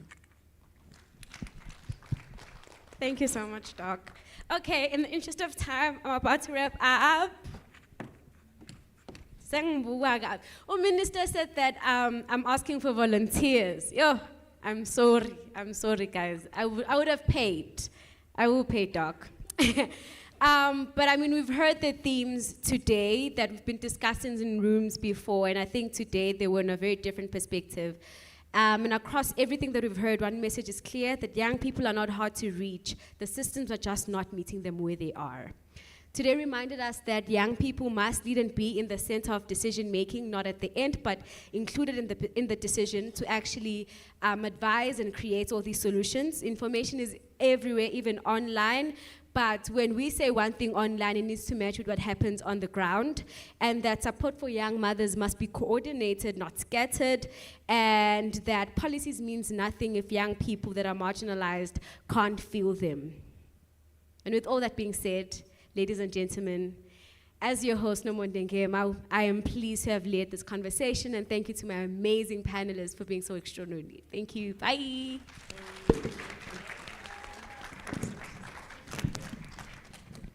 Thank you so much, young people.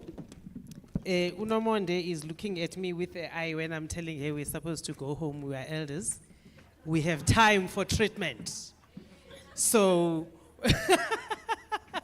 we can't be here until late. Thank you for being such a wonderful panel, and thanks, Nomonde, for driving that session. So I was just getting the room for someone we are waiting for.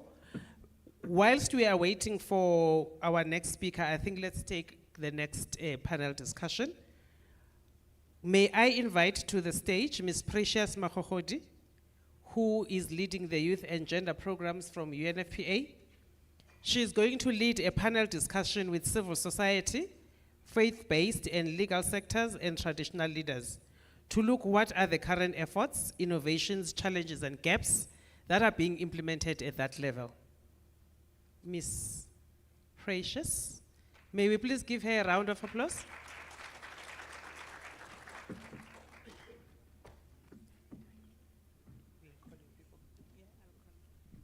Ms. Precious, you've got 30 minutes. Thank you for the grace. Thank you for this grace, Madam Program Director. It was 15, so it increased rapidly to 30. We will take note of that. Good afternoon, colleagues. My name is Precious Makhokhodi, as I have been introduced. I am from UNFPA Country Office, and it is a privilege for me to be facilitating this session with civil society. The theme for this Indaba is every girl, thank you.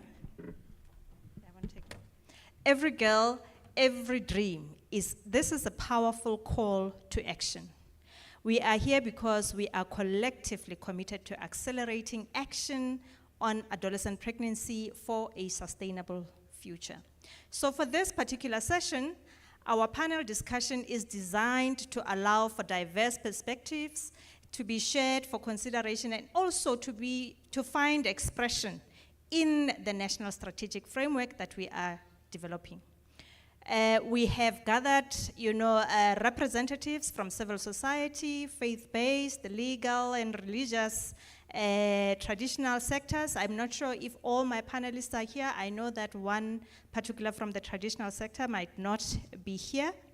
We aim to underscore how critical your contributions are to this effort, to review your current efforts, innovations, challenges, and gaps, and to also explore opportunities for collaboration with government. The insights that we're going to gather from this discussion are really going to be important in ensuring that the NSP achieves a multi-sectoral coordinated response that has strong leadership, adequate resources, and importantly also having a community buy-in. So let me not waste any time and allow me to introduce my esteemed panel for the day. I have from Soul City, the CEO, Ms. Fina Godisang. If she can join me, please give her a round of applause. From Shout It Now, we have Ms. Cleopatra Sokela. If you can please join me. From the faith-based sector, Bishop Paul Ferrein. Hope I said it right. Is Bishop here? Awesome. From Advocates for Transformation, this is the legal sector. I have Advocate Maron Durans. Are they here? Great. And also from Teddy Bear Clinic, we have Dr. Shahida Omar. Can you please join me?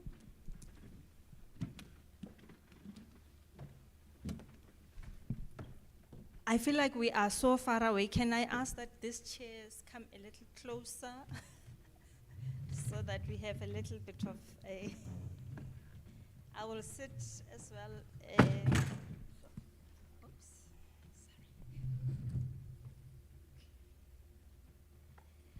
sorry. Okay, without wasting any time, I'm going to deep dive immediately into, the conversation. And we are going to be looking at what are some of the current efforts, successes, and gaps. And for just as an introductory statement from each one of you, so in line with this, the Indaba goal to review and really work towards, the NSP, what are the most significant current efforts and programs in your sector that you are successfully implementing to prevent adolescent pregnancy or to reduce adverse effects in South Africa, in the country? What are those successes? Just as an opening statement from your end to introduce the sector that you are in. I'm going to start with Ms. Fina Kodisan, the CEO from Soul City Institute. Thank you. Good afternoon, colleagues. And protocol observed. So I come from an NGO that is one of the longest implementing NGOs in South Africa, Soul City Institute. For 30 years we've been around, and for the last 20 years plus, we've been implementing one of the most effective programs in schools in support of CSE, the Soul Buddies program. And we have the evidence to back and give the program legitimacy as a success story of South Africa. But I want to problematize our country, even as we start, for its failure to recognize that success and amplify it, because when foreign programs come into the country, we quickly shut programs that are there that have been working, and we now jump onto these new programs. So when dreams came, we were all dreaming, right? And we forgot that in actual fact, there are programs that have the evidence, and we had to say, we are no longer doing this, we are no longer doing that, this is the priority. I remember I had to go and shut down clubs in Ekurhuleni because dreams were starting, and they wanted to start on clean slate. So we must also problematize ourselves, because we are here now because of such things. Yeah? Thank you. Thank you, Fina. Well said. We don't continue with what works, and we don't sustain it, but we keep reinventing. Thank you. Cleo, from Shout It Now, what is working that you are implementing, and what are the efforts that you are putting into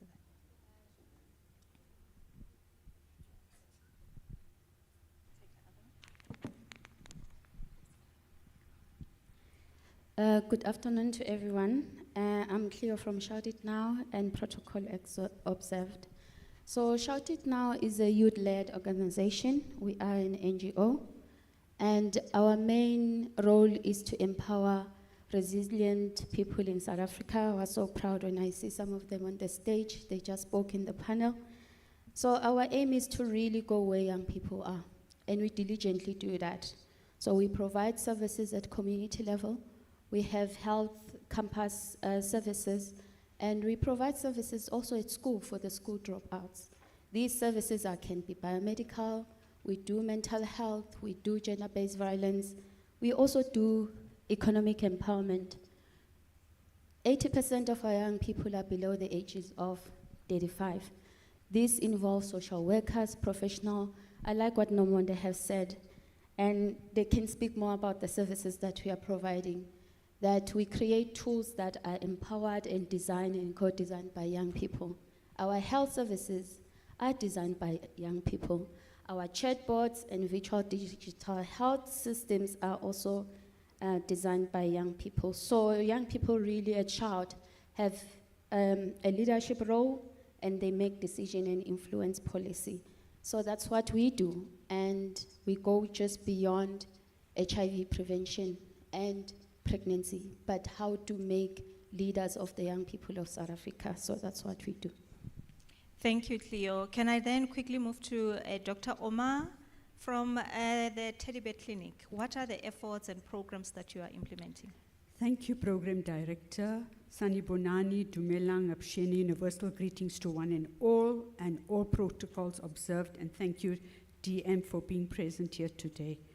So if we look at the programs, I firstly want to say I raise strong objection. I have this thing about adolescents and teenagers. Saying teen pregnancy is euphemizing it. A child birthing a child. A child is a child until the age of 18. We cannot euphemize it. The intensity, the severity of us at the Teddy Bear Clinic seeing a 13-year-old suckling her baby when she comes in for court preparation on a Saturday. That's not an adolescent. That's not a teenager. That's a child.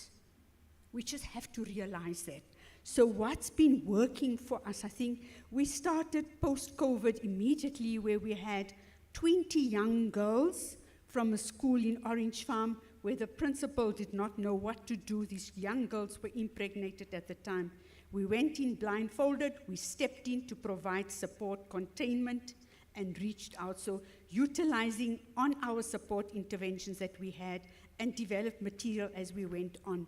What was important is that we actually did an M&E. We followed up with family members. We brought in family members because often a lot of these girls experienced rejection, abandonment from their immediate family, from the schooling environment as well.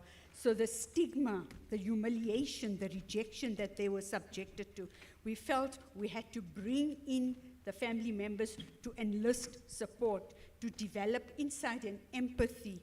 These were unintended consequences. It was not intentional, and I think some of it we have to also appreciate and recognize was statutory rape, non-consensual sex. So working from that angle, we found that a lot of the girls gave positive feedback after the intervention. We worked for a whole year with the girls, but what worked was that we enlisted them with health care, with educational support, where they were able to get additional tuition, were provided support outside of the schooling environment, but also in terms of food packs, food insecurity, where they were provided food vouchers, comfort packs, not only for themselves, but even for the babies. So it was a more holistic, and of course, child welfare or child support grants. So that worked very well in ensuring that these girls did not drop out of school,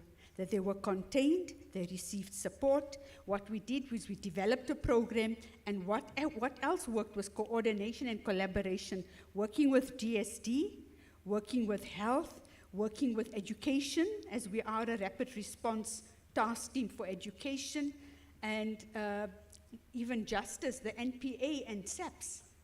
So those are the things that have worked because it's been a coordinated effort where we have formed task teams and developed a directory of services, ensuring that their people are aware of referral pathways. We've developed training material, trained the trainer on how to facilitate these support groups. Thank you. Thank you so much, Dr. Omar. Really important, supportive, social mechanisms that ensure continuity, especially in terms of schooling and ensuring that the young girls complete school and are in a supporting environment. Now, can I go to the Bishop? From your sector, what are the efforts that are working that really support, the ending of this adolescent pregnancies? Well, one of the first things is just to recognize that it is not the culture of the church to talk about sex. And then a large section of our population do believe that it's not their culture to talk about sex. So if I'm Zulu speaking, older people do not speak about sex. And so to get the thing onto the agenda is like waking a giant. I must be honest, I started a platform for gender-based violence and children. And on that platform is the president of the magistrates section in Limpopo. And at our very first meeting in 2025, can you believe it? She raised the issue on the platform. I must be honest, I knew about, with respect, teenage pregnancy, but it's not something we talk about in the church or in the religious sector. And so one of the most difficult things, believe it or not, is to articulate the issue of children giving birth to children in the religious body. How do you get this onto the agenda, let's say, of the churches? Let me speak for my particular denomination, the Methodist Church.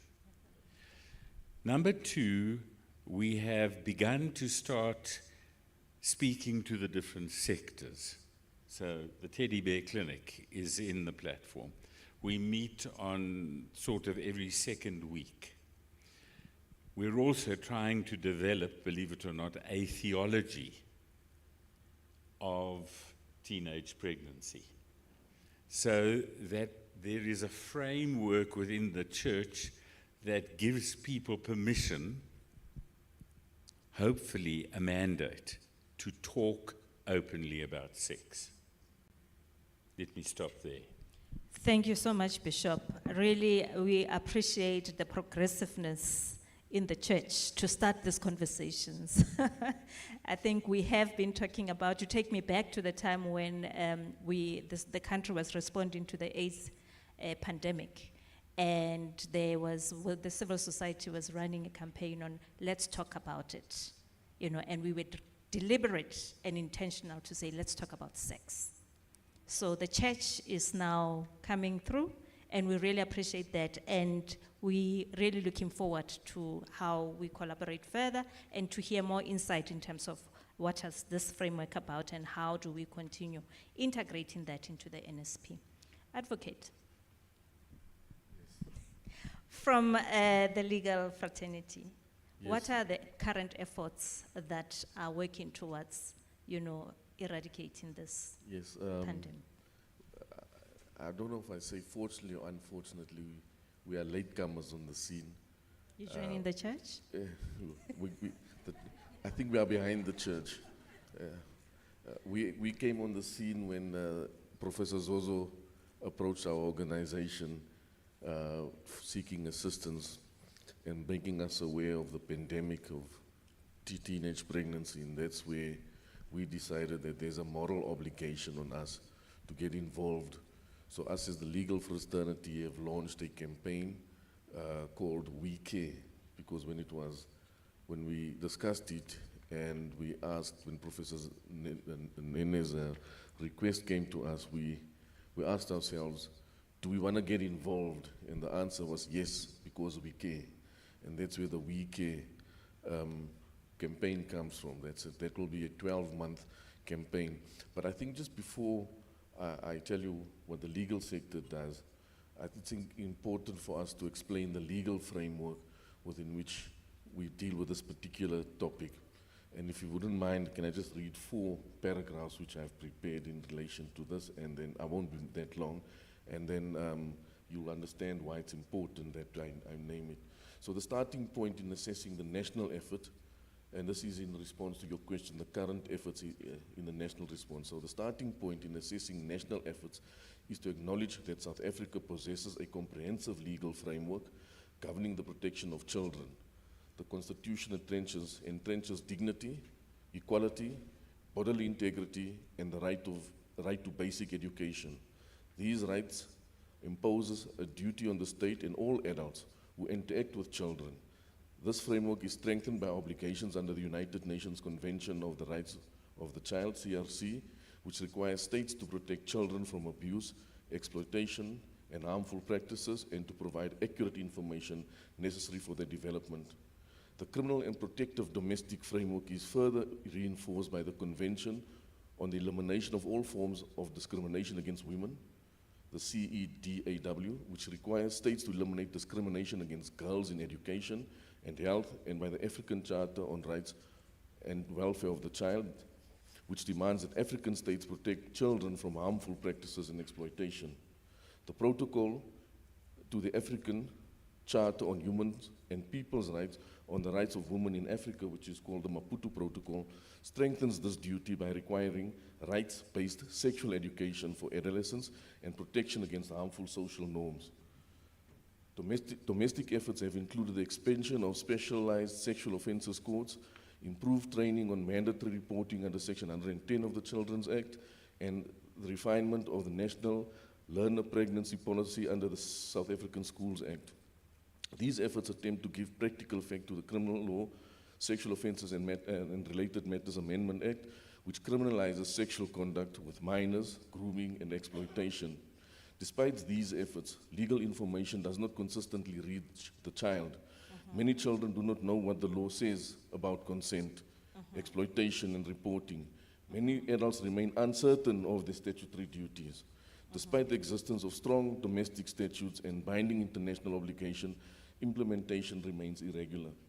So what we find is that the constitutional structure of the state passes the international muster in terms of our international obligations, but it's the implementation that is the problem.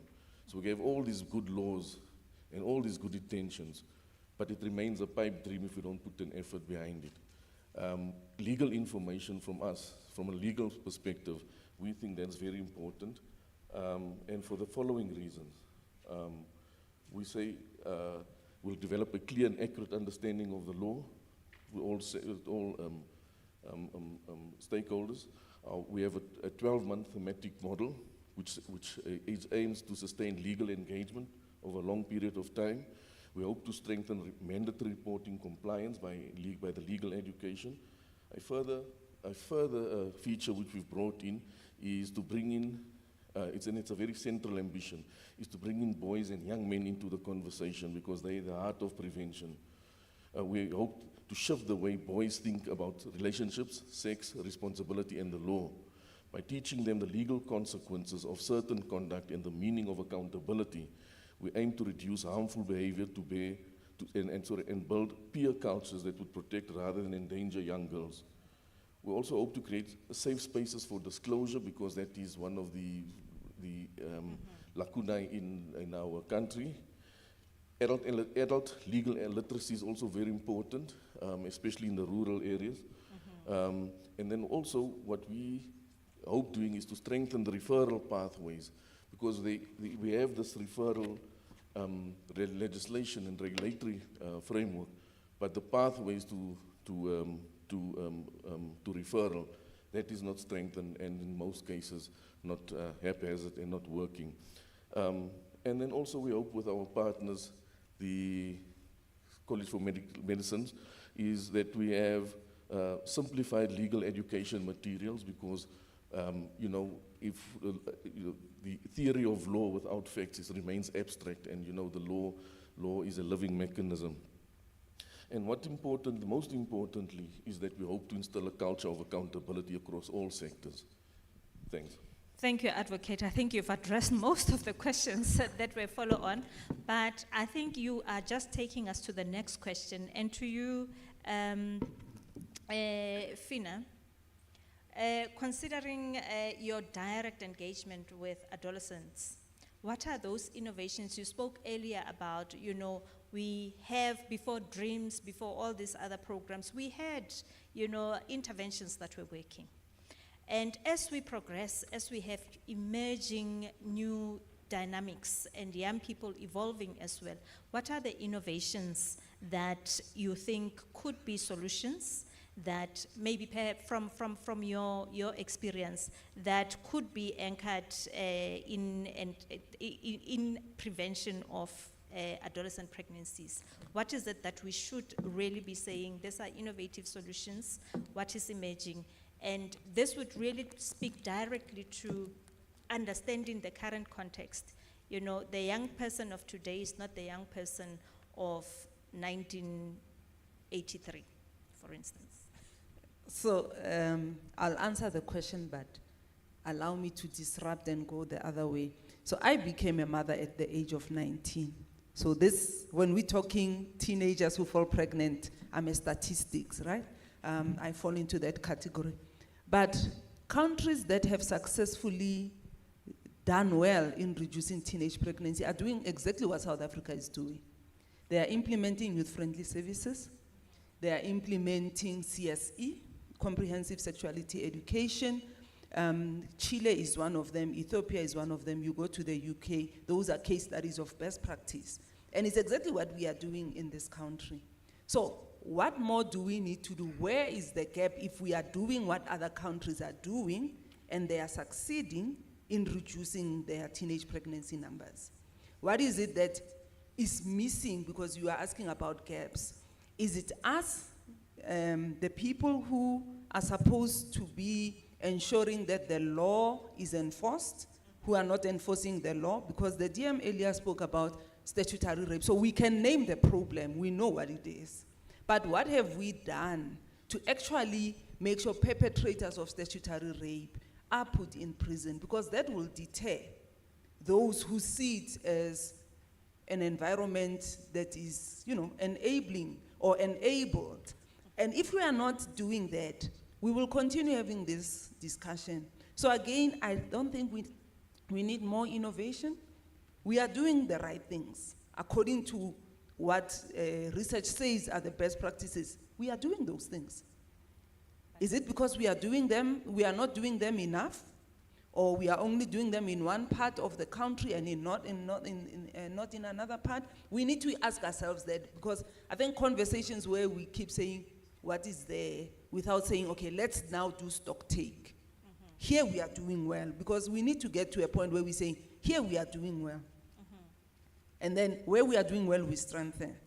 Where we have gaps, like we've identified that if youth-friendly services are there, but contraceptives are not used, what is the problem?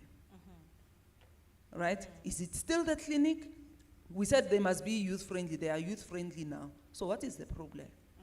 We need to ask young people, why are you not going to those facilities, even when there are peers who are in the room?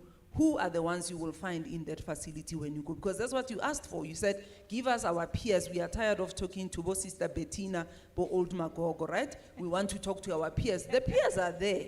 Yeah. So why are you not going to the facility and using the service? We need to get to that truth, because we keep going around in circles around the issues, and we now get to see the problem as something that can be fixed. But countries have proven it can be fixed. Their statistics are good. They were where we are now. And it took them like less than 5 years. When I look at Chile, I think it took them 5 years to turn things around. We've been implementing for more than 5 years. Let's interrogate honestly and truthfully where the issues are. Thank you for that. Let's interrogate what is it that is a true gap? What are the actual root problems? That is what you are asking. Cleo, from Shout It Now, there are new innovations that you are introducing. In your experience, dealing with young people directly, what are these new innovations? Are these new solutions working? Are they responding to the actual needs of young people? We've heard them earlier saying, it's not even about not me knowing where the services are at. It's about bread and butter issues. Yeah. Thank you so much. Maybe before I answer that question, colleagues, I would like to touch on the statistics just a little bit more. So we spoke in the morning about the number of young people that are becoming pregnant and that are giving birth in our hospitals, and that is all documented. From the clinical perspective, I would like to give just a little bit more. So we also have a lot of cases of young people that we never record that pregnancy. We have a lot of young people through our chatbot that we actually lose through suicide, that we don't even have an opportunity to count that pregnancy. We have a lot of young people that do backstreet abortion. We have a lot of young people that go to marriage stops that we have not counted. We have a lot of young people actually that are taken by their families and they run away because of teenage pregnancies that we never find. So the stats that we are projecting, it's only a drop in an ocean. There's so much that is underneath that we need to impact, and that's what actually Shout does. So in our teenage pregnancy program, we are a one-stop shop program in our programs, highly integrated with virtual and AI.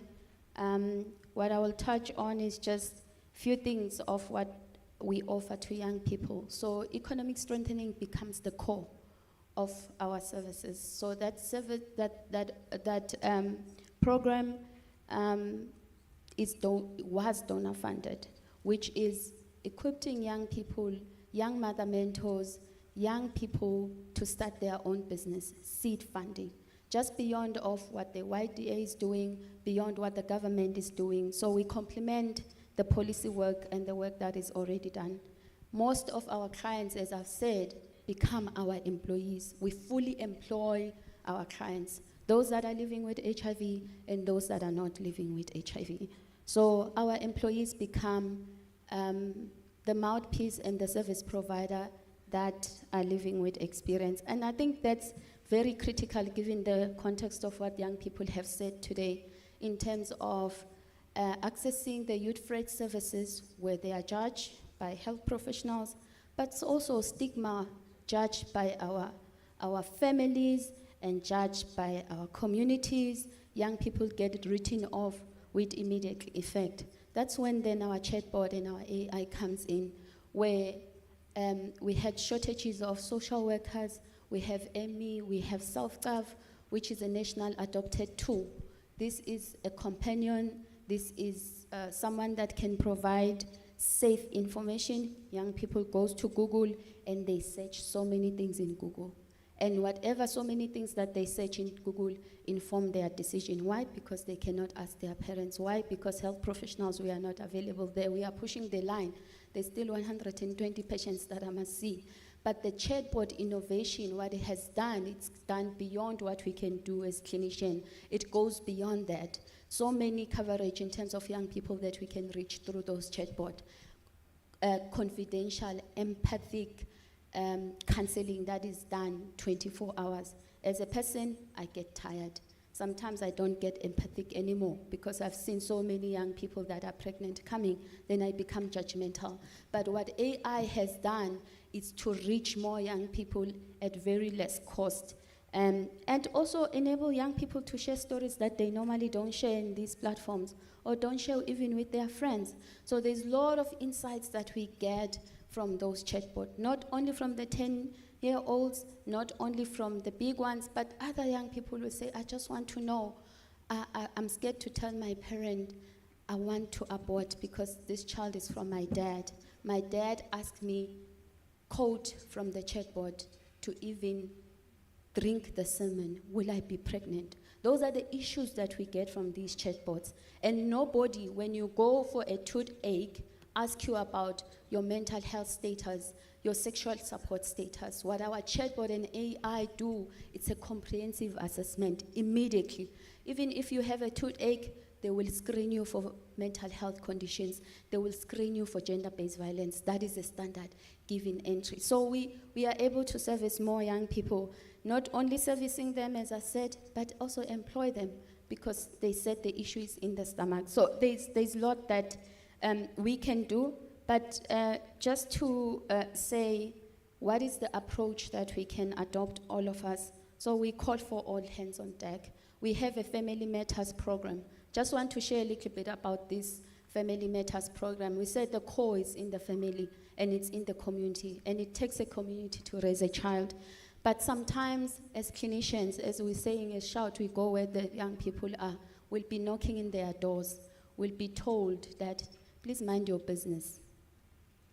The gates will be closed. When we call, the same parents will be closing doors, because you cannot solve a problem of a child without involving the same parents that make the child to be vulnerable to this abuse. So we are locked outside. So what exactly are we missing when other countries can move forward and we are left back? But also we are calling for, above all, is that what is not monitored, what is not reported, and what is not acted upon will remain unchanged. So we call to strengthen national monitoring of issues of gender-based violence and teenage pregnancy.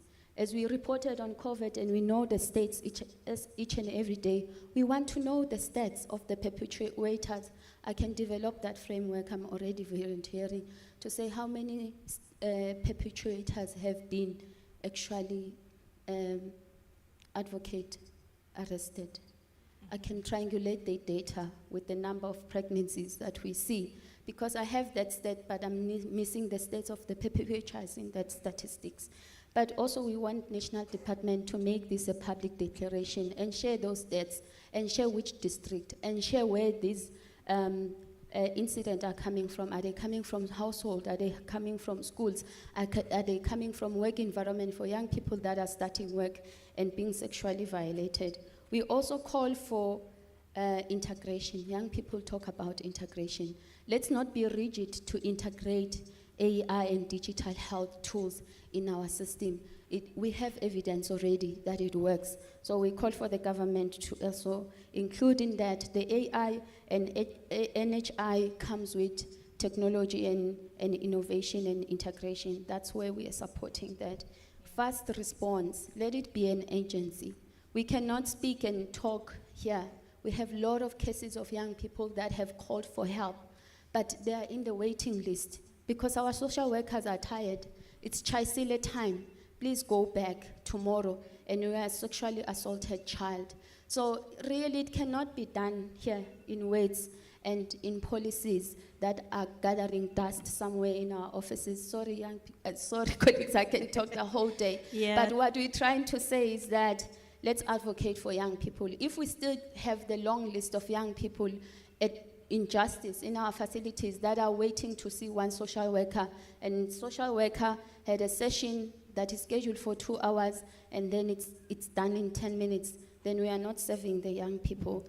Can So we wrap it up there? we Just think- hold it. I'm sure you'll be able to integrate it. You've said quite a lot and raised really important points in terms of where are the pain points, especially at service delivery point, you know, in serving our young people in a friendly manner, in adolescent youth friendly way that we are talking about, and also integrating, you know, AI into how we provide the services that are more effective and that allows for their voices to be heard and their concerns and needs to be elevated. I think that is really critical as we develop this NSP. How do those new issues those dynamics find expression in the NSP as well, and how do we sustain and make sure that the planning and the implementation integrates all of that? Dr. Omar, Cleo has spoken a lot about some of, you know, the difficulties, challenges families are facing. At a psychological level as well, emotional level, and also closing, you know, when you are going through a painful or difficult situation, you often want to withdraw, and possibly that is what families are experiencing, that don't come in, mind your own business. From teddy bears, teddy bear clinics, a deep insight into the psyche of child abuse. How can the proposed NSP formally integrate the prevention and healing of childhood trauma and sexual abuse as a core upstream strategy for preventing adolescent pregnancy, and not just treating it as a sexual or reproductive health issue? How do we get to the core of that support for the family? I think what's important here, if we look at Teddy Bear Foundation's advocacy perspective, the focus is on children's rights, trauma-informed care, decriminalization of normative adolescent behavior, and systemic protection rather than punishment. I think our approach has been very punitive all along. If we look at sections 15 and 16 of the Sexual Offences Act, where we were applicants for decriminalizing that, because the outcome of, if we look at the interventions and the responses where children went underground, there was an increase of HIV, increased backstreet abortions, all of that certainly led to secondary victimization and trauma of children. So the systemic failures drive child pregnancy. And what are the systemic failures? It's the fragmentation of services. So we're looking at, again, I think earlier on it was mentioned that people are working in silos, stakeholders working in silos, where education, health, policy, and social work services have been working in silos, and they need to work collectively. It's not a one-man show. Child protection, child abuse requires a multi-sectoral approach, but also just reiterating on punitive and moralistic approaches towards sexuality, and I think Bishop Vereen has alluded to that.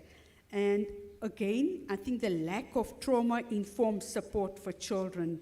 Often there's blame, name, shame game that is actually projected, labeling and stigmatizing children, where we've had last year, at the end of the year, 5 children from one school completed suicide because of the trauma they had been subjected to. So it's about containment, ensuring that there is that immediate, timeless, trauma-informed responses. And we also have to look at the weak accountability of duty bearers who fail to act. And we've seen this at schools, SAPs, who are not always equipped, the lack of sensitivity, and sometimes the overload or the volume of cases they have to deal with, not having enough or adequate resources on hand, and even looking at the district officials from education, where there isn't that immediate, appropriate, and timeless responses. So I think if we just have to look at the protection-focused approach rather than punitive approach, which is aligned to that Concord judgment. It's about working with children, for them, with them, about them. Thank you. Thank you so much, Dr. Omar. We have really run out of time, and I'm just going to ask for a closing statement because the minister is in the room and needs to come to the stage, but just a closing statement from you. Just one question, if you can answer it in just succinctly, short. What are the most critical steps the government must take to ensure true collaboration and coordination with your specific sector? Because we are talking collaboration, multi-sectoral. What is it from your sector that you feel that it must, be considered by government in working with you? Bishop, I'm going to start with you.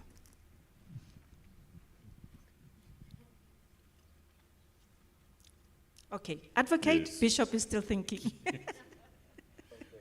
think there's about 4 things government can do in our sector. So the largest gap, there's a gap analysis we've done. So the largest gap is the absence of a comprehensive rights-based legal education for children. So under domestic and international law, so it requires accurate information, yet few interventions teach children the legal meaning of consent, coercion, grooming, and exploitation, Without clarity, children cannot identify unlawful conduct or seek protection. The second gap is adult literacy. Teachers, civil society, workers, faith leaders, traditional leaders, and community elders often lack knowledge of the Children's Act, the Sexual Offences Act, or international obligations. Without informed adults, the protective system cannot function, so that's where I think government can also assist us. A third gap is coordination. Domestic and international law requires integrated child-friendly reporting pathways. Yet the various sectors represented on this panel often operates in silos. No single institution can protect a child alone. Coordinated systems are required to link disclosures, referrals, protection, and justice. And the final gap is inconsistent accountability, which we think government is also an important place to fill. It's when community structures fail to act, and when mandatory reporting is ignored, or when girls are pushed out of schools, consequences must follow. Without accountability, the state and all sectors fail to meet their constitutional and international duties. Thank you, Advocate Bishop.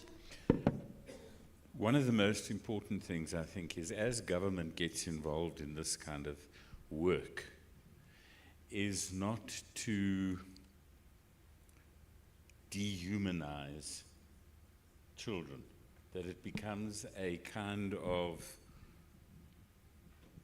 program that doesn't take into account the uniqueness of each human being. So the churches are struggling with messaging that is judgmental and moralistic, and therefore makes access for children almost impossible. The thing that really worries us most, and it's been hinted at, is that sex is naughty. You understand? And we all know that, right into old age. To have a sexual thought is to be a sign of being evil. In actual fact, now let me speak as a religious person. It's unfortunately the way in which God has chosen to partner with humanity in the creation of the future of ourselves. I want to just close with a tiny story. It's very tiny. I noticed in my community that there was a young woman who was covering herself with a blanket. She's not married. And I thought to myself, I'm sure she's pregnant. Wicked. And sure enough, eventually her mother brought her to me, and they came to confess that she was pregnant. And I immediately became conscious of the fact that psychologically it is believed that the fetus picks up vibrations. And I thought to myself, you better be careful about what you now say to this mother, so that this child will feel welcome. And I did that, recognizing that in actual fact, birthing of a child is a sacred moment. You're not going to stop children having sex. Teddy Bear Clinic taught me, I feel really like a novice on this platform. Teddy Bear Clinic said we should start talking to children about sex appropriately from the age of 3. And I want to say, I agree with that. Thank you, Bishop. Fina, We've started today, so what we need as a follow-up is a consolidation summit. What do I mean? We've heard of different things that are being done that work in small pockets where we are doing them, right? And those are things that needs to be resourced and scaled. So if we are saying what is government supposed to do, the mandate is call all the people who are implementing in the space. You know, your soul buddies, your Shout It Now, everybody, and say, where are you implementing? What are you doing? If it's working, how do we help you keep it there so that we don't have issues there? Where we don't have programs, how do we take those that are working where they are working, into those areas where we don't have. So that the budget, the national budget, is informed by what we know works in South Africa, not something we are still testing, because we've done enough testing, right? So maybe consolidation, scaling up, and then resourcing is what is needed as next steps. Thank you, Fina. Theo, in two. So I think as part of the youth sector, one thing is employment in South Africa for young people. EPWP is not enough. And any organization that is paying a young person beyond minimum wage should be addressed. Addressing substance abuse and drugs in South Africa, we call for that. Civil societies and NGOs cannot be only the ones that are very worked out about this, but we call for government sectors to also have the same agency that we have as civil society and NGOs, and resources for NGOs and civil society. Thank you. Thank you.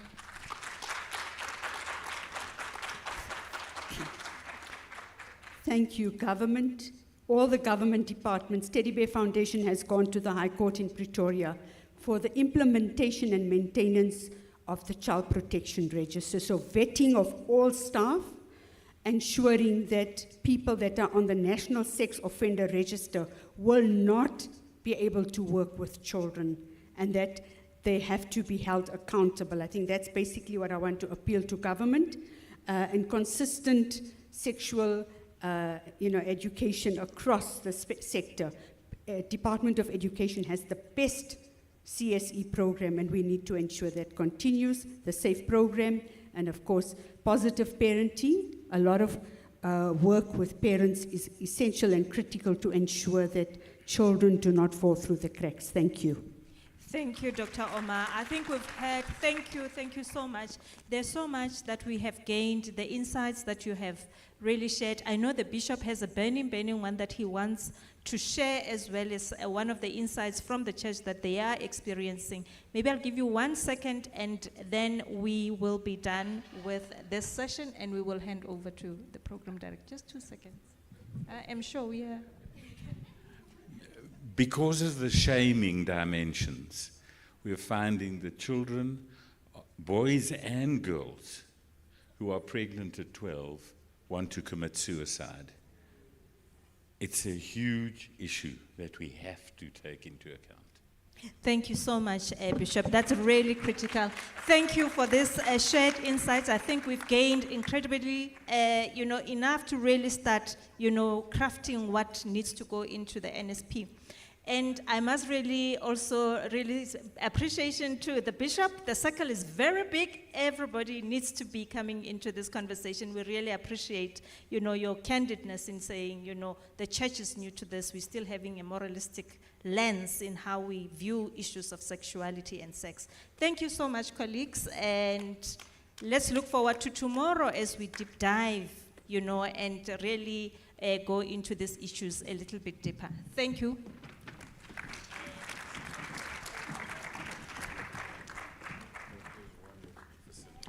Thank you very much, Ms. Precious.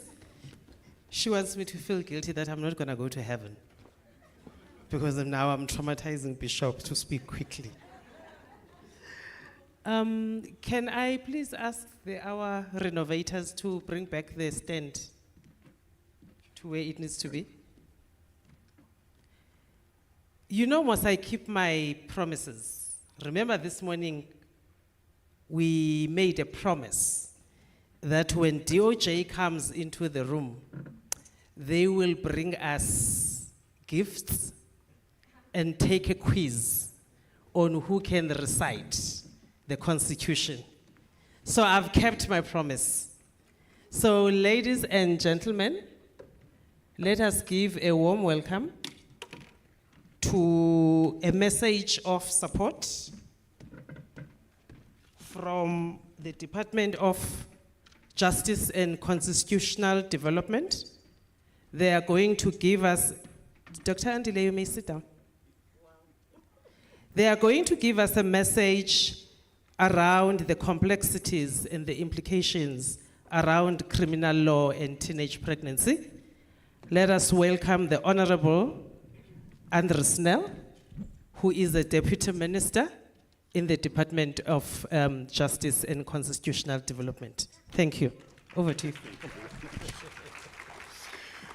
Thank you very, very much, Program Director. As I suppose, as the Americans would say, no pressure. No, regrettably, we were not forewarned about the gifts. But, you know, I'm with a very, very eloquent advocate who's just been on the podium here, and he would be able to defend me and say that in terms of the law of things, things come in a corporeal and an incorporeal form, i.e. things come in substance and in transcendent substance. And so I'm bringing you immaterial gifts, which I hope will lay a good foundation, but we will as a department, and I say this seriously, I will ask the department to move with haste.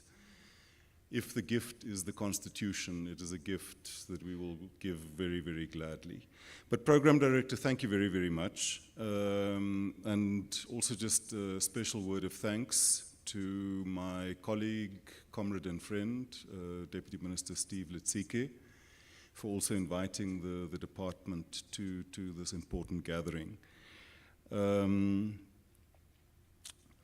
I just want to start off with a word of personal apology for only arriving now and probably also not going to be staying for very long. I don't subscribe to the hit and run approach of attending meetings. One, I think it's disrespectful. Two, I think you deprive yourself also of the collective wisdom of people. If you only come, you talk, and you go, and you don't listen. Regrettably, today is one of those days where there are many, many, many good things happening, including this Indaba. But this morning we had the launch of the National Crime Statistics, to which we as Justice were also invited. I think that was a very, very significant development. It was especially significant also that the police had invited other members of the Justice, Crime Prevention and Security Cluster to be part of the launch of the crime stats. Because very often we look at things from a silo mentality in government, and we see crime stats are a police thing. But the reality is that those crime stats have everything to do with other departments and entities within the Justice, Crime Prevention and Security Cluster. Because if we increase the capacity of the police to effect arrests, if levels of crime go up and we need to deploy more police capacity to arrest, those arrests need to be prosecuted, which means that we need a prosecuting authority that has the capacity, the numbers, and the resources to do so. Legal representation is a constitutional right. So all of those people who are arrested need to be represented.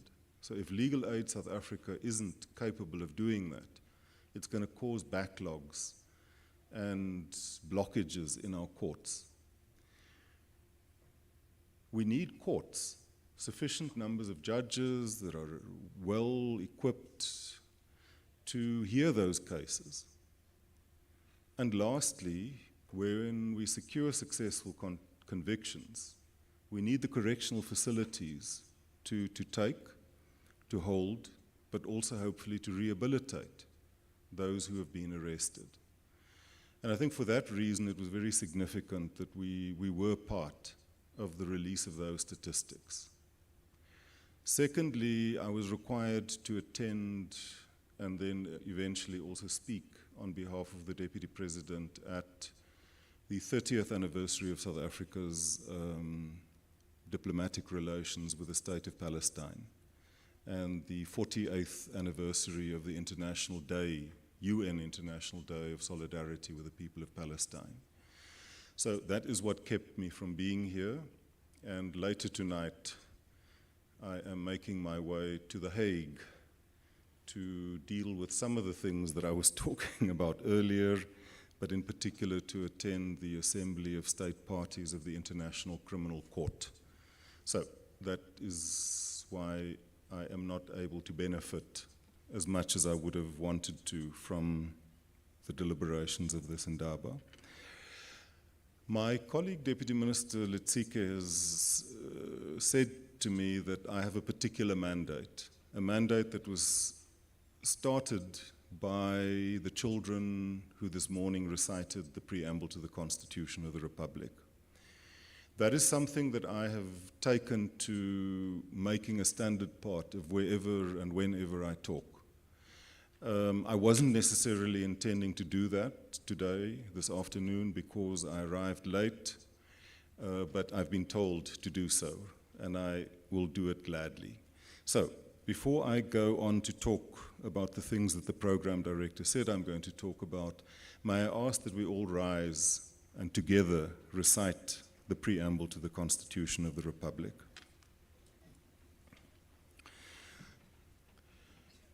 The constitutions will, will follow, but for now I will lead. We, the people of South Africa, recognize the injustices of our past.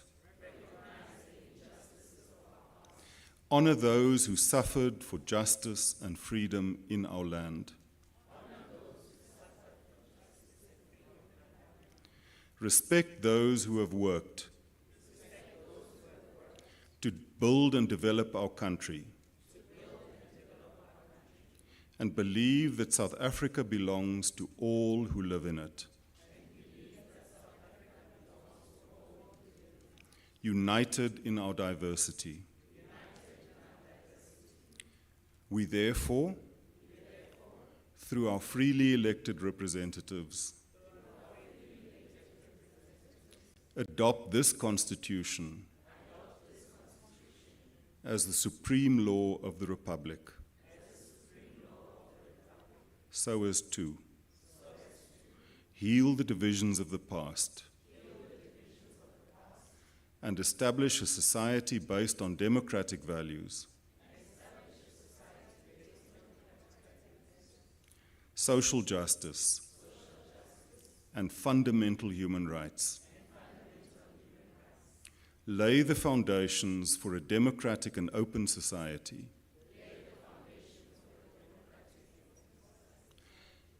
in which government is based on the will of the people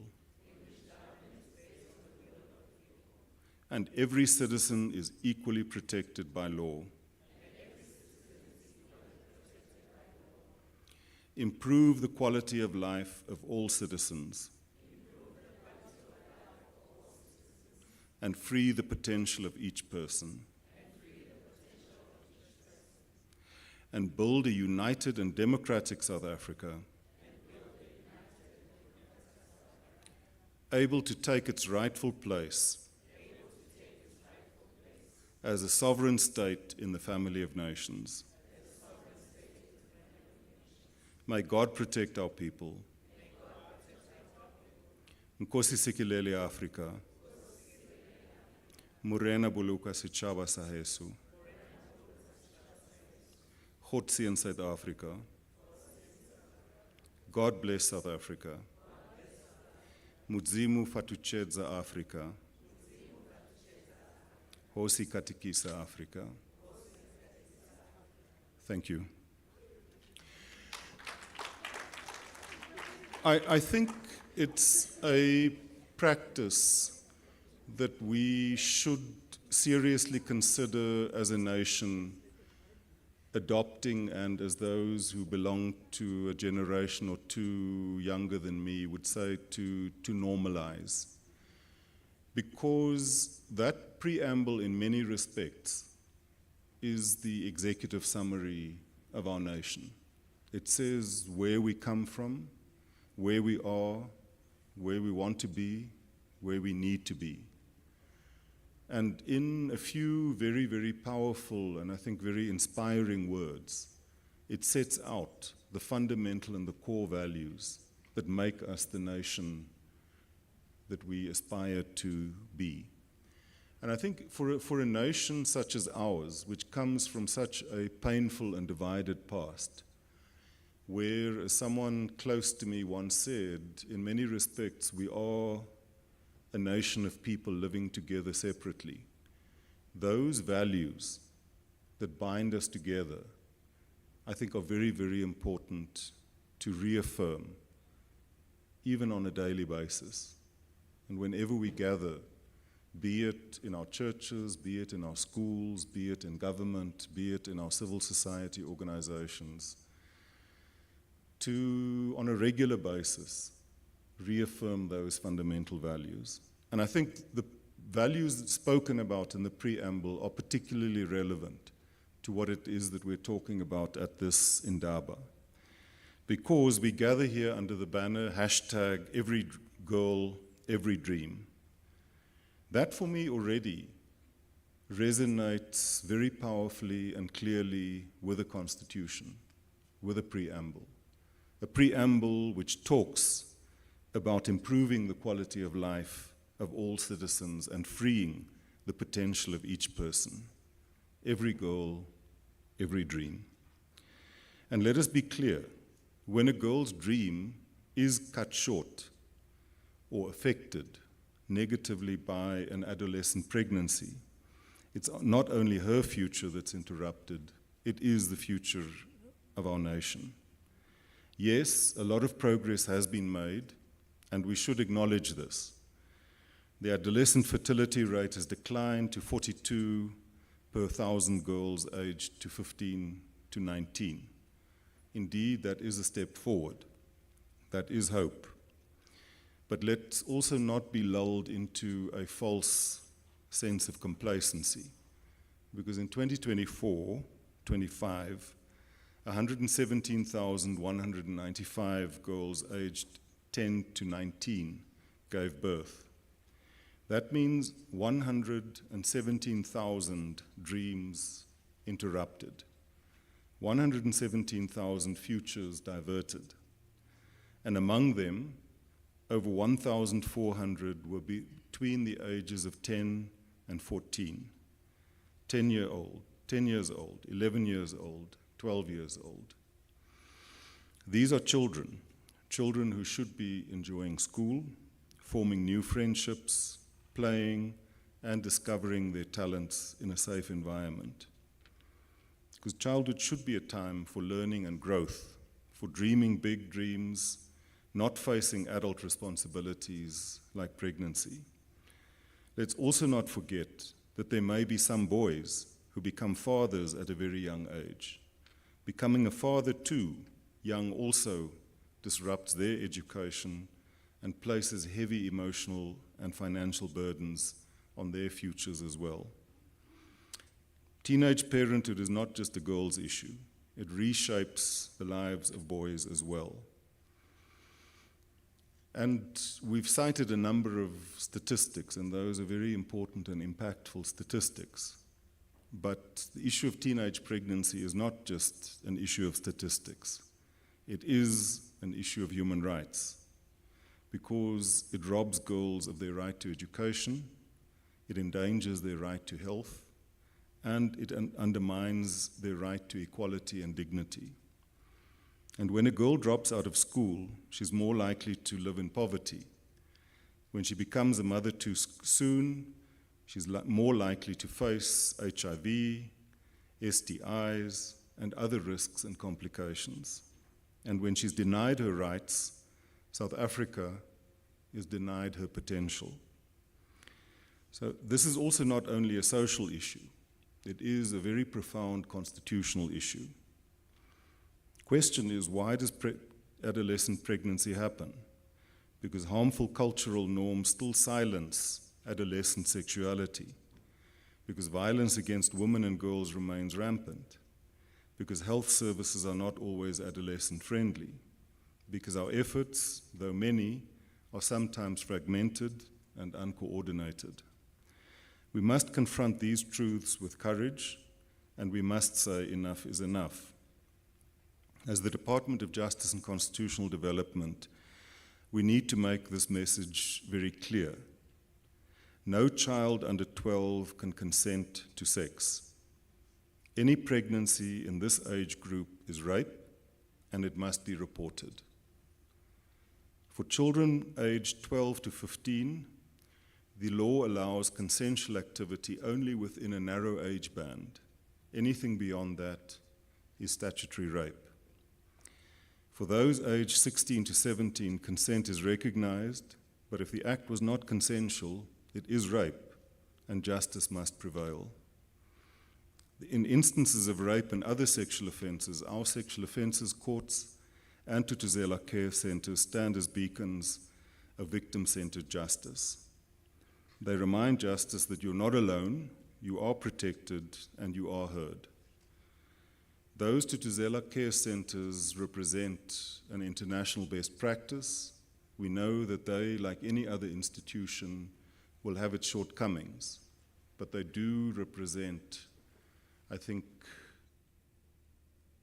the aspiration of where we want our justice system as a whole one day to be.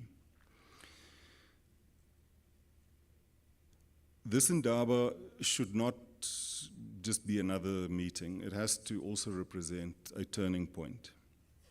And we must be here to lay the foundation for a national strategic plan on adolescent pregnancy and concretize a plan that will, firstly, affirm adolescent pregnancy as a national priority. Secondly, foster collaboration across government, civil society, and communities. Thirdly, integrate the voices of adolescents themselves, because solutions must be shaped with them and not just for them. And fourthly, to establish clear goals, outcomes, and indicators that will hold all of us accountable. So the question, there's another meeting here at Birchwood that I must also go to. It's the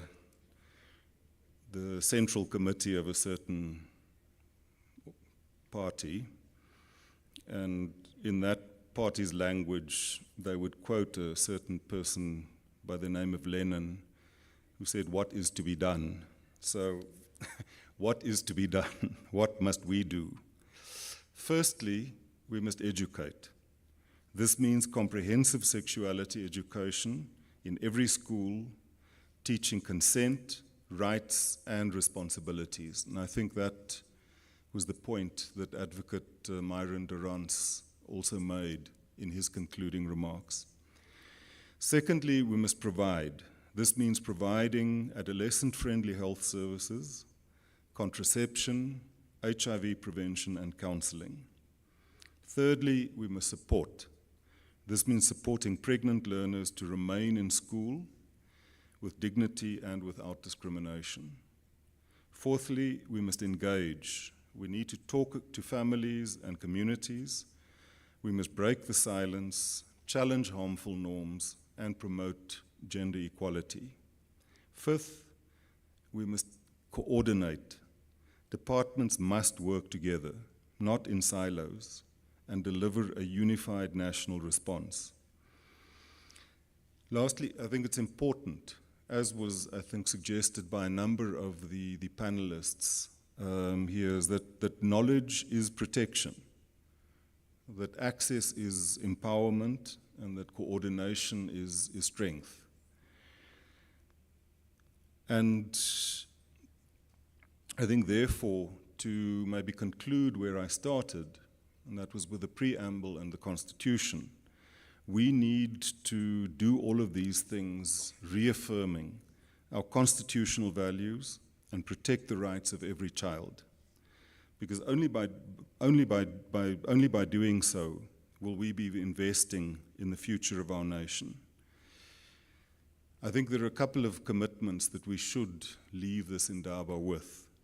I think firstly that no girl will be left behind.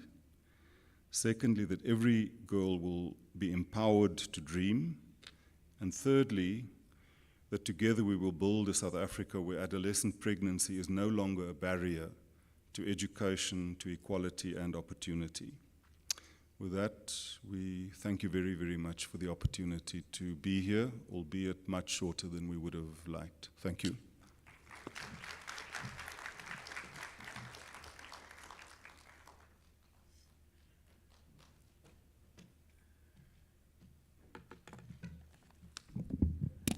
Thank you very much to the Honorable Deputy Minister. May we please give him another round of applause, please? Thank you. So we are, colleagues, going to forge ahead with our program for today. And welcome to the real program director for the day. She is here, Ms. Shoki Shabalala, our DDG. Thank you for joining us. We see you are still in one piece. It means you survived. You survived the cabinet meeting. So, colleagues, I am now going to call upon Dr. Andile Dube, who is leading the education portfolio at UNICEF. She is going to be our facilitator for our next session. And our next session is going to be discussing current efforts, innovations, challenges, and gaps led by government. Over to you, Dr. Dube. Thank you. You need this, or must we renovate? We'll renovate quickly. Renovators to remove the table. Thank you, Program Director, and all protocol observed. I do want, however, to say to DM Honorable Nell that he actually took a whole lot of my time, so he owes me. And next time when we need something from DOJ, we'll have to really get this time multiplied infinitely. And thank you for joining us this afternoon. I know we had 1 hour, 30 minutes, and because I think both DMs are here, they would want to hear 2 hours of government colleagues speaking. So,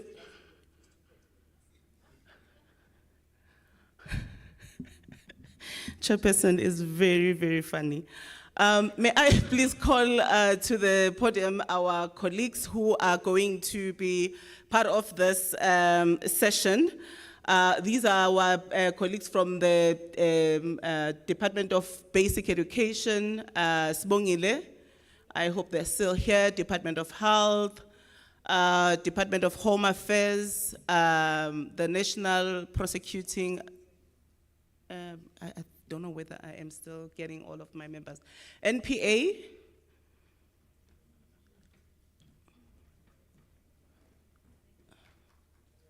All right.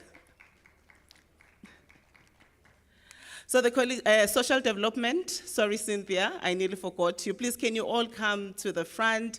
We don't have a whole lot of time, and I do think that we are going to get the renovators to move this. Professor September, please come to the fore. And given the fact that we have 30 minutes times 2, which is like 60 minutes, we're going to try as much as possible not to repeat a whole lot of things that have been covered by the rest of the colleagues. Should I sit? Should I sit? Okay. Let me get a mic and sit. Okay.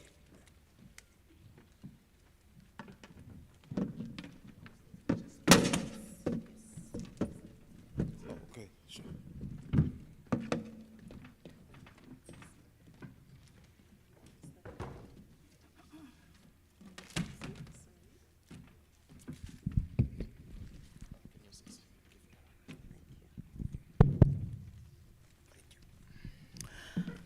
Our Home Affairs colleague is joining online. I hope he can hear us. And we're going to really try to push as much as we can. And colleagues had 20 minutes each, and they've had the chairperson, the very lovely program director. We have the tender for today, says we now have 30 minutes. So we're going to try as much as possible to use that time productively. We do, however, promise the colleagues in the room that all presentations and all of the notes that the colleagues have provided will be shared with you so that you can actually just go through all of those, because I think it's such rich information that is entailed here. I can just give you an example. We say to Cynthia, you've got 5 minutes. She sends me 30 slides. I'm like, In all possibility, this cannot be the maths that we need. So please do go through those slides because these colleagues have really took their time to present. We've heard every child, every dream, every girl, and yet we still have the problem. We have had the evidence that says the statistics are going down, but we know that each child matters. Even if it was a few children, we are talking about children who are going through an experience that should not be of every child. The problem is a human right. Someone said earlier and pulled from the CRC with all its principles, it is a human right. And we have to treat this as a human right. We've had the stats, and the colleagues here are not going to try to go through those statistics because that has already been covered. We have heard about the drivers, both the individual, the structural, and the social drivers. We have had the evidence, which is very clear, and we have had the call. And this panel is a panel of our government colleagues who have gathered with us at a very timely, to address this issue. It is timely because just when South Africa has declared GBVF as a national disaster, we are here to actually explore some of the issues that are linked to that, and very timely, colleagues. These are the colleagues who are going to help us deal with issues around the social and the health challenges facing South Africa, particularly adolescent pregnancy. We have had the evidence, as I said. We have continued to talk about what has worked and what has not worked. This panel looks at the current efforts, the innovations, driving change, and the challenges that remain. It's almost a panel that will look at the framework and the legislative environment. The panel will look at what has worked, but the panel also looks at how do we begin to accelerate change. I think the panel before us called to you, colleagues. They literally were in their last minute saying, this is what we want from government. And I think that what we have to try to cover is what have we done, what have we not done and not done well, what are we doing well, and how do we accelerate change. So with this panel, colleagues, we aim to share in depth on what government has done and all of the other areas that I've explained. We will start with you, Professor. It's very difficult to really talk to Professor September because we would want to talk about the now, and I'm sure she's going to pull from her 40 years experience in the sector. Talking about what we have learned in the past, but as the person who's now sitting and working on the strategy with the presidency, maybe we can start by sharing that strategy, the priorities, what you think would work and what you think all of us could actually think about. Over to you, Prof.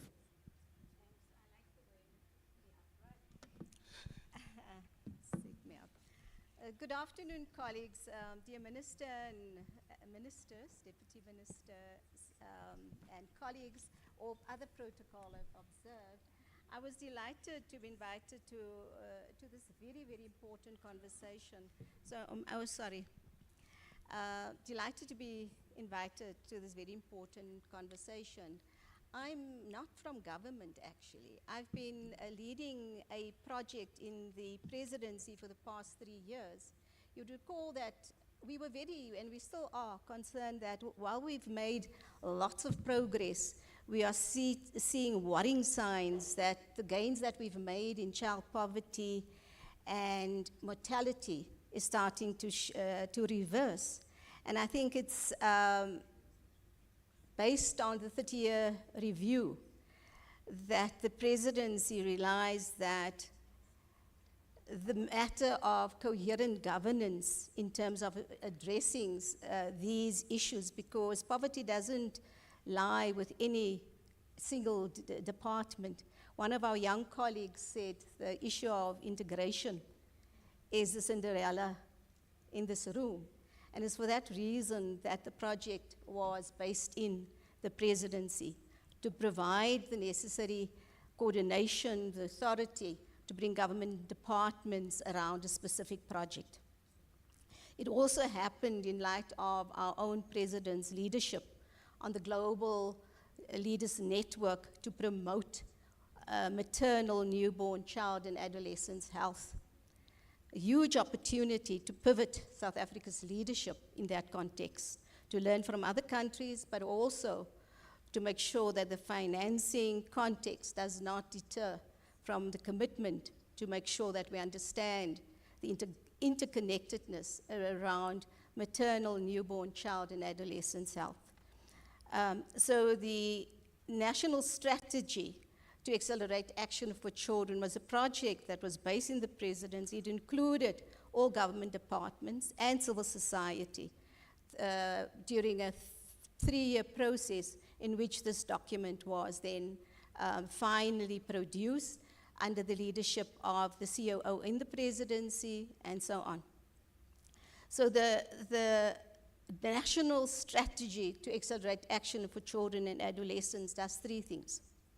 1, it asks the question about what are the key priorities that will accelerate action for children and adolescents? How do we rally a whole of society approach to understand that unless we put children and adolescents at the pivotal, at the center of government's development plan, we will not be able to turn around the enormous economic and productivity lapses that we see.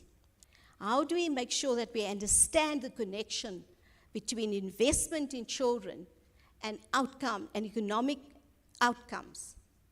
Secondly, it was to relook and review the institutional mechanisms of how government does business in terms of key priorities, such as the investment in children and adolescents.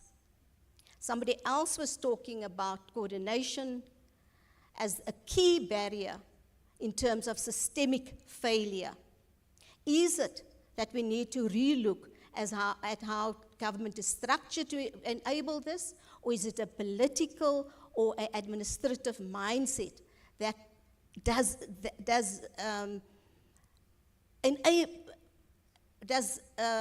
an institutional barrier to working together? And thirdly, it was to ensure that we have effective mechanisms to strengthen private-public partnerships in terms of doing business. So perhaps I should stop there, and then we will talk about the actual key pillars. But in terms, maybe just this one point in terms of adolescence. Whilst we have invested quite comprehensively in the first part of childhood, and maybe I should just say that for us, childhood is a sequential, multi-dimensional life course. The interventions that you have for early childhood is far different to that you'd have for middle or adolescence. We cannot treat childhood or all children as children. We need to ensure that we invest in every life stage of a child. So while we've done a lot for early childhood development, and because developmental milestones are consequential, we must ensure that we pivot, that we illuminate our investment for adolescents. Adolescence is the key to our economic. It's not only the right thing to do from a human rights perspective, but it is the bedrock of our economic development. Thank you so much, Prof.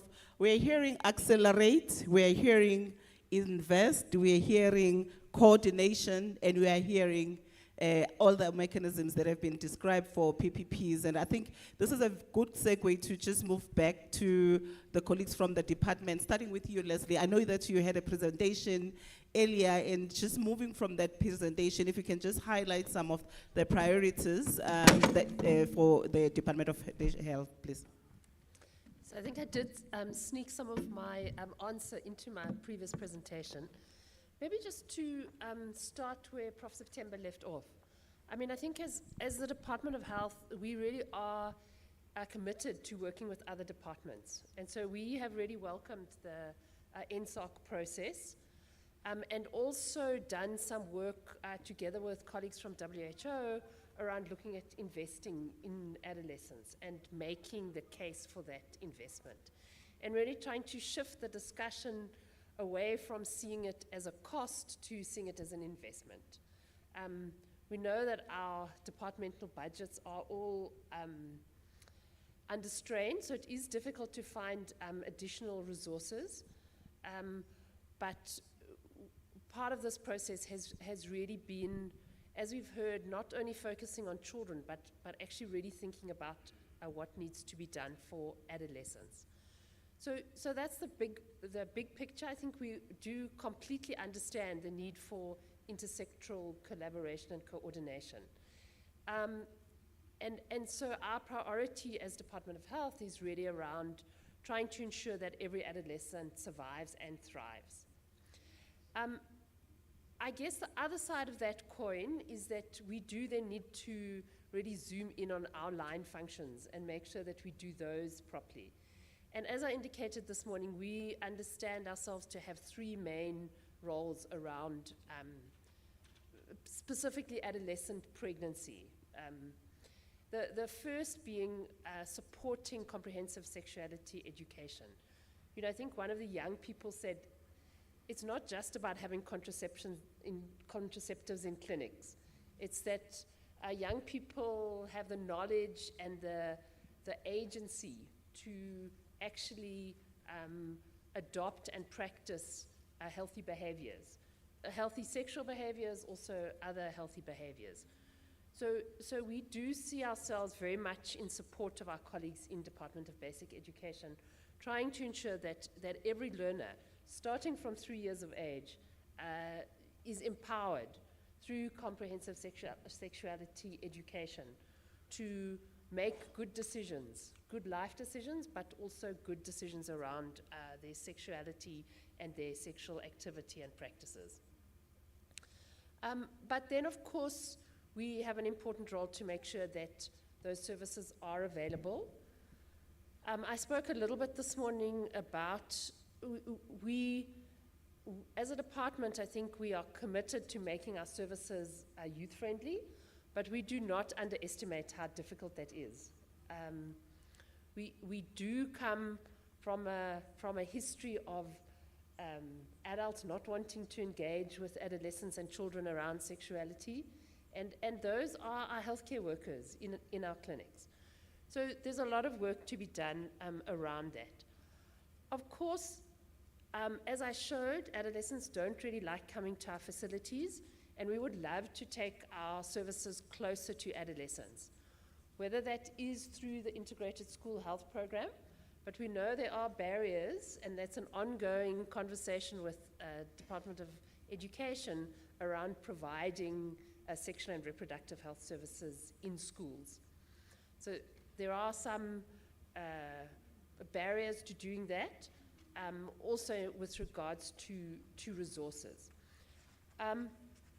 Then maybe just one other issue to highlight, and maybe this is something that could become part of the strategy, is that we would love to make contraceptives more easily available, whether it be in schools, whether it be through pharmacies, other mechanisms, through our community healthcare workers, etc. But in South Africa, we do have an extremely restrictive regulatory framework. So currently, it is not, for people to know what this means, contraceptives are Schedule 4 drugs, and that means that they are quite tightly regulated. So even though soon we will have self-injectable contraceptives, which in other countries have been absolute game changers for adolescents, they'll have some benefit in South Africa, but there are some limitations because of our regulatory framework. So that's something that maybe needs some high-level thinking and intervention. I can't quite remember what the question was, but I hope I've answered it. Thanks. You have. We wanted to talk priorities, we wanted to talk inter-governmental collaborations, and you've started talking about, in fact, you speak about ISHP, and I think both Department of Basic Education and Social Development, we really want to talk to that. And whilst I go back to them, I do want us to think about what does this barrier issue means? How do we resolve issues around barriers when we have the legislation that actually is preventative and is a challenge for access. Sibongile, under the leading mental health and psychosocial support, she's part of Branch S and works very closely with Department of Health. Department of Basic Education's priorities and what have been the challenges and gaps, and what are your thoughts around the intergovernmental collaborations? Thank you so much, Chair, and good afternoon to the DMs, the leaders and colleagues in the room and online.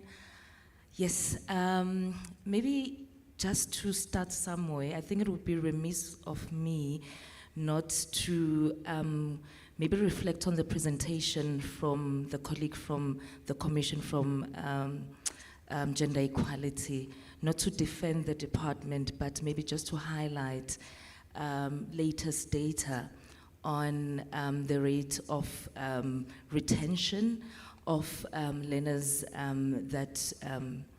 that do have babies. So our latest data is telling us that 70% of those girls do come back to school. And the 30% that unfortunately we struggle to get back to our schools is often because of family circumstances.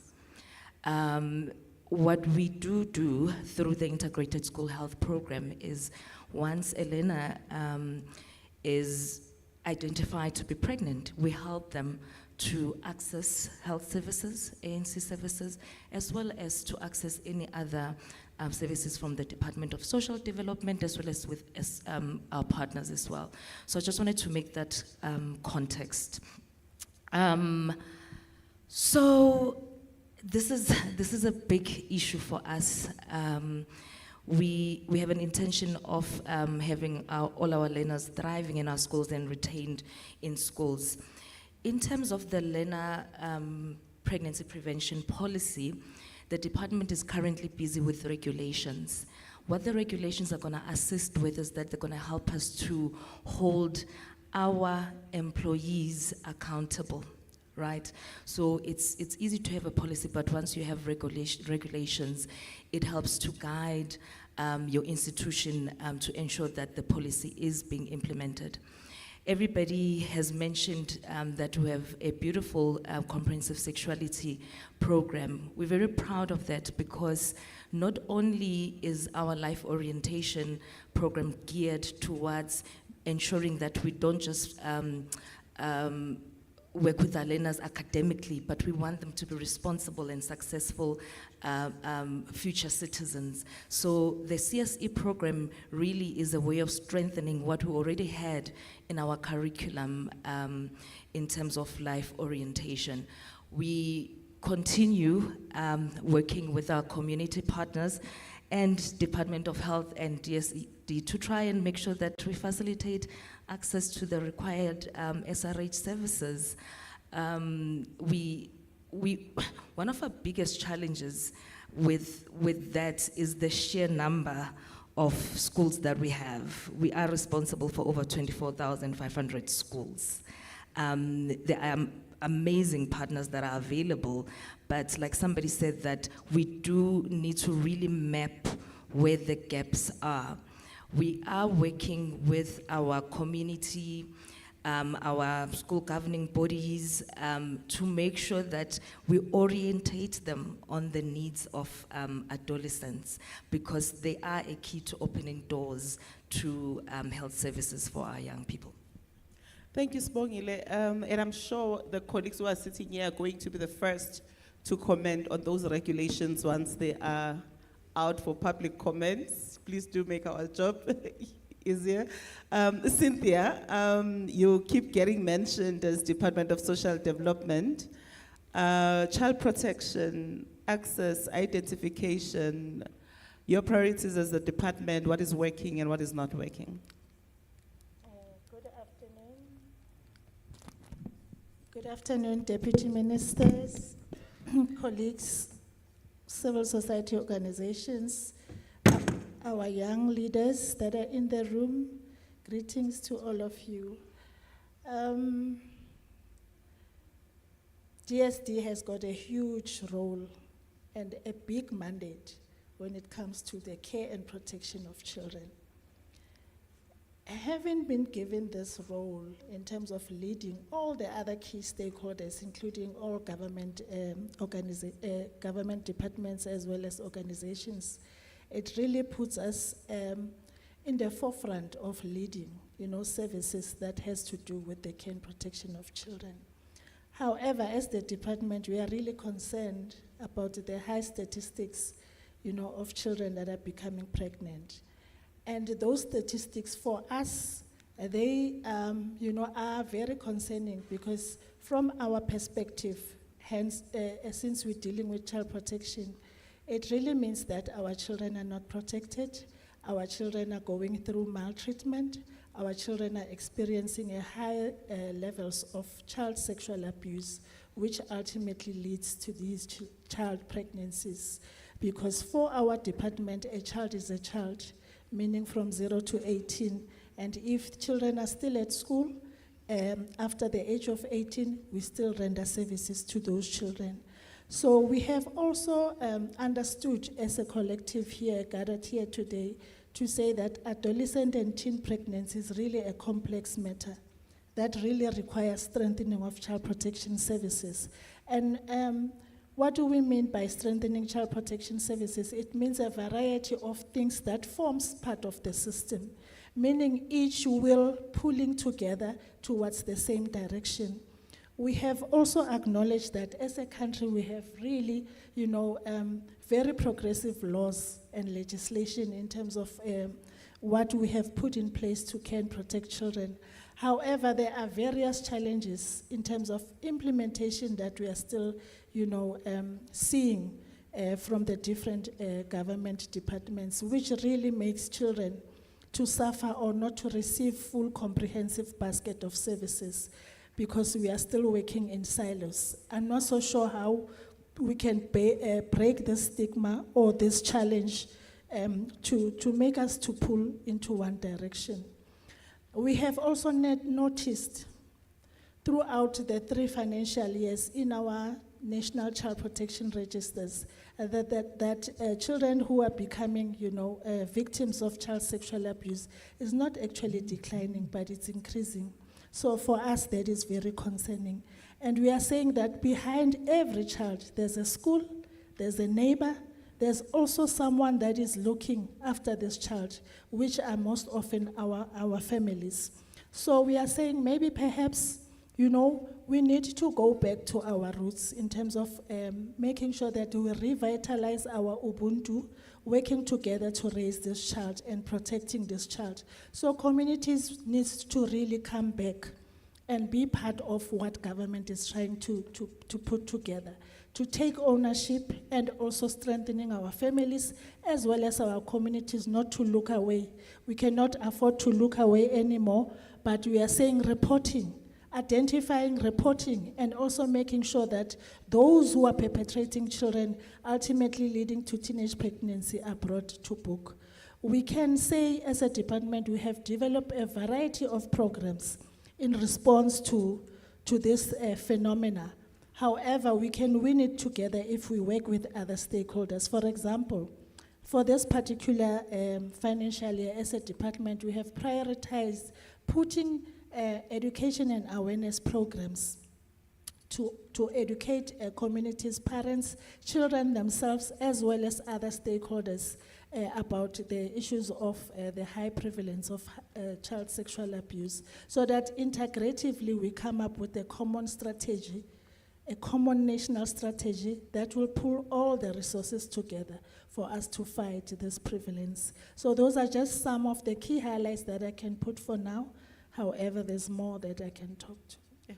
We often hear that South Africa is such a great country when it comes to policies. And I think we've heard a little bit about implementation and the barriers. Once I go to Caiaphas Online, I do want to hear from you colleagues on the actual barriers that you've identified, which I think Leslie has started talking to, and Usinda has also started talking to. I'm going to go online. Caiaphas, from the Department of Home Affairs, what are your priorities and what are you seeing as challenges? And how do you position yourselves for intergovernmental collaboration and collaboration with other stakeholders in the sector?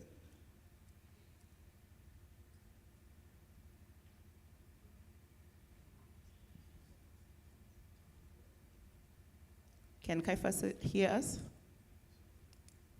Yes, I can hear you. Can I go ahead, Chair? Yes, sir.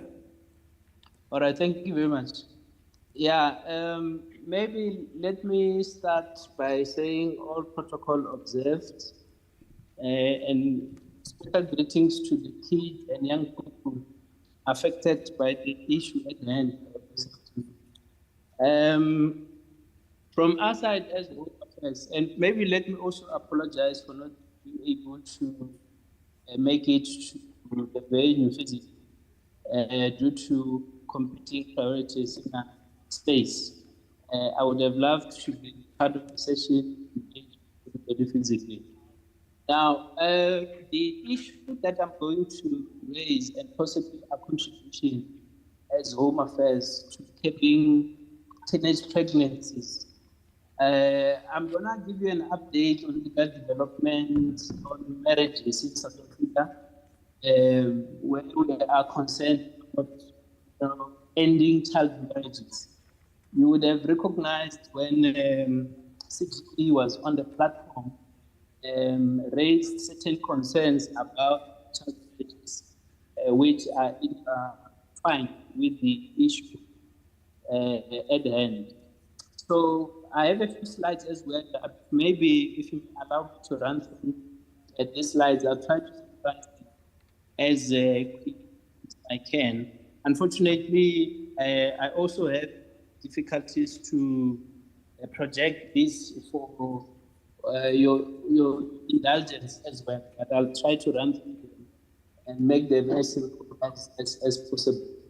And maybe as a way start, we would also recall, I think it was one colleague who, I think Statistics SA, who raised an issue that we are responsible for as Home Affairs, and that's the issue about registration of births. And that also includes registering births by teenage mothers. But the issue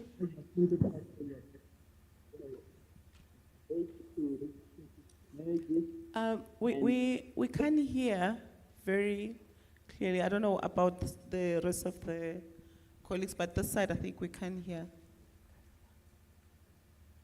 Take.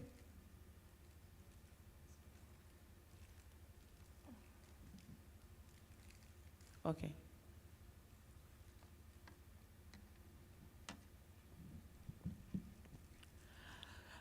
Let me ask Advocate to just share on from his side, from the NPA. We've heard today that one of the biggest challenges is okay, around am I audible now? Okay, we can hear you now. I was going to move to the next person. Yeah, we can hear you All now. right, no, thank you very much. Yeah, so as I was saying, that CGE raised an issue, a very serious issue, to show the interconnectedness of teenage pregnancies with child marriages. Most of the kids who fall pregnant actually end up getting married very young. And that is a concern, because if you look at CEDAW, you will know, for instance, that child marriages are somewhat permitted. And as you know, I think a lot of colleagues have also raised this issue as well, to point out a number of consequences of child pregnancies, things such as children dropping out of school, maternal mortality, violation of sexual and reproductive health, health consequences. And for me, the issue I'm addressing relates to the connectedness of teenage pregnancies with child marriages. And this happens, among others, because adults, even misapply customary law to end up marrying children, as was the case in Jezile versus State. Sometimes religious practices are also abused, and you end up having child marriages, just was like the case in Bama State. Now, and this happens because our current laws do permit child marriages, an issue that we are addressing as Home Affairs. So we have recognized that this is a problem, and then so we are addressing this matter because, as CGE pointed out, it is not just customary marriages that will effectively land children getting married, but it's also all types of even civil marriages. You even have kids who marry civilly, but still young and that type of thing. So all our laws do permit child. This is an issue we are paying attention to, issue that we are addressing. Now,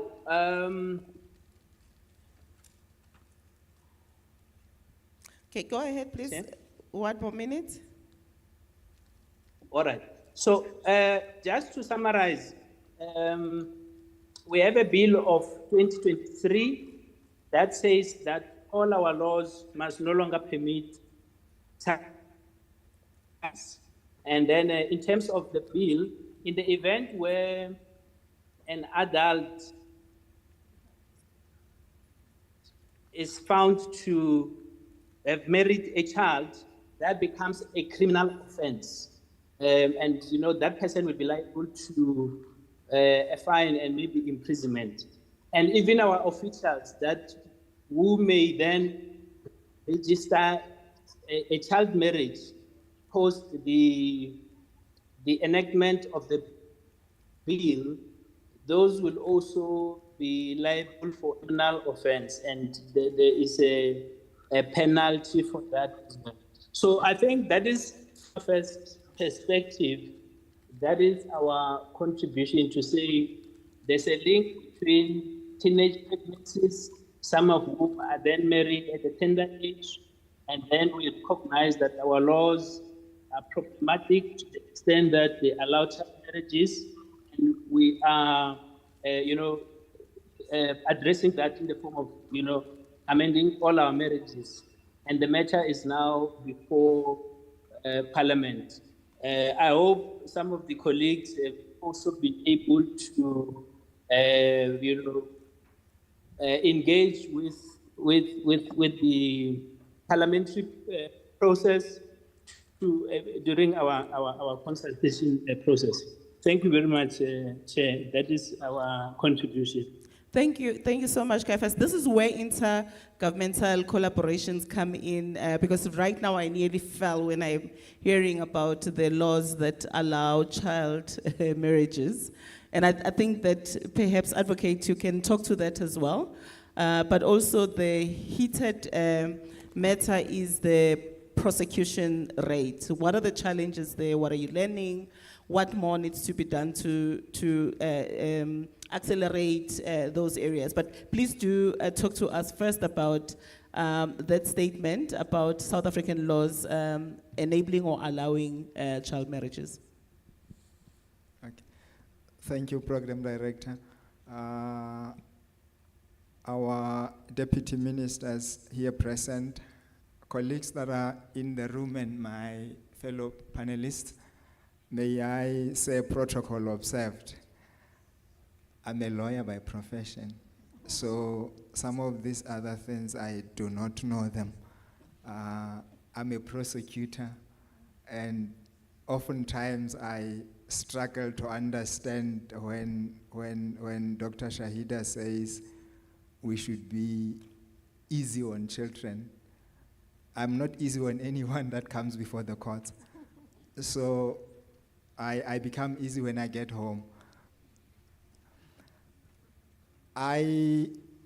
We, as the National Prosecuting Authority, we get our mandate from Section 179 of the Constitution, and our duty is to prosecute.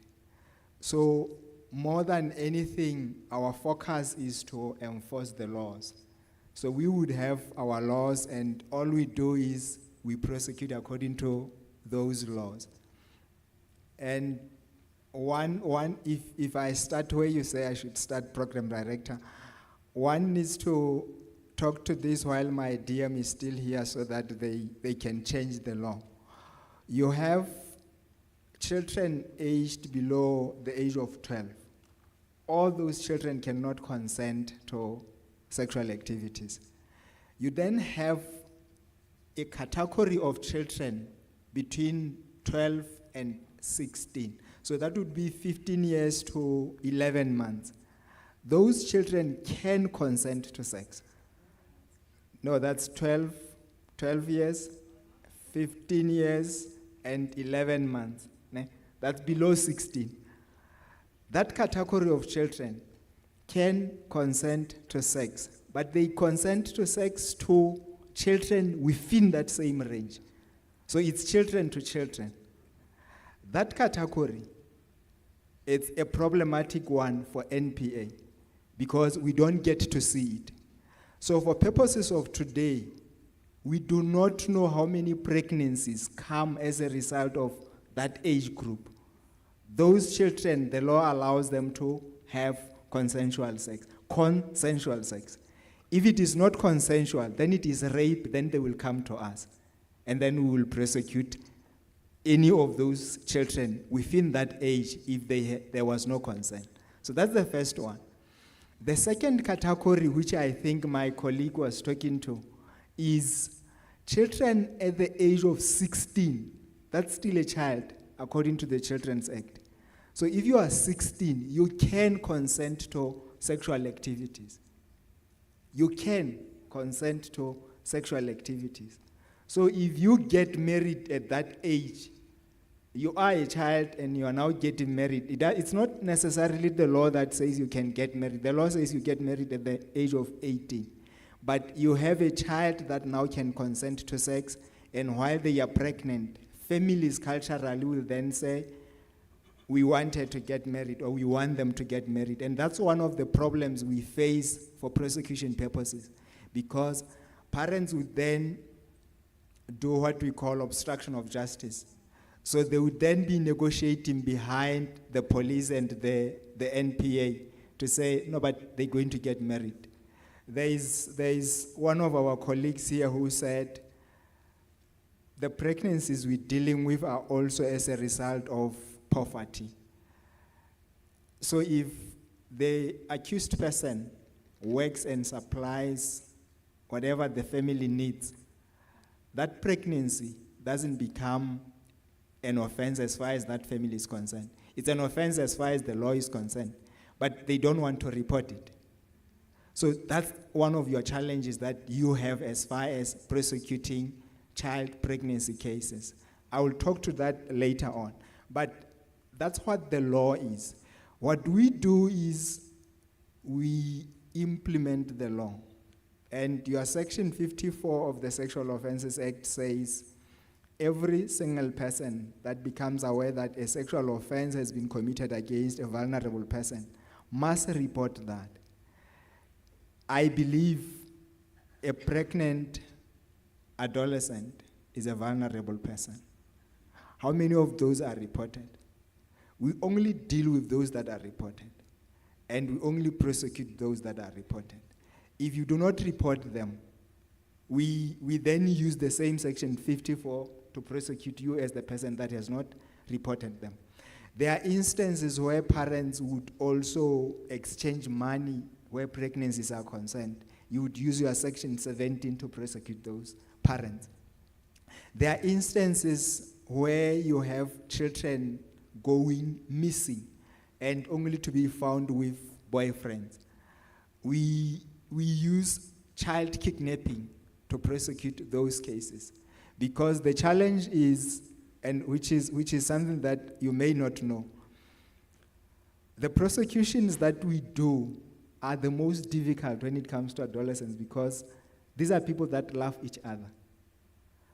So if you have an adolescent that is 14 years old that's dating a 79-year-old male, you're charging this guy with statutory rape, but she doesn't want him to be charged because he supplies them with everything that they need in the family. So she's not cooperating to give a statement, she's not cooperating to be tested, she's not cooperating to come and testify. You'd rather then go around and charge him with child kidnapping for those instances where the child was at his house, or where the child wasn't at home but was with him somewhere else. So you try, as far as prosecution is concerned, to invent or look at ways you can assist parents and families where there is teenage pregnancies, and you miss that category that I started with, to say that category of children that have been allowed legally, we do not know how many pregnancies come out of that. And I've come up on this same platform to say, I think we need to re-look at what it is that we're talking about. Because if you have that category, there could be pregnancies there. And then you move to 16, there is 16, 17, before 18. That category is also allowed to consent to sex. How many pregnancies come out of that we do not prosecute? What we prosecute is rapes. So if there is a pregnancy and there was no consent, then we will prosecute that. And that's your section 3 of the Sexual Offences Act. So the other thing that we do as the National Prosecuting Authority is we partner with other departments to try and give support, which is your pillar 4 of the National Strategic Plan. So the Deputy Minister spoke about the Tutuzela Care Centers. That's a combination of the National Prosecuting Authority, that's a combination of SAPS, DSD, and Department of Health. So we try and make sure that we assist you so that ultimately we can prosecute the perpetrator, where perpetrators are. Where there are no perpetrators, you have instances, just 1 minute. You have instances where you have no criminal capacity, but there is pregnancies. The question is, what do you do? We refer them to probation officers in terms of Section 9 of the Child Justice Act. You also have, lastly, child abuse that you can use the Children's Act to try and deal with offenses that could come out of that, and there is pregnancies. Thank you. Thank you so much. I think we have so much to say, and I'm hoping that we can have this conversation tomorrow in the working sessions. I hope all of you colleagues are there. I know that we've had follow-up questions. We had a discussion around what do we see as mechanisms for collaboration, and I think that the working groups tomorrow will allow us to have this time to have the deliberations tomorrow. As we prepare for the program director and the DM to come to the stage, I just want to go through each one of you and just one word or one sentence one area that you just want to share with the colleagues before we close the session, and noting that tomorrow you'll be part of the working groups and sharing most of the rich information or evidence that you have provided us. I'll start with you, Sibongile. That's a bit difficult, but just to say that as a department, we're working very hard. We are acknowledging the impact of adverse childhood experiences on learner outcomes, any outcome. And we are working hard to make sure that now where possible, we're introducing or extending parenting programs. We do want to strengthen the support that learners also receive from home. Thanks. Thank you, Sibongile. So I think I snuck some of mine in before. But maybe I started talking about the 3 things that we need to do. And I think I forgot the last one. I didn't get to number 3. And that was that we do have to care for adolescents who do become pregnant. And I think that's an area that we probably haven't paid enough attention to. I think it's easy for our healthcare workers to say to kind of think, well, if this person's pregnant, then they're a woman, forgetting that actually they're still a child. We don't want them to be pregnant, but if they are pregnant, we need to provide them with supportive care. Thanks. Thank you, Leslie. Thank you. I just want to emphasize the fact that we need to really strengthen our case management with all the interdepartmental government organizations, NPOs that are assisting us in the child care and protection services. Because we've seen that while we're doing the prevention, cases get to be reported, but how do we respond? We still respond in silos, so we really need to make sure that we have a strengthened case management where we have one intervention plan. Prosecutors, social workers, Department of Health, everybody education as well, everybody who's mandated to report has one integrated intervention plan for this child. Lastly, let's invest in our families, our values, our morals, community-based intervention plans that we need to strengthen in our communities. Thank you. Adolescence is not big children nor little adults. They deserve and need and must have focused attention. We have started with the mapping of the adolescent sector through a partnership, and the objective of that project was to generate the kind of evidence for a structure for the design of an adolescent sector conceptual framework. Unless we pivot together adolescents, we will not integrate the NSARC list of priorities in a comprehensive and coherent way. We must strengthen coordination in a place where there's authority to exercise that coordination. It has been a difficult journey to coordinate amongst different government departments across sector if you align department. The last statement I want to make is this: strong identity, a sense of belonging, self-worth, and agency are not soft issues. They are core prevention strategies. When a teenager feels seen, valued, and hopeful about their future, they are able to protect themselves, to make informed decisions, and to seek support. So the beginning of this is put teens at the center, that they define who they are, how they see what must be done, so that they lead and co-create an adolescent sector that's fit for adolescents in South Africa. Thank you, Prof. Advocate. A second. Section 16 of the Children's Act. Can we go read that? I will come back tomorrow. Can we go read Section 16 of the Children's Act? I believe training is what's going to help us with teenage pregnancy. We partnering, like I said, with all the other departments that we work with within the criminal justice system. And we try and train our prosecutors to deal with cases better than they used to. We have just had gender-based violence declared a pandemic. We are going to accordingly amend our policy directives to fit into that also. So more training will take us further, because what we see in the prosecution is lack of knowledge of the laws and knowledge of our responsibilities. That's why I'm talking to Section 16 of the Children's Act. If you could know what your responsibilities are as a child, then your parent would be able to parent you. Thank you. Thank you so much. As we hand over to the program director, this has been such a rich discussion. Please, program director, over to you. As you walk to the stage, I want to thank you, colleagues, and I'm hoping that tomorrow you get an opportunity to engage with the rest of the colleagues. Indeed, this actually is a discussion that needs a whole day. I'm glad that we are beginning to talk practically about what collaboration looks like, about what education or capacity building looks like. As a mother to a 15-year-old boy who had no clue what it looks like, what statutory rape and consent looks like, it becomes interesting for each one of us as parents to get that capacity building and share with the colleagues.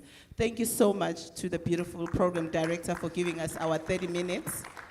We appreciate you.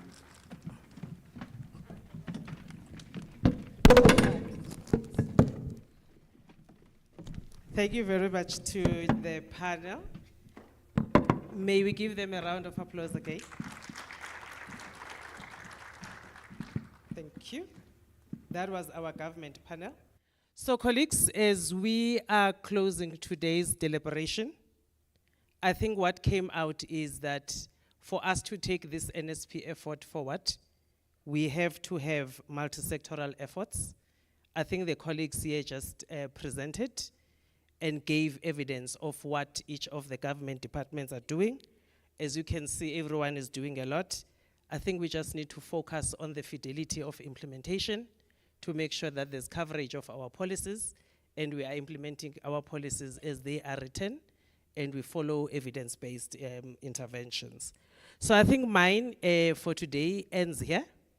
Thank you very much for being such a wonderful audience.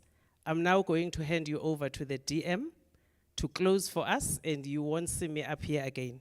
Deputy Minister, can we hand over to you to summarize the day and give us a way forward for tomorrow? Our stage is gone. No, don't worry. Thank you, Ms. C. Colleagues, let's give everybody a round of applause. I think today was information load. We've had good inputs from policy to programs to models to statistics. We've heard what is working, what is not working. We've heard from the young people who are telling you in detail what does it mean in reality. Some things that may work, some things that they dream about. You know, I listened earlier when they said, you know, we need clinics that have flexible hours. You know, I think you said it. Because we know some of the young people are also in school at a particular time. And if the clinic's close to them, closes at 3:30, by the time they leave school coming to the facility, it's closed. Or that means if they have to then go to the clinic, they will have to forfeit a day of school because of queues and so forth. So we need to think about some of the creative ways of how we get to young people. But we've also had some of the models that works in other countries, whether we're talking about Finland, Chile, and so forth. And I was even saying to someone, I don't know if I said to Prof. Nene, or was I saying to you, that Chile came to even learn from South Africa. But that model now is moving and they are excelling. You know, many countries, by the way, they come to benchmark here, DDG. So we introduce things, locally rooted interventions, initiatives, but we know the vast majority of our South Africans, the spread of our country and so forth, and the inequalities are at play. So we have the opportunity. Tomorrow, colleagues, with all this information we've heard, we want to then say, what are we going to do next? Remember, the roadmap says that we are in the quest of developing our national strategic plan. We've got relevant departments here. So tomorrow we must come early. I don't know, program director, what time we are starting tomorrow. So 8:30, colleagues, we are not walking in, we are starting. Let's start so that we can finish early. Tomorrow is a Saturday. I don't know which soccer team do you favor that is playing, but my soccer team, it's Kaiser Chiefs. Okay? Don't worry, Pirates, we know you. Sundowns, we know you. It's okay, it's okay. But my favorite team, Abafana Batulo Noxolo. So, let's try to focus tomorrow. Bring solutions. I think it's a good thing that we are pausing here. Tomorrow we are not talking challenges, we know them. We are not pointing fingers at anybody. We now say solutions. And solutions that are measurable, direct, to saying, we've got this limited resources, but we can do this. We know there are problems, we know there are resource constraints and so on. So tomorrow we must be charged with that energy. All of us are necessary in this room and are important in our contribution. So Program Director, we thank you, and we thank all the panelists that have given us insight, shared the most important aspect of this work. And in our thinking head, with those solutions, think intersectional. That when we speak about a young person, the categories that affects this young person, geography, race, class, disability, sexual orientation, all of those things matter. And that we also not only just speak about ending pregnancies, unplanned pregnancies, teenage or child pregnancies, but also let's think, and I want us to be able to say, what is the role of boys and men? So that we have those solutions that are youth, adolescent, child appropriate in our approach. So let's go home and rest. Nyalazi abanye banu bahamba bayogroova. It's okay, because some of you are young.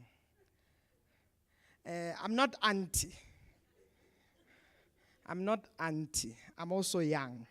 But we must be here on time tomorrow to have those solutions. Thank you so much. Have a good evening.